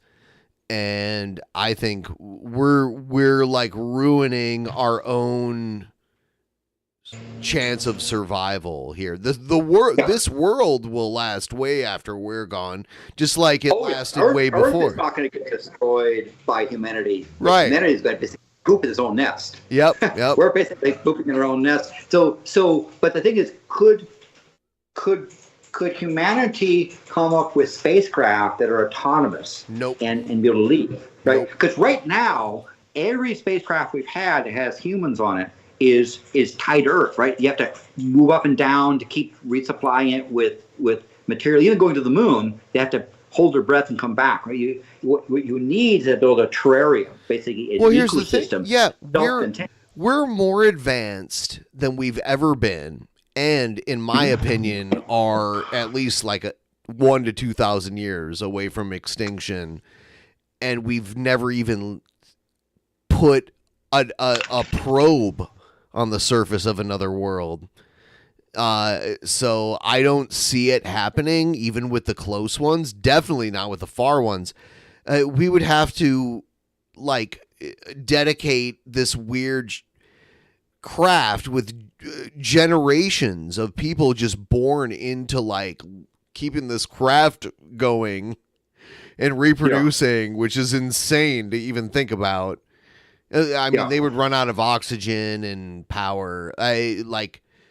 It's the stuff of science fiction, and I don't. But it's the same thing to consider, right? In terms of if you can build, if we can build spacecraft that are just autonomous, that have their own ecosystem and can be self-sustaining. The next question is, could that spacecraft last? Right. The only best we can have is like in the 1800s, we have those ships going across the ocean. They were in the little ecosystem that basically had to figure out how to stay alive, right? Well, with enough propulsion, something would keep moving, but yes, it would take forever. Like even the Voyager probes. Do we still have contact with that one Voyager probe? Yes, yeah. We have Voyager 1 and 2 are still operating there. They're about in the last legs because the voltage levels are getting so low. And they use a nuclear isotope, right? They're using. It's a plutonium-238 isotope, but it's decaying, and eventually the voltage is going to get so low the transistor is not going to transition.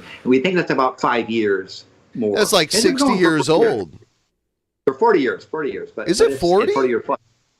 Isn't it 40? I'm 42. Wasn't it like I launched 73? Okay, that's almost 50. Yeah, almost. Maybe almost 50, right? There's a few things about Ben with this interstellar space travel.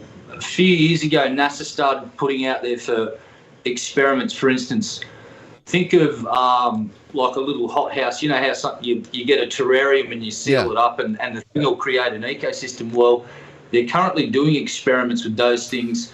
They'll be taking them to the moon. One of the experiments going with Artemis will be these little boxes. They're going to basically go boop, and drop it on the moon's surface and watch it. And if they can get this thing to survive, they're asking people what's their idea to get this thing going. And life support systems will literally be your garden. Yeah, because you can't just say send another probe to Mars and back and forth, back and forth. Umbilical, and Yeah. that means you got. But we haven't even figured out how to land.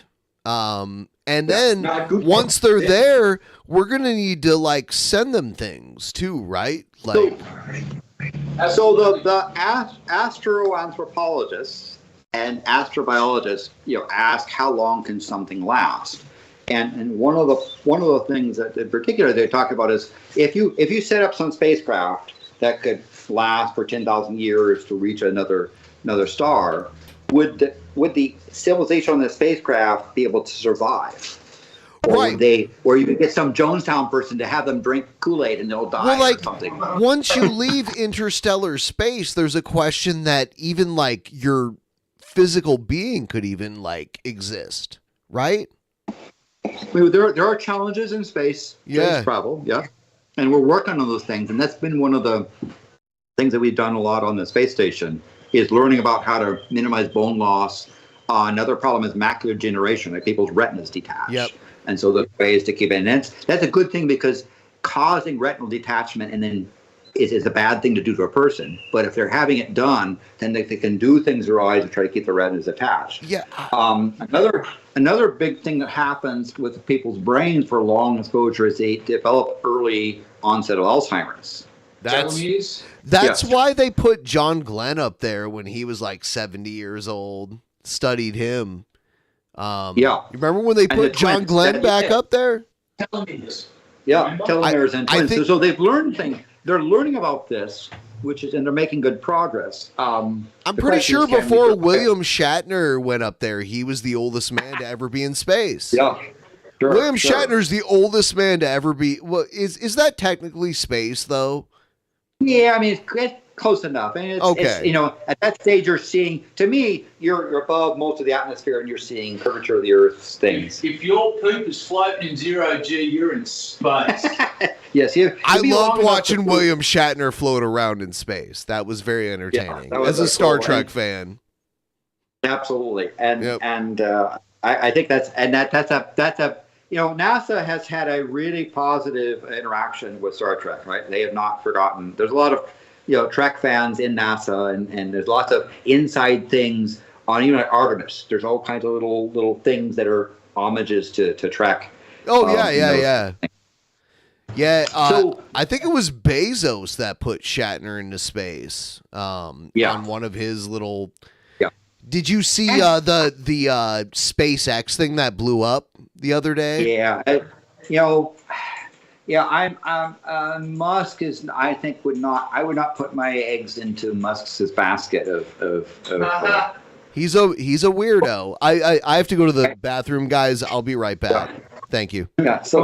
Hi, my name's Elon Musk. I'm going to copy what the Russians did decades ago and failed miserably and think I'm going to be more successful because I'm fucking Elon Musk. So Shabisky, would you go into space? Would you? Oh, I'm sorry. I was working on some video editing. I thought you guys were still talking. Sorry. Would you go into space? I don't see why I wouldn't. I don't think that I would not be able to handle it. I mean, you imagine I'd probably be able to handle it fine. Right? Would you think you could handle?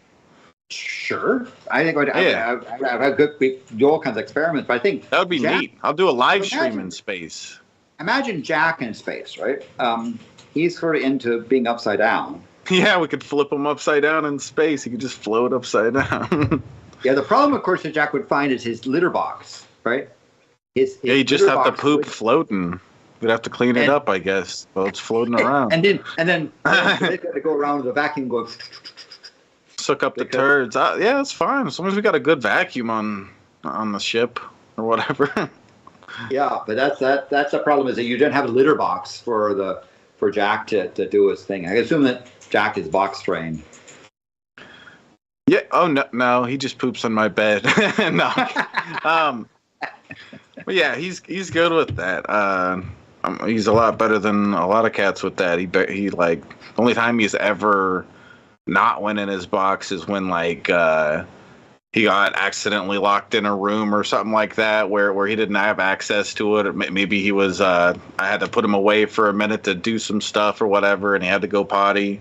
But nah, he's good. He's a good kitty, well trained. But Jack is used to the litter staying in the box, not floating around. Yeah, he's used to that. And so as a cat would get freaked out about not having a litter box, and then not having, and then you'd have to basically clean up all the poo and pee because it would, otherwise, people would have to breathe that stuff. Yeah, I mean, we could do that as a team, Landon. Me and you will clean up the poo and pee as a team. So with space travel, one of the things in particular is how do you build a society that can stay on point, keep the spacecraft running, and accomplish the mission, as opposed to deciding to get all weird and. So, do you mean like running it for generations? Mm-hmm. Like people are born with their life's mission to get people they know in like possibly like thousands of years. Yes. Yeah, I would hate to be born into that. But some sense you'd say, what's the difference between that and being on Earth in a space ship? I mean, it's just the amount of people. Our perspective, but Earth is a spaceship in a way, for sure. Yeah. Yeah. And so people ask also about what is common now. When you do the numbers, right? And you talk about the number of planets. Right? That's probably the biggest thing in the last third of a century for planetary sciences, that we've learned that planets are really common. Right? That right now we know there are at least 5 planets for every star on average. So the 200 billion stars that are in our galaxy, there's at least 1 trillion planets, and that's because we can't see the smaller ones like Pluto. The number is actually much bigger. So planets are quite common. They come in all kinds of shapes and sizes and temperatures and conditions. So there's got to be some that are stable enough to have chemistry with doing weird things. Even moons. There are moons that could do this of larger planets. And so I would find it really surprising if we were the only intelligent thing. I don't doubt that for a second. The thing I'm like is what this theoretical spacecraft that we escape dying Earth from and go to another world, and it's gonna be like we don't even know how long on this ship, like sustaining an existence like spaceship Earth. How many people need to be on it? And obviously this technology that basically we would need like Star Trek level technology to like. Yeah, their own kind of system, because I'm assuming that general relativity is correct. You have to be open-minded about it, Yeah. That relativity is correct, and that C is kind of that barrier, because we don't understand the physics that would allow for faster than light travel. But even so, being a long time in space and having a society is the thing. And when you talk to people about that estimate civilizations, right? That assume that civilization lasts for a period of time. If nothing else, the star cooks the planet that they're on, right? But the question is, will the civilization do itself in? One of the big factors seems to be religion, right? And one of the questions being asked is, if we found another intelligent civilization, what are the chances that civilization has religion? And why this is important is because religion seems to have a factor in terms of factual stuff and doing crazy things and purpose and so forth. I would say if they have any level of intelligence, they would have a religion in their most primitive stages, for sure. Is that a fundamental part of society? Is having human society? It was, so it makes me, I don't know. Was that because we're a bad example, or that's just typically the way it is? I don't know. What do you think? It's weird because I don't know. Like, I don't know if any other life forms exist out there, and I'm sure they do, but I don't know anything about them, so it's hard for me to be like, oh, humans are a bad example of sentient life, because I don't know anything about any other sentient life, really. So it's hard to kind of assume that. Yeah. I could assume worse, and I could assume better. And probably if there's multiple sentient civilizations, there probably runs a spectrum. Yeah. There's probably ones that do themselves in quite fast, and other ones that remain relatively enlightened and don't screw the pooch. Here's a strange fact about sentient life on Earth: that most sentient species that we've seen do one thing in common: we all like to fap. We do that. Yeah, but is most sentient life, does it have multiple sexes or just one sex? Do they reproduce themselves, or do they?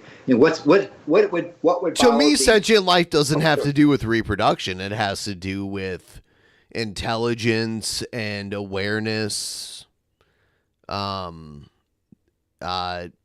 the hardest part would be, even if we met that, how would we communicate with it? Because it could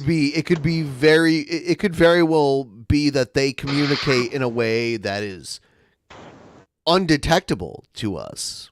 I think there are animals on Earth that might even be that way. Well, I think my guess is that in your lifetime there will be controversial detections of life outside of Earth. And one of the things that we're looking for with the James Webb Telescope, radio signals or pollution, right? Okay. If we saw atmosphere with complex chemicals and other stuff in there, basically pooping their own nest, right? We detect that stuff. That's part of the thing. One of the things we're looking for. It's one of the reasons why the Webb is so important. Is it able to look down in the mid-infrared and see these spectra of stuff, so we can see compositions in atmospheres around planets, around nearby stars, right?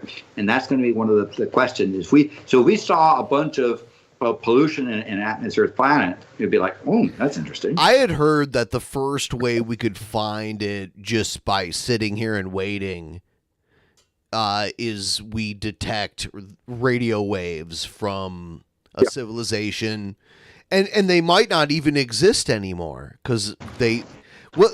How far could our VHF signals travel?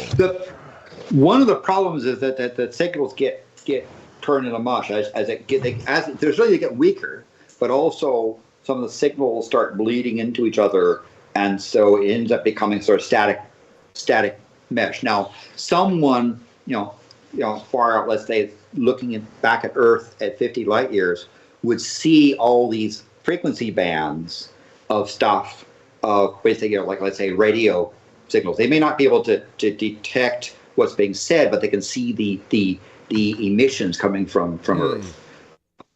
Okay. Right? If they have a big enough ear to listen.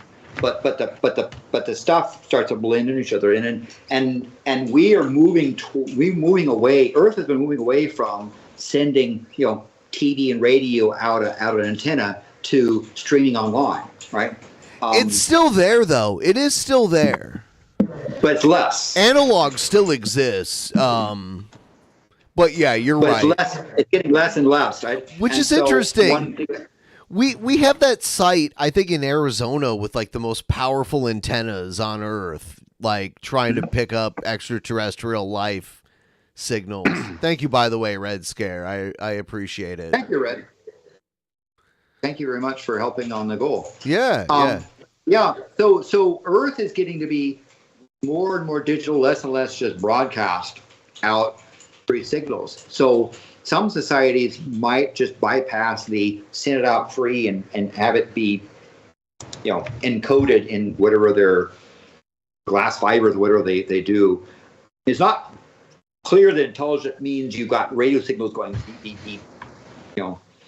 Yeah, there's I Love Lucy out there, but by the time you get 1,000 light years, the signal's going to be quite weak, where all you're going to be able to detect might be the carrier waves, but not decode the signal, because the signal's been so degraded. That being said, certainly someone can detect all the pollution we put in our atmosphere as being unusual chemistry going on. Yes. We put a lot of stuff into our atmosphere, and that's going to be probably the biggest signal. So I think in your lifetime, we will be able to, with these better telescopes, begin to detect planets. Can see it.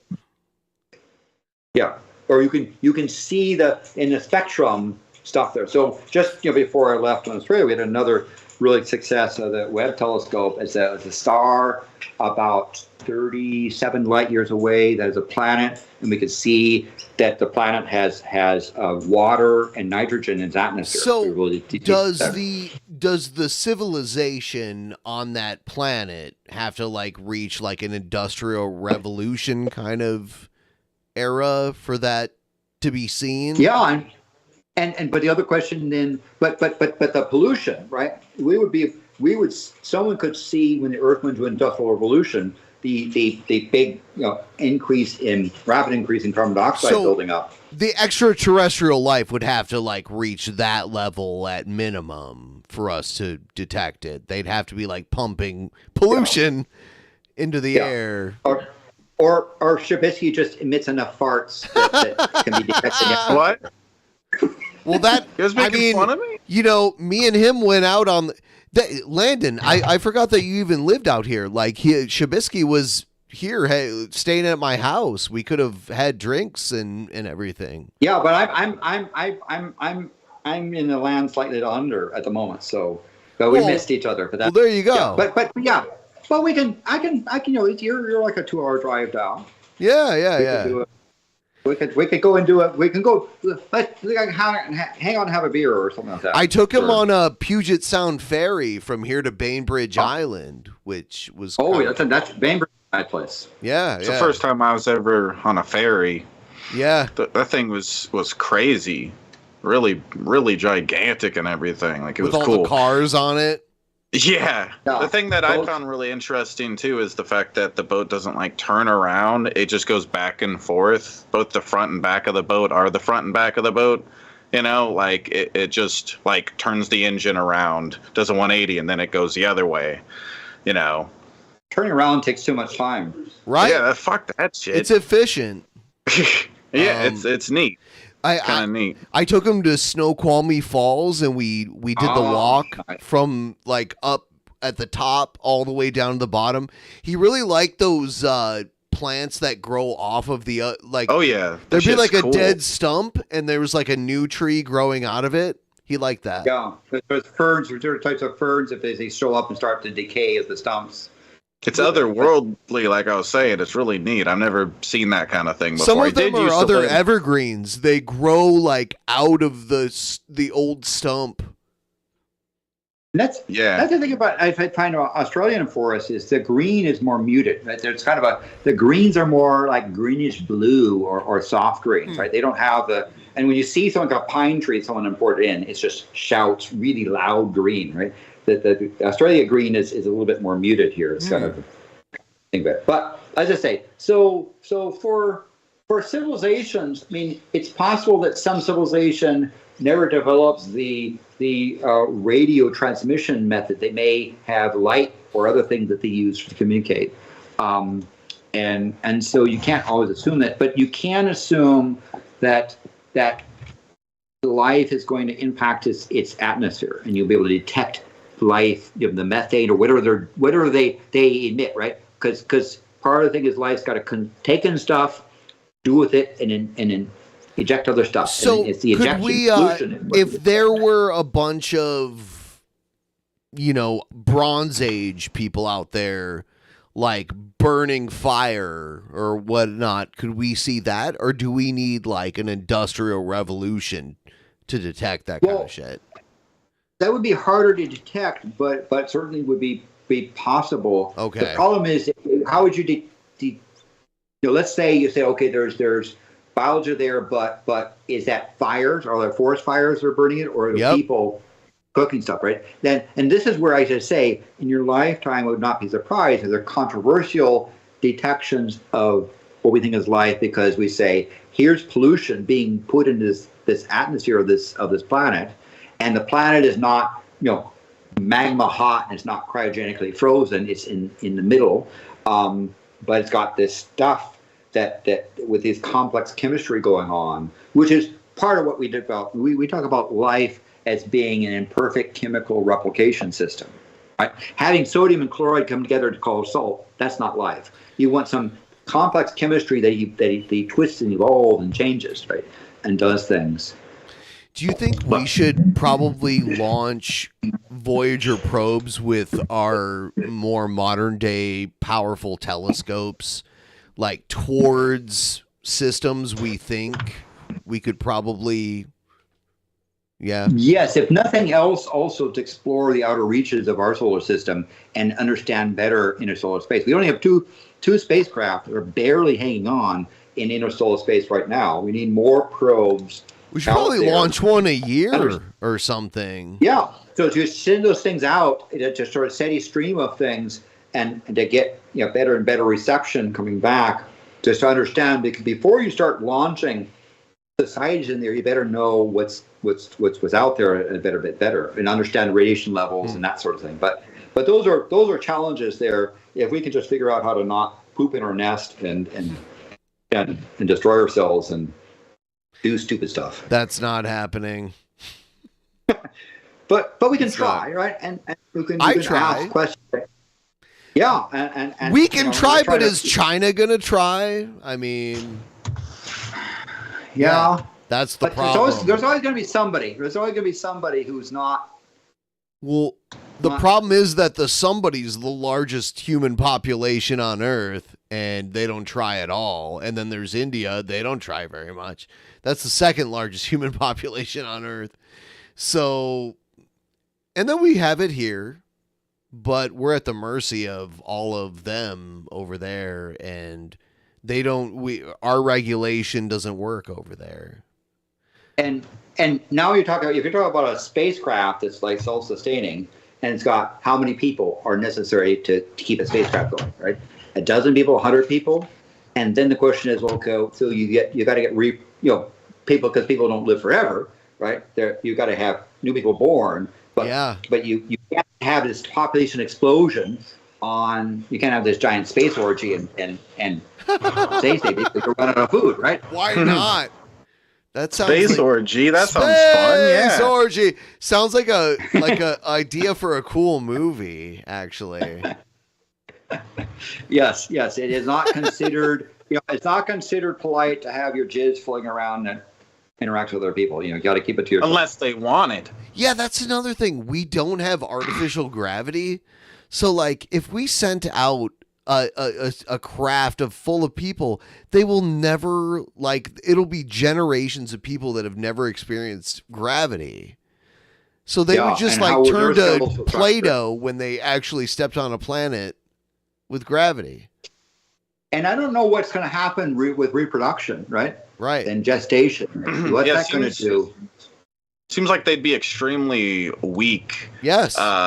They'd be like, holy shit, this is a lot of work actually walking around. Like, I actually feel gravity on me instead of just being this light thing. The only reason we have any strength at all is because of natural resistance. Like someone who doesn't work out at all, they have natural resistance strength.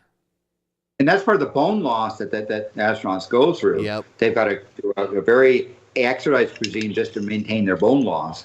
Because the problem is even the time it takes to go to Mars, they might, and Mars has about a third of a G, you're in a situation where you have most bone loss that you step off of the spacecraft and break your leg just from your own weight, right? If you're not dealing with osteoporosis, that sort of thing. But those are things you can work on to try to solve that. It's really the matter of, and one of the things they've been proposal is for some, have a mammals like mice, where they want to have mice being born, conceived of and born, and born in space to see if those mice figure out how to do things in weightless space that other mice who are used to gravity would freak out, right? So but there's a lot of really useful questions, which is why I think space exploration is something we should be doing. I'm excited about Artemis. I can tell you that seeing Artemis 1 and seeing the Earth way back and the Earth rise around the moon, it was Apollo 8 and that sort of thing is before when the last time I saw that sort of stuff. So seeing the Artemis program is part of a good stepping stone to figure out. But like I said, we have time if we don't do ourselves in to be able to figure out this stuff. I think we're clever enough to overcome these problems if we can just, behave ourselves and give the video a thumbs up and click the like button, subscribe, and that sort of thing. These are important things you have to do. When I was a kid, John Glenn was my senator. Yeah. Senator John Glenn of Ohio. Yeah. Yeah. For that, and I think the next generation that see Artemis going forward, I hope that they can solve the problems. But that's part of why, and like NASA have to do this stuff. There's doing the hard part. I have to say though, a lot of those early space guys like John Glenn and Neil Armstrong and all of them, they were cut from a different cloth. They had no idea what would happen to them when they went out there.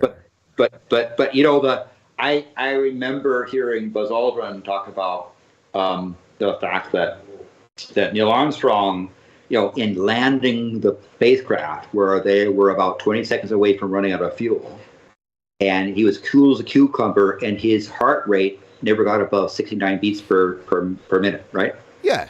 You're there in this tin can, about to run out of fuel, not knowing you're going to crash into a rock. And you just cool the cucumber, just like ease it in. And, yes, they were extraordinary people. Were they all Air Force guys, mostly?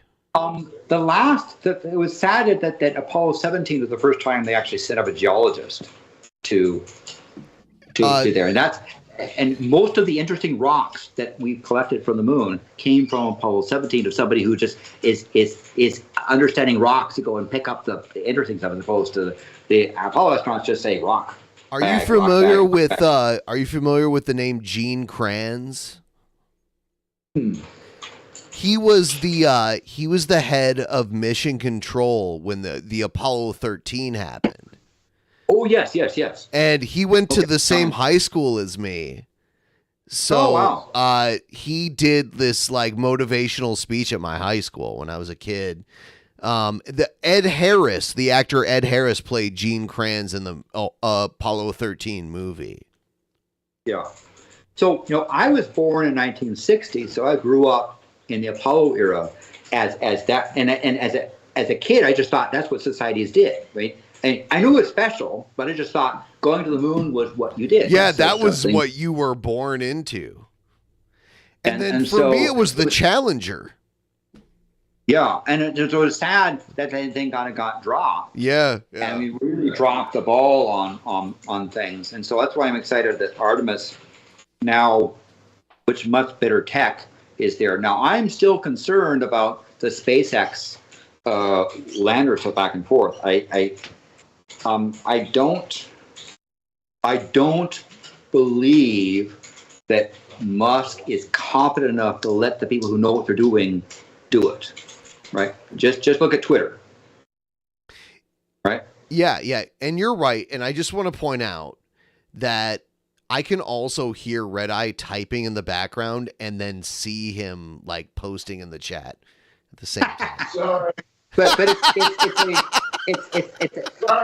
we're dealing no, you're we're fine. Dealing with the, it's funny. I'm like, I see him writing in there, and I hear because it's one of those things where the speed of transmission. That's one thing that Australia has a problem with is its connection to the rest of the world are not the best. Yeah. Right. and Australia inside has this thing called NBN, which is a favorite thing for call scammers too. Oh, fucking jeez. Hello, we have our NBN go. Speed up. What time is it there right now? 4 in the afternoon. 4 p.m. 4:45. Okay. At 16:45. Huh. It supposedly, but yeah, it's a thing, and so it's getting But it's getting twilight, and you can see I hear some of the birds are kind of doing Yeah, thing, and here it's total darkness. Yeah, for that. That's why you say depending on your time zone and latitude, right? The time zone being one of the things, the latitude another thing. So in this situation with there, if you were in Antarctica, it's good evening period time. But if you're up in the pole, it'd be a different story. So that's why it's there. But I must say I enjoy when up next to Trudeau's ditch. Around summertime, there's about a week and a half where twilight never ends. Yes. That far north. Yeah. So like southern BC. Yeah, because going up there, there's for people that haven't been there, on the U.S. side it's called Boundary Road, and on the Canadian side it's called 0th Avenue, and basically you have these two streets going in parallel, and there's a little tiny ditch. Yep. Instead of having a wall, they have a ditch that's you could run across. Yeah, and in fact, apparently the people that try to go across through the woods, if you just walk across there, no one would know or care. Yeah. But yeah, it's a so I'm but if you're far enough north, there's a period of time where what you see is the sun will set in the northwest. And then that twilight will move to the north at midnight, and then go to the east, and the sun will rise. There are places. Yeah, Shabisky, there are places here where the sun won't set. Like during the summertime, it just won't set. Or the twilight won't end. Yes, right? that's essentially. And if you go north enough, it won't it gets even more intense. But yeah, because light can actually from the sun can bend around 18 degrees. It's refract around. So if you are 18 degrees within the sunshine, it'll be twilight. And so when you get that full tilt to the Earth at 23.5 degrees plus 18 degrees, that if you're that for the border, if you're in a half degree of the border, you're in a spot where you can get sort of the summertime. Now the wintertime, you get your really nice darkness. And frankly, I like the long dark things where the sun sets in the early afternoon and stays nice and dark. But that's just my preference. I don't know about you. Well, where I grew up, it got so dark at night you could see every star within viewing distance that you could imagine. Yeah. And I don't really get that here, even if I'm out in the middle of nowhere. And that's what's nice about here in Australia is they got the southern stars, right? The southern sky. I can't even imagine that. Like seeing the sky from the southern hemisphere. Like, what? It's a half of the universe you can't see from up there because right? Yeah. And even some of the stuff like in the summertime where it's deep in the south towards the horizon, barely there, you don't see it very well, right? To be able to see, on the other hand, the Milky Way goes straight overhead, right? And you can see the planets and so forth. That's an amazing thing to see Sagittarius up there straight overhead, and you can see the two spiral arms going out from there. It's really kind of obvious when it's up high and not way down on ground. And Carina Nebula is great stuff. The Coalsack, the Vega Centauri globular cluster, all these sort of great objects that are in the Milky Way, but in that region. The only thing that the southern hemisphere doesn't have, they don't have a pole star.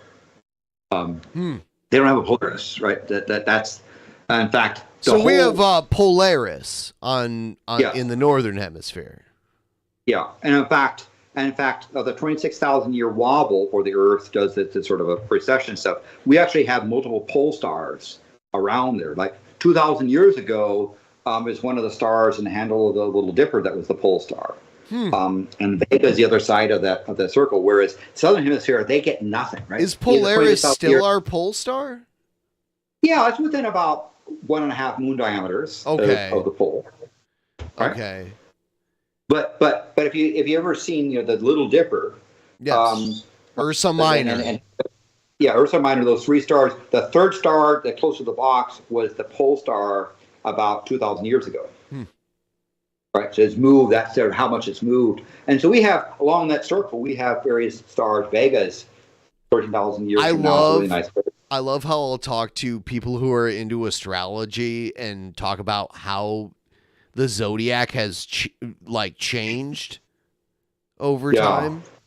We're like, the old world astrology doesn't line up with the way everything shifted over time. Yeah. But the problem with the folks in the southern hemisphere is there's no star in that whole 26,000 year precession that's even a reasonable pole star. The southern hemisphere doesn't have a pole star. You have to use like the Southern Cross and bisecting Alpha and Beta Centauri to kind of figure out stuff. It doesn't have they don't have a nice pole star like we do. But they've got really great objects out there that are stuff, and particularly like Eta Carina is one of my favorite objects in the sky. You've seen Orion Nebula. Mm-hmm. Yeah.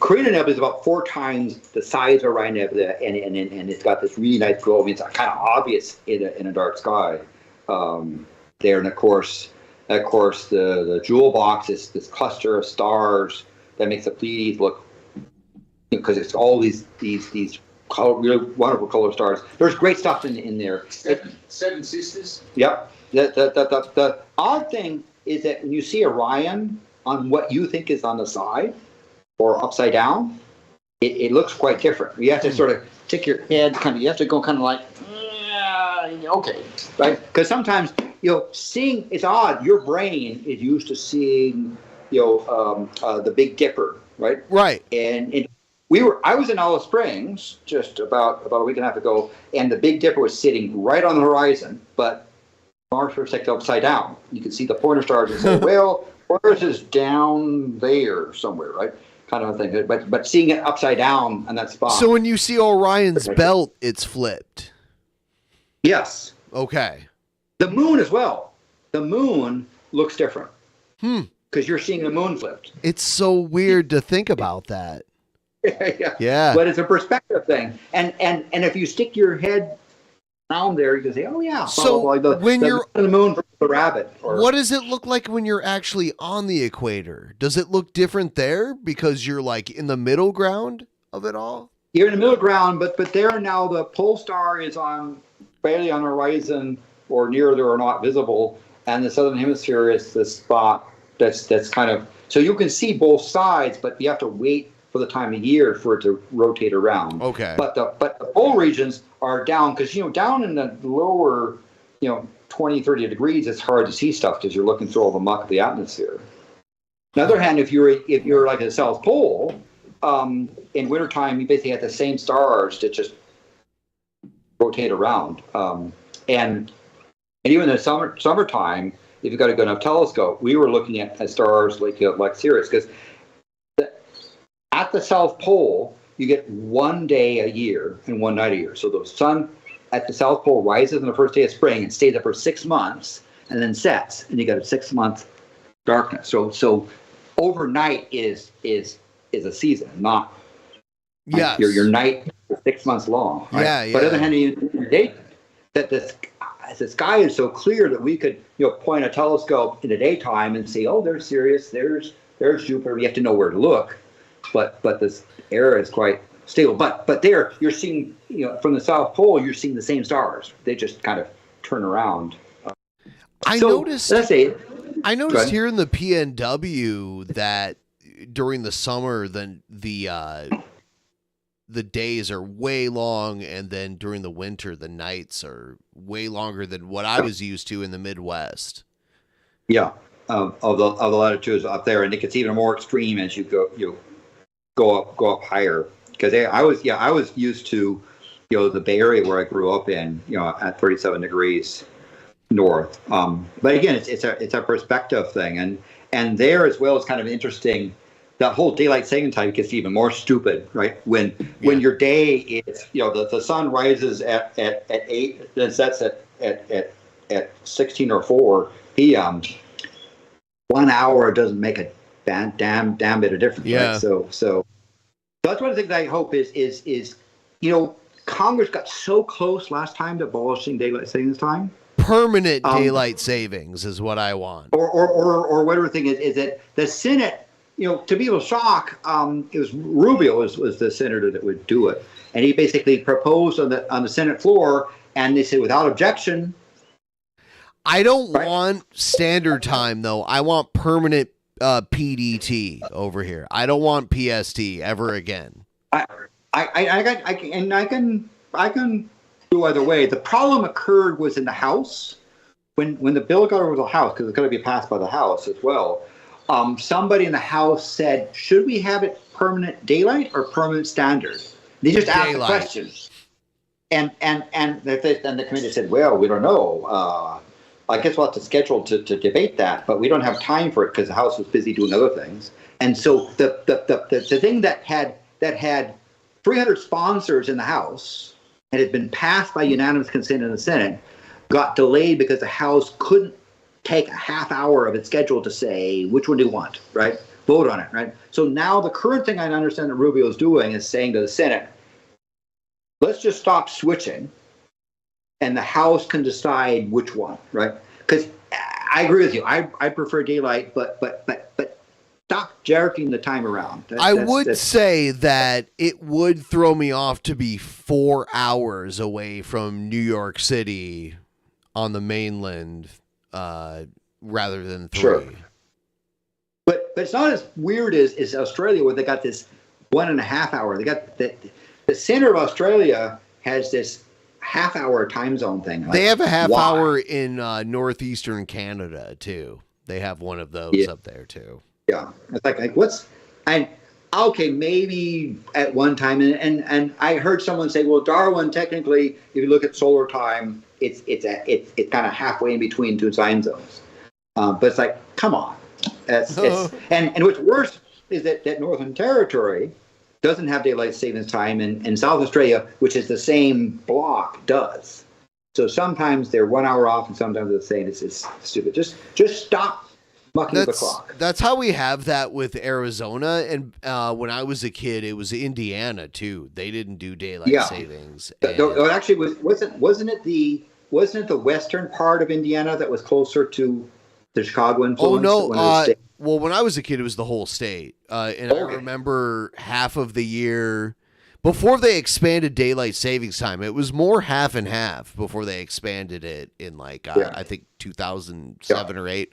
But when I was a kid, I lived in Ohio and we bordered Indiana, and then half of the year they were in the same time zone, and then the other half they were an hour behind. Yeah. And when Hawaii became a state, part of their becoming a state bill said we don't do that daylight savings time. So Hawaii has never had that. But yeah, it's a thing where it used to be that some senators thought that farm states liked it, but farmers hate to have to go and adjust their clocks every time. So the way if this next bill, which seems to have Senate support, passes, and if the House can get its act together, the way the bill would say is that it's 18 months or actually 2 years before it starts, because they want to give airlines and hotels and other events time to fix their clocks to say stop. So I have a question from Spec in my chat, who's a very science-minded individual, and they were saying, why the fuck are Michigan and Maine in the same time zone? Does that really not? Well, it is a kind of disproportionate amount. Maybe we should do half-hour time zones. I'm not honestly against that. It is confusing. Because time zones started off with really notion of standard time was a railroad thing. Yeah. Where it used to be that every place had their solar noon, right? Noon was when the sun was the highest arc. And so every town had its own noon, and it used to be the case if he was you're walking around or by horse, who cares, right? But the train meant you could zip fast enough that became that mattered, right? Yeah. That you couldn't keep adjusting your clock. So they decided to have saying we're going to have everyone within this slice be the same time.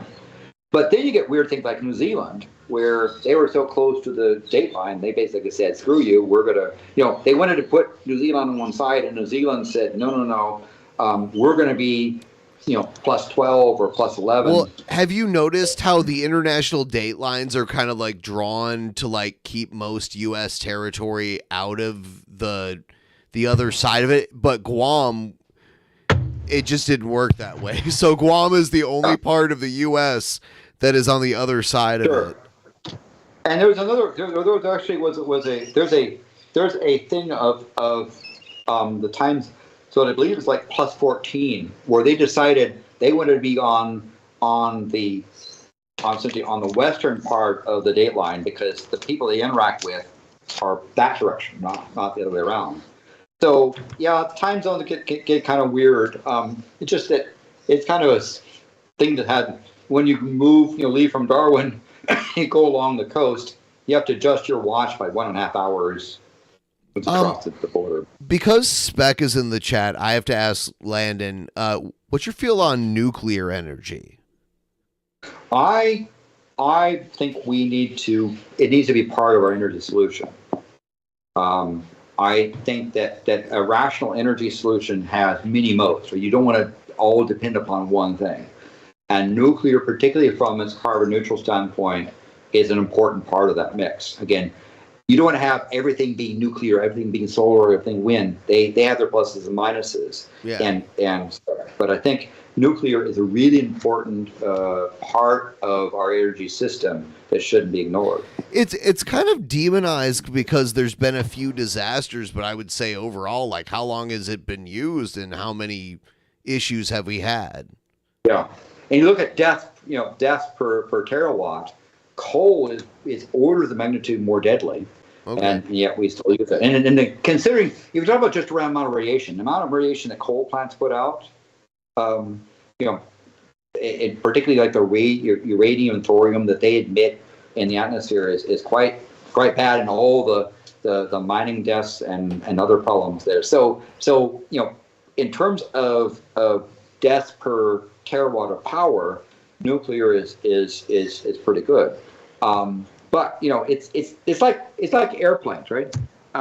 You have a news cycle for every time an airplane crashes.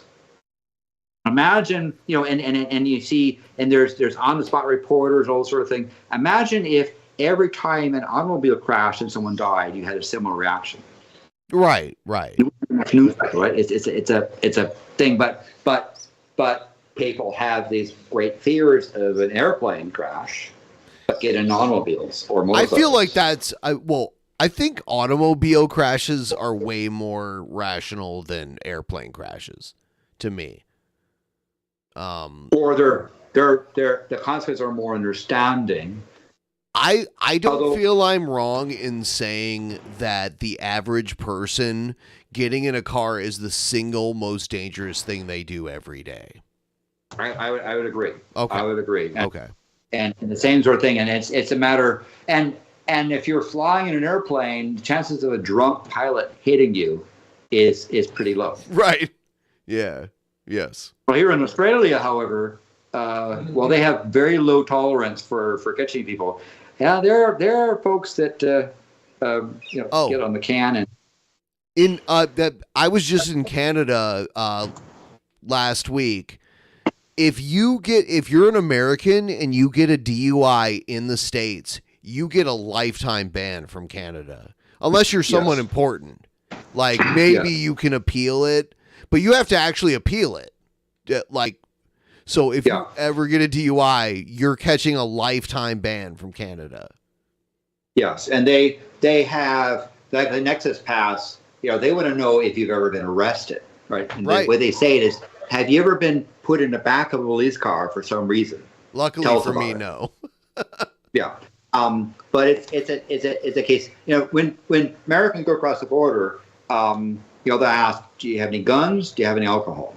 And that's the thing I find American traveling, the assumption is, how many guns you carry, because they think we're all pew pew pew pew type of things. I didn't get asked guns when I went to Canada. I got asked weed. And the funny thing is weed is legal on both sides. And as I demonstrated earlier, there's way more shit that's legal up there than down here. I went with my friend to this cocoa leaf cafe where they were giving shots of LSD legally now in Vancouver, in downtown Vancouver. These teas and so forth that you can just put on there. I mean, the only thing, I want to probably place it that would rival that would be Antarctica, where there's no laws. So there's nothing illegal down there. Yeah. So, but you see the border. When you say about the Nexus Pass, they say it might be legal in British Columbia and legal in the state of Washington, but if you go from one place to the other, we know you went through that border, that zero thickness line, and if you did that, that's what you catch you on is cross the line. Yeah, so it's pointless. Like, I vacuumed out the pockets in my backpack and everything. Yes. And the other thing I'm concerned about is somebody, if they start doing these sort of equivalent of a breathalyzer thing for pot, right? Because apparently those tests, it shows up in your system for a long time. And so they expect you driving under the influence and you've had something, Shabisky has had a dad. It's trash. That's why Shabisky will tell you, he will attest to this. I am a big proponent of public transit, and Shabisky had never been on like a subway because we have like the Link light rail here in Seattle. I took him on. It works. Yes, it's good and ever expanding. And being in Vancouver, they have the SkyTrain there. I'm a big fan of infrastructure, like public transit infrastructure. The SkyTrain in Vancouver is amazing. It's probably the best on the West Coast. Yeah, you can land at the SeaTac Airport and take the train into downtown Seattle, and it's very convenient.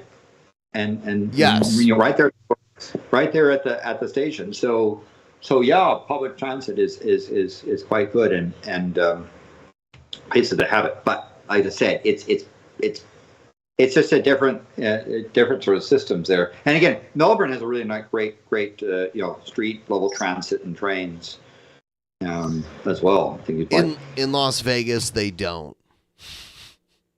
Well, Las Vegas, they have that silly Hyperloop tunnel with the LEDs. They built a monorail. They built a monorail in Las Vegas that still does good down on the Strip, but they wanted it to go to the airport, but the taxi cab unions kept it away from the airport.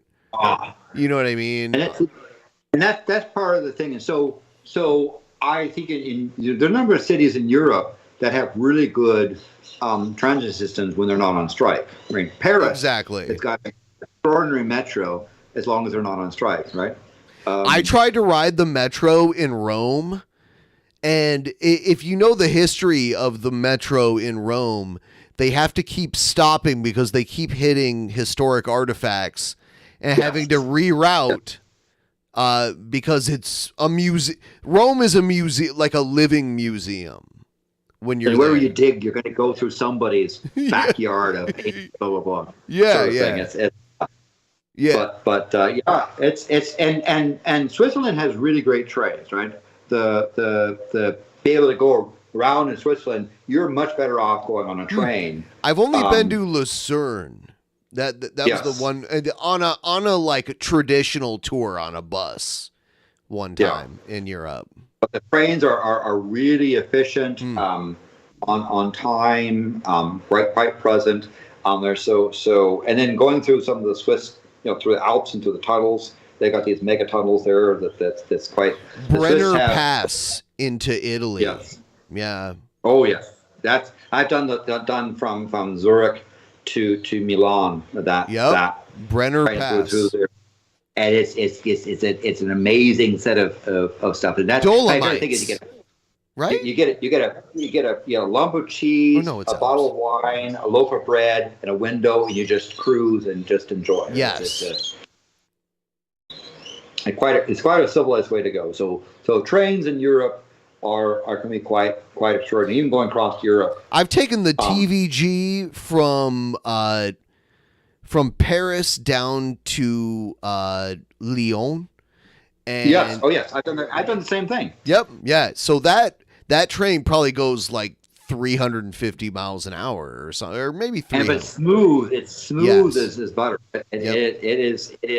I mean, you can stick out water and look at the friction. It's just stable and smooth. It's a really amazing. But that thing does zoom quite. So trains are rather civilized there. On the other hand, in Switzerland, by cars, Switzerland has so many speeding cameras, right? That they do license plate recognition, and they find if you've gone from A to B faster than what the roads allow you, they just mail you a ticket, right? It's just not red light camera. It's like, you detect your car is detected from here to there, and the speed limit says you can't get there right there, so you cannot speed in Switzerland because they will catch you. They'll detect you, and so you're better off let the train do it. Yeah. Yeah, the SkyTrain in Vancouver is completely autonomous, which I thought was very interesting because it goes pretty fast. Yeah, I've taken out to is it Sudbury? I guess it's Simon Fraser University. I've taken it out, take the SkyTrain out that far. Yeah. Yes. I can hear all those birds there in Australia, and it's pretty hilarious. Yeah, you can go out a little bit. Yeah. Get a little of the. Yeah. Birds here do not sound like that. You hear them? Listen to those birds out there. That's like some parrots. crazy. They're parrots. Yeah.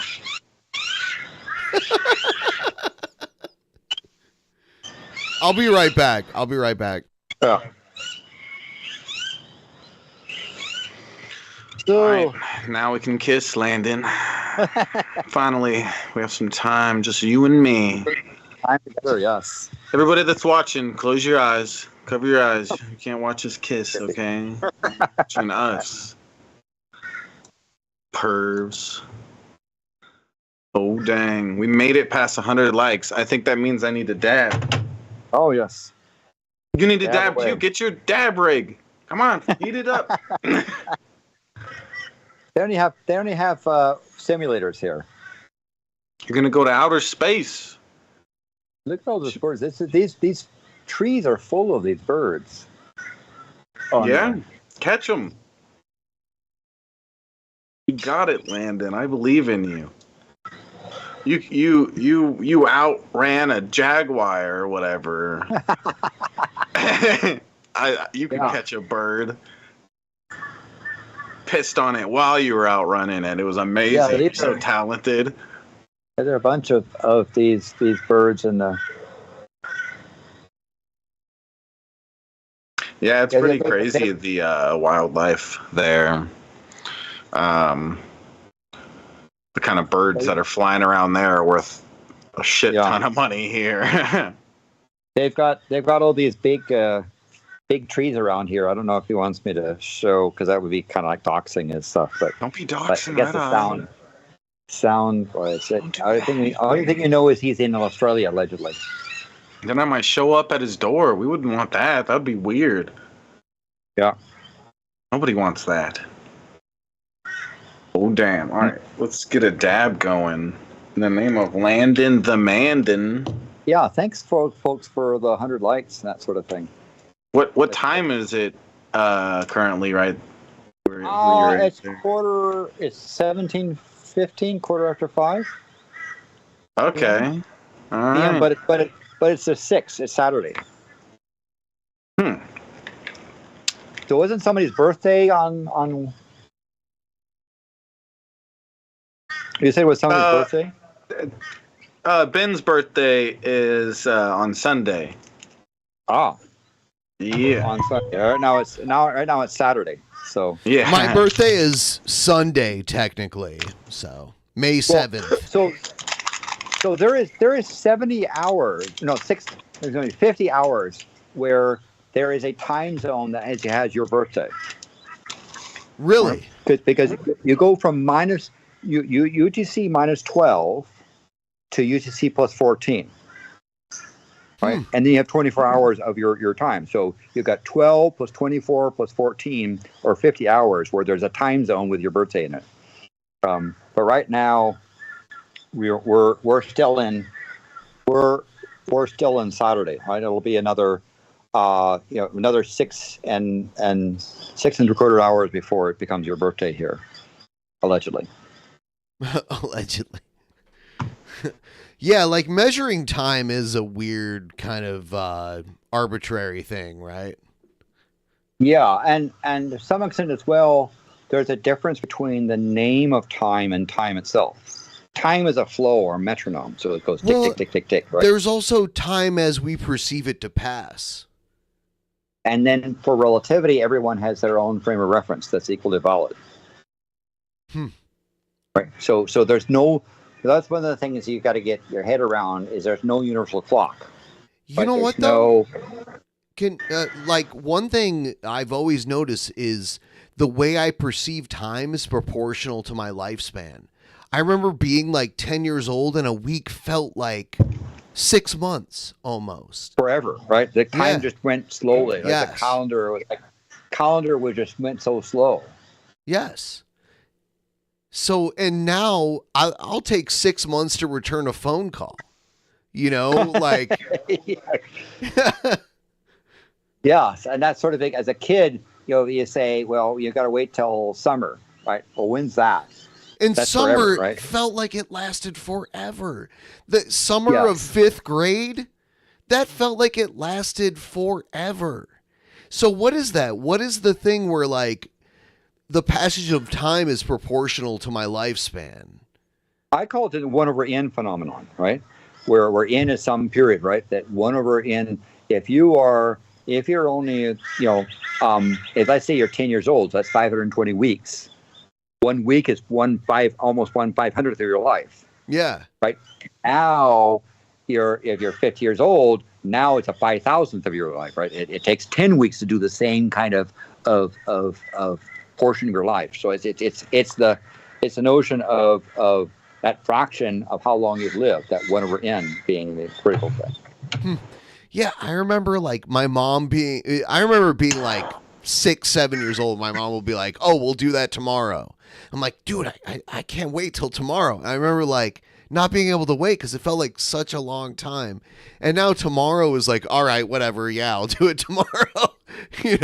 And going to sleep is like, there's going to be like a forever to come up to wake up for the next day. Yes.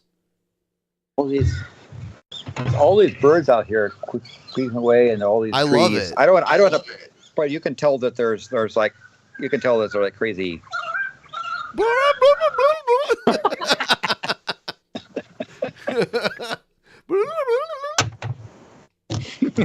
but yeah, it's but here we're pretty tropical for stuff out even in here. So, but yeah, it's a thing. They don't have this area. I haven't seen kangaroos. There's wallabies in the area, so those are like little kangaroos here, but it's mostly the I'll be right back. I'm sorry. I have to. Yeah. Ben poops a lot. He needs diapers, right? I told him, I'm like, Ben, I'll get the diapers for you. Like, you don't have to be embarrassed. Like, it's fine. Don't worry, babe. So Shabisky, tell me everything. Tell me a story. Everything? Yes, everything. Whoa, Landon. Everything? I don't know. I'm doing like a cool meetup in Vegas in August. You gonna come out to Vegas in August, Landon? Vegas in August. Tell me about this meetup. My birthday's in August, so I was thinking I'd will do you a be meetup. there? Huh? Will you be there? I'll be there. Well, no, I'm not gonna. let's do a meetup but yeah, I'll be there. And it'll be cool. You know, I imagine there's not gonna be like a crazy amount of people there, but it'll be a cool little thing. I think it'll be fun. Just never done a meetup like that, and I just feel like I should just do it instead of talk about it. You know, just do it. You know, like Nike. Yeah. But just making sure I'm not. But you have to check around for spiders and ants and sort of thing. Are you there's an ant hungry? trail over there. Ant trail over there, but I'm just making sure I'm not sitting around with spiders or other. Are you hungry? You gonna butter your toast? No. No. I can do the, but I've been enjoying Vegemite on toast. They have. No, you gotta. The bugs are juicier. You gotta put those on your toast. No, but Vegemite is exotic enough. That's a good. Yeah, you like good your thing for that. Vegemite. Yeah, I remember when the early days of me coming on the wood, you started making toast in front of us on, like, we put you full screen and you were putting Vegemite on the toast and explaining how much you like to put and all that. It was silly. There's some really colorful birds. I don't want to pour out that direction. You can kind of tell from back there. There's a bunch of. How long have you been there? I arrived at the beginning of arrived in Australia at the beginning of April. April, okay. So, how do like circadian rhythms work? Like when you travel to. Like, why does that hit you so hard? I mean, part of it is the exposure to daylight. Part of it is because your body is used to that daylight night rhythm, right? And so part of the trick is to begin to adjust your sleep and wake schedules. And then if you're doing a long flight, there was like 17 hours flight from Seattle to Singapore. And so you figure out what the time you will land in Singapore, what's their beginning of their business day. And you say, okay, we're going to land at around 6 a.m. in Singapore. So I'm going to wake up at 4 a.m. On the plane and get freshened up. So I'm there and presentable when I land. So you then say, well, okay, if I'm going to be waking up at 4 a.m. Singapore time, then what time on the plane do I have to go to sleep? And some of the things in particular it's a combination of light, right? To be able to expose yourself to light and darkness. But some people, like up in the Pacific Northwest, run the same kind of problem in the wintertime when the day-night stuff gets screwed up as well. But it really is, and then also eating, right? Eating and alcohol are other things. Yeah, those are my favorite things. When I went to Amsterdam several years ago, I could barely. I slept the whole time and walked off the plane during the daytime, but I still felt like I was going to die and fall asleep 5 hours later. So one of the things is forcing yourself to stay up to the time when other people are going to go to sleep, whatever the business time of the area, right? So when I fly over to Europe, then I force myself to stay awake until the time where I just drop at the air in the hotel out of being silent.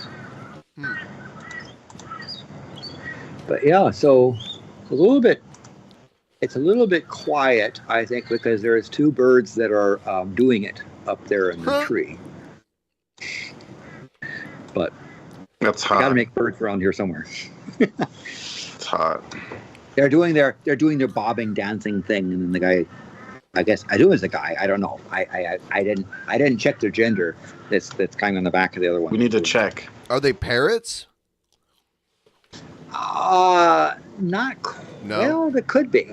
It's kind of because it's kind of twilight, so I can't quite see into the tree. I just see the outline of them up there. And it's kind of funny because all the other birds are sitting there watching. Two birds are put down. Those birds are that's why it's a little bit perverts. quiet right now. Okay, now they're done. Yeah. But that's also the thing is the seasons here are 6 months out of date, right? So it's May, but this is getting May is kind of like their November in terms of season wise. Yeah. On the other hand, we're close to the equator, so it doesn't matter as much. I would love to have Christmas during the summer. Oh, that is great to have. I've had Christmas on the so they Oz is going down to the beach and have a big beach thing there.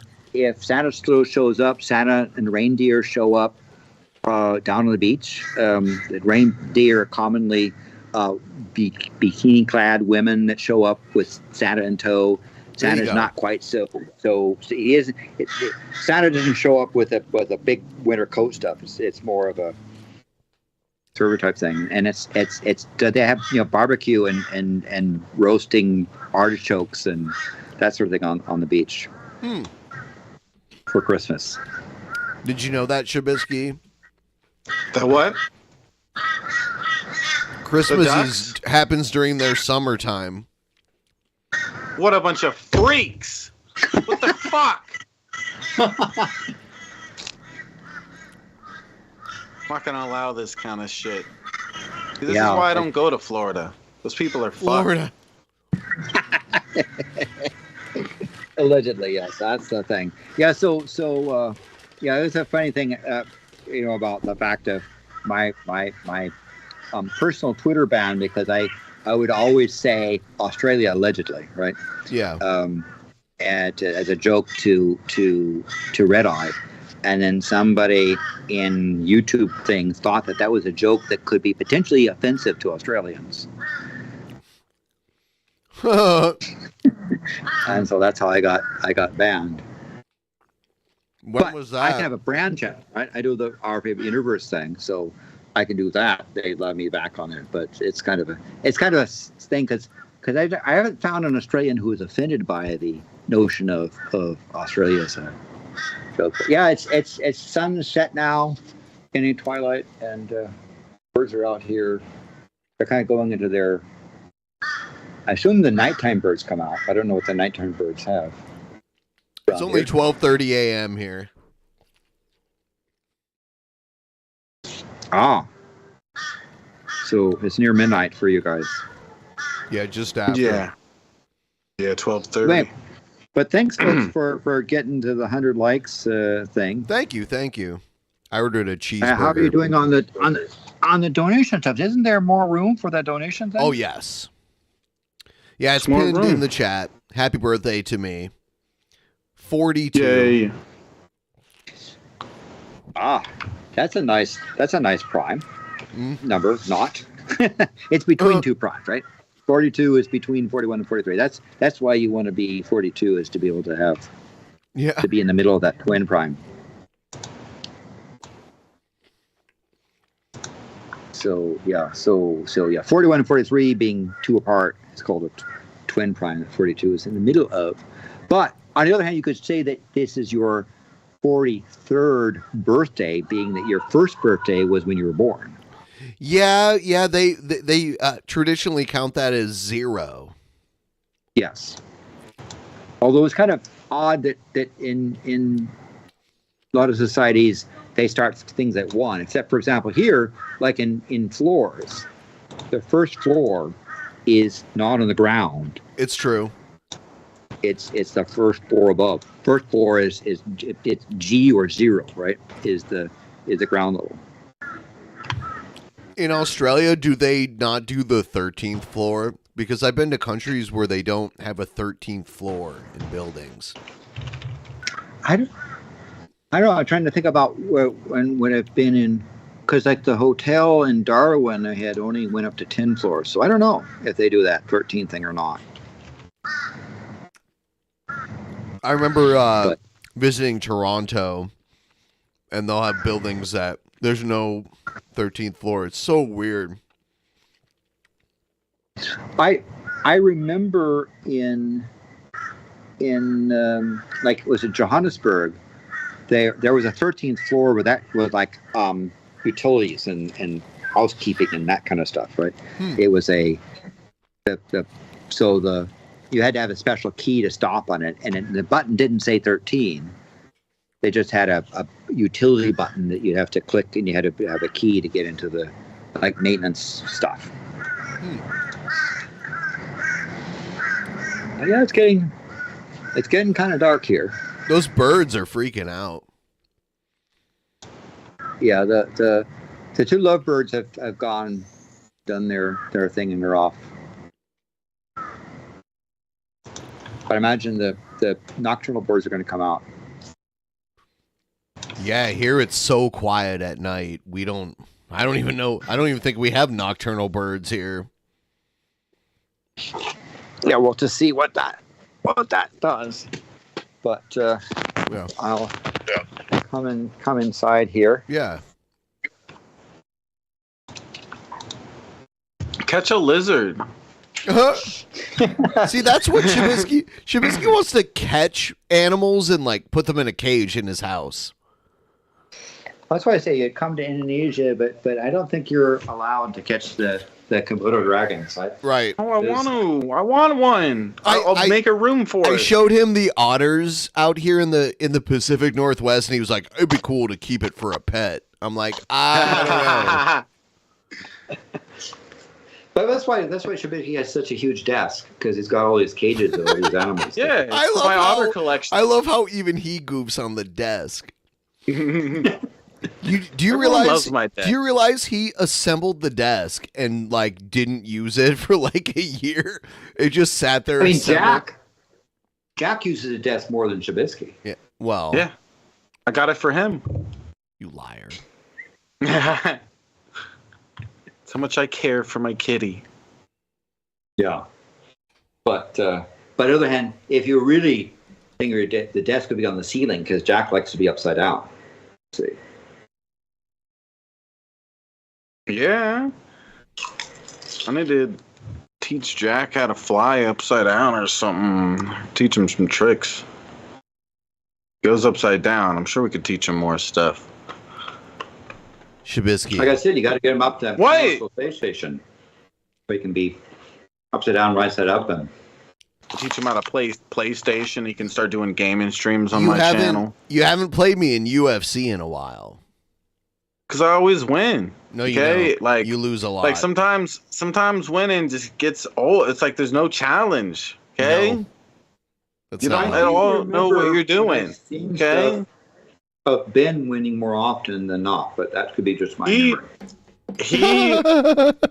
He's so bad at the game, he doesn't even know that when he loses. Okay, so he thinks he wins all the time. It's weird. Damn. It's a thought that counts.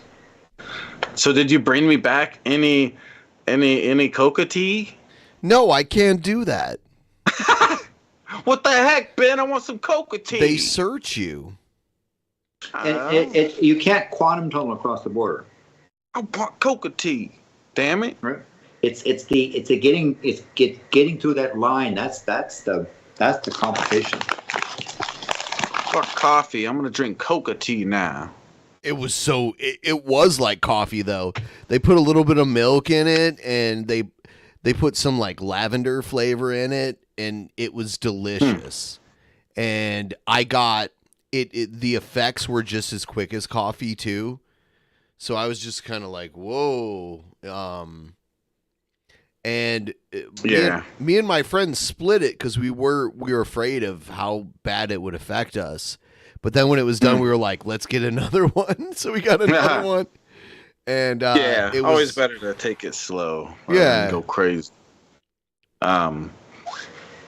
Yeah, I'd like to try like microdosing more with acid. I've only done it a tiny bit in my life, and it was Yeah, nice. they pour It you was a flavored acid shot at that place.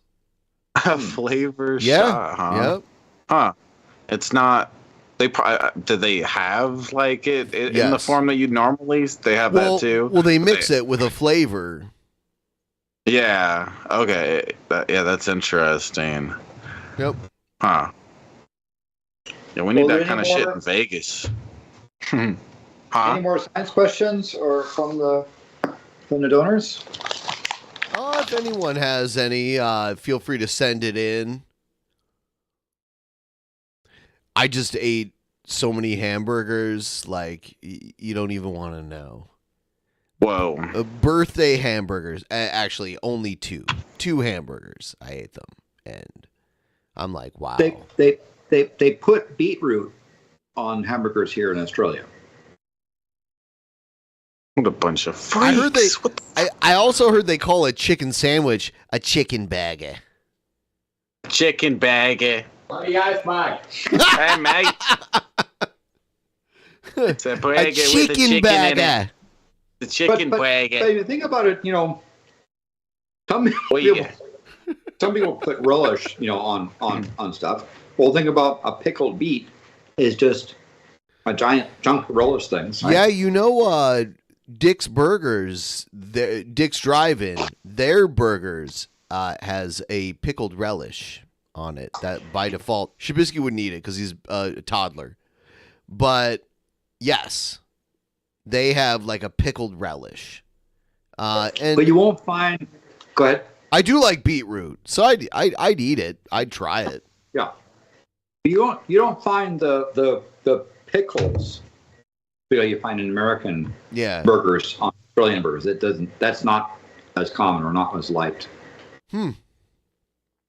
So pickled cucumber. Yeah, but do Mackers? Yeah, they put pickles on. But they do beetroot as well or not? Oh, some do, yeah. The McAussie, mate. Yeah. They also have these real nice fish burgers down here too. There's this fish called a barramundi that's really quite delicious. I've never had that fish. How'd you describe barramundi? Have a look for Nile perch. Perch? Because that's pretty damn close, yeah. Nile perch is very close. But if you can find some imported barra, ooh, damn. Grab it. It won't be cheap, but it's good. It is good.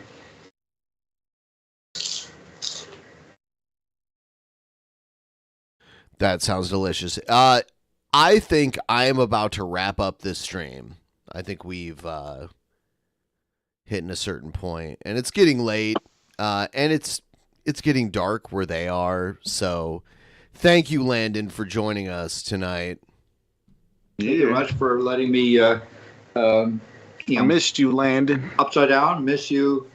Hugs and my best compliments to Jack as well. Yeah. Ben, it's always a pleasure. Thank you. Let's you and I do a pub beer thing in Seattle sometime. I would love that.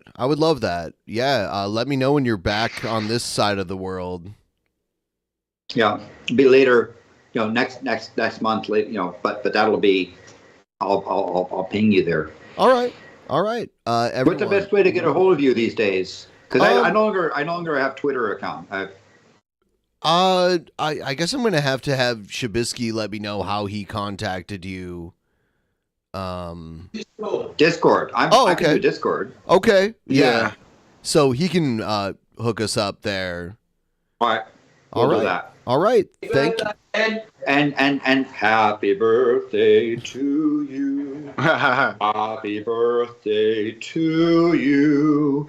Happy birthday, dear Ben.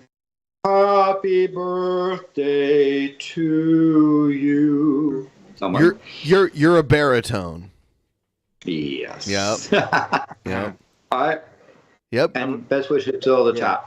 Thank you, sir. Thank you. Have a good night, Landon. Good night, everybody. Good night, everybody.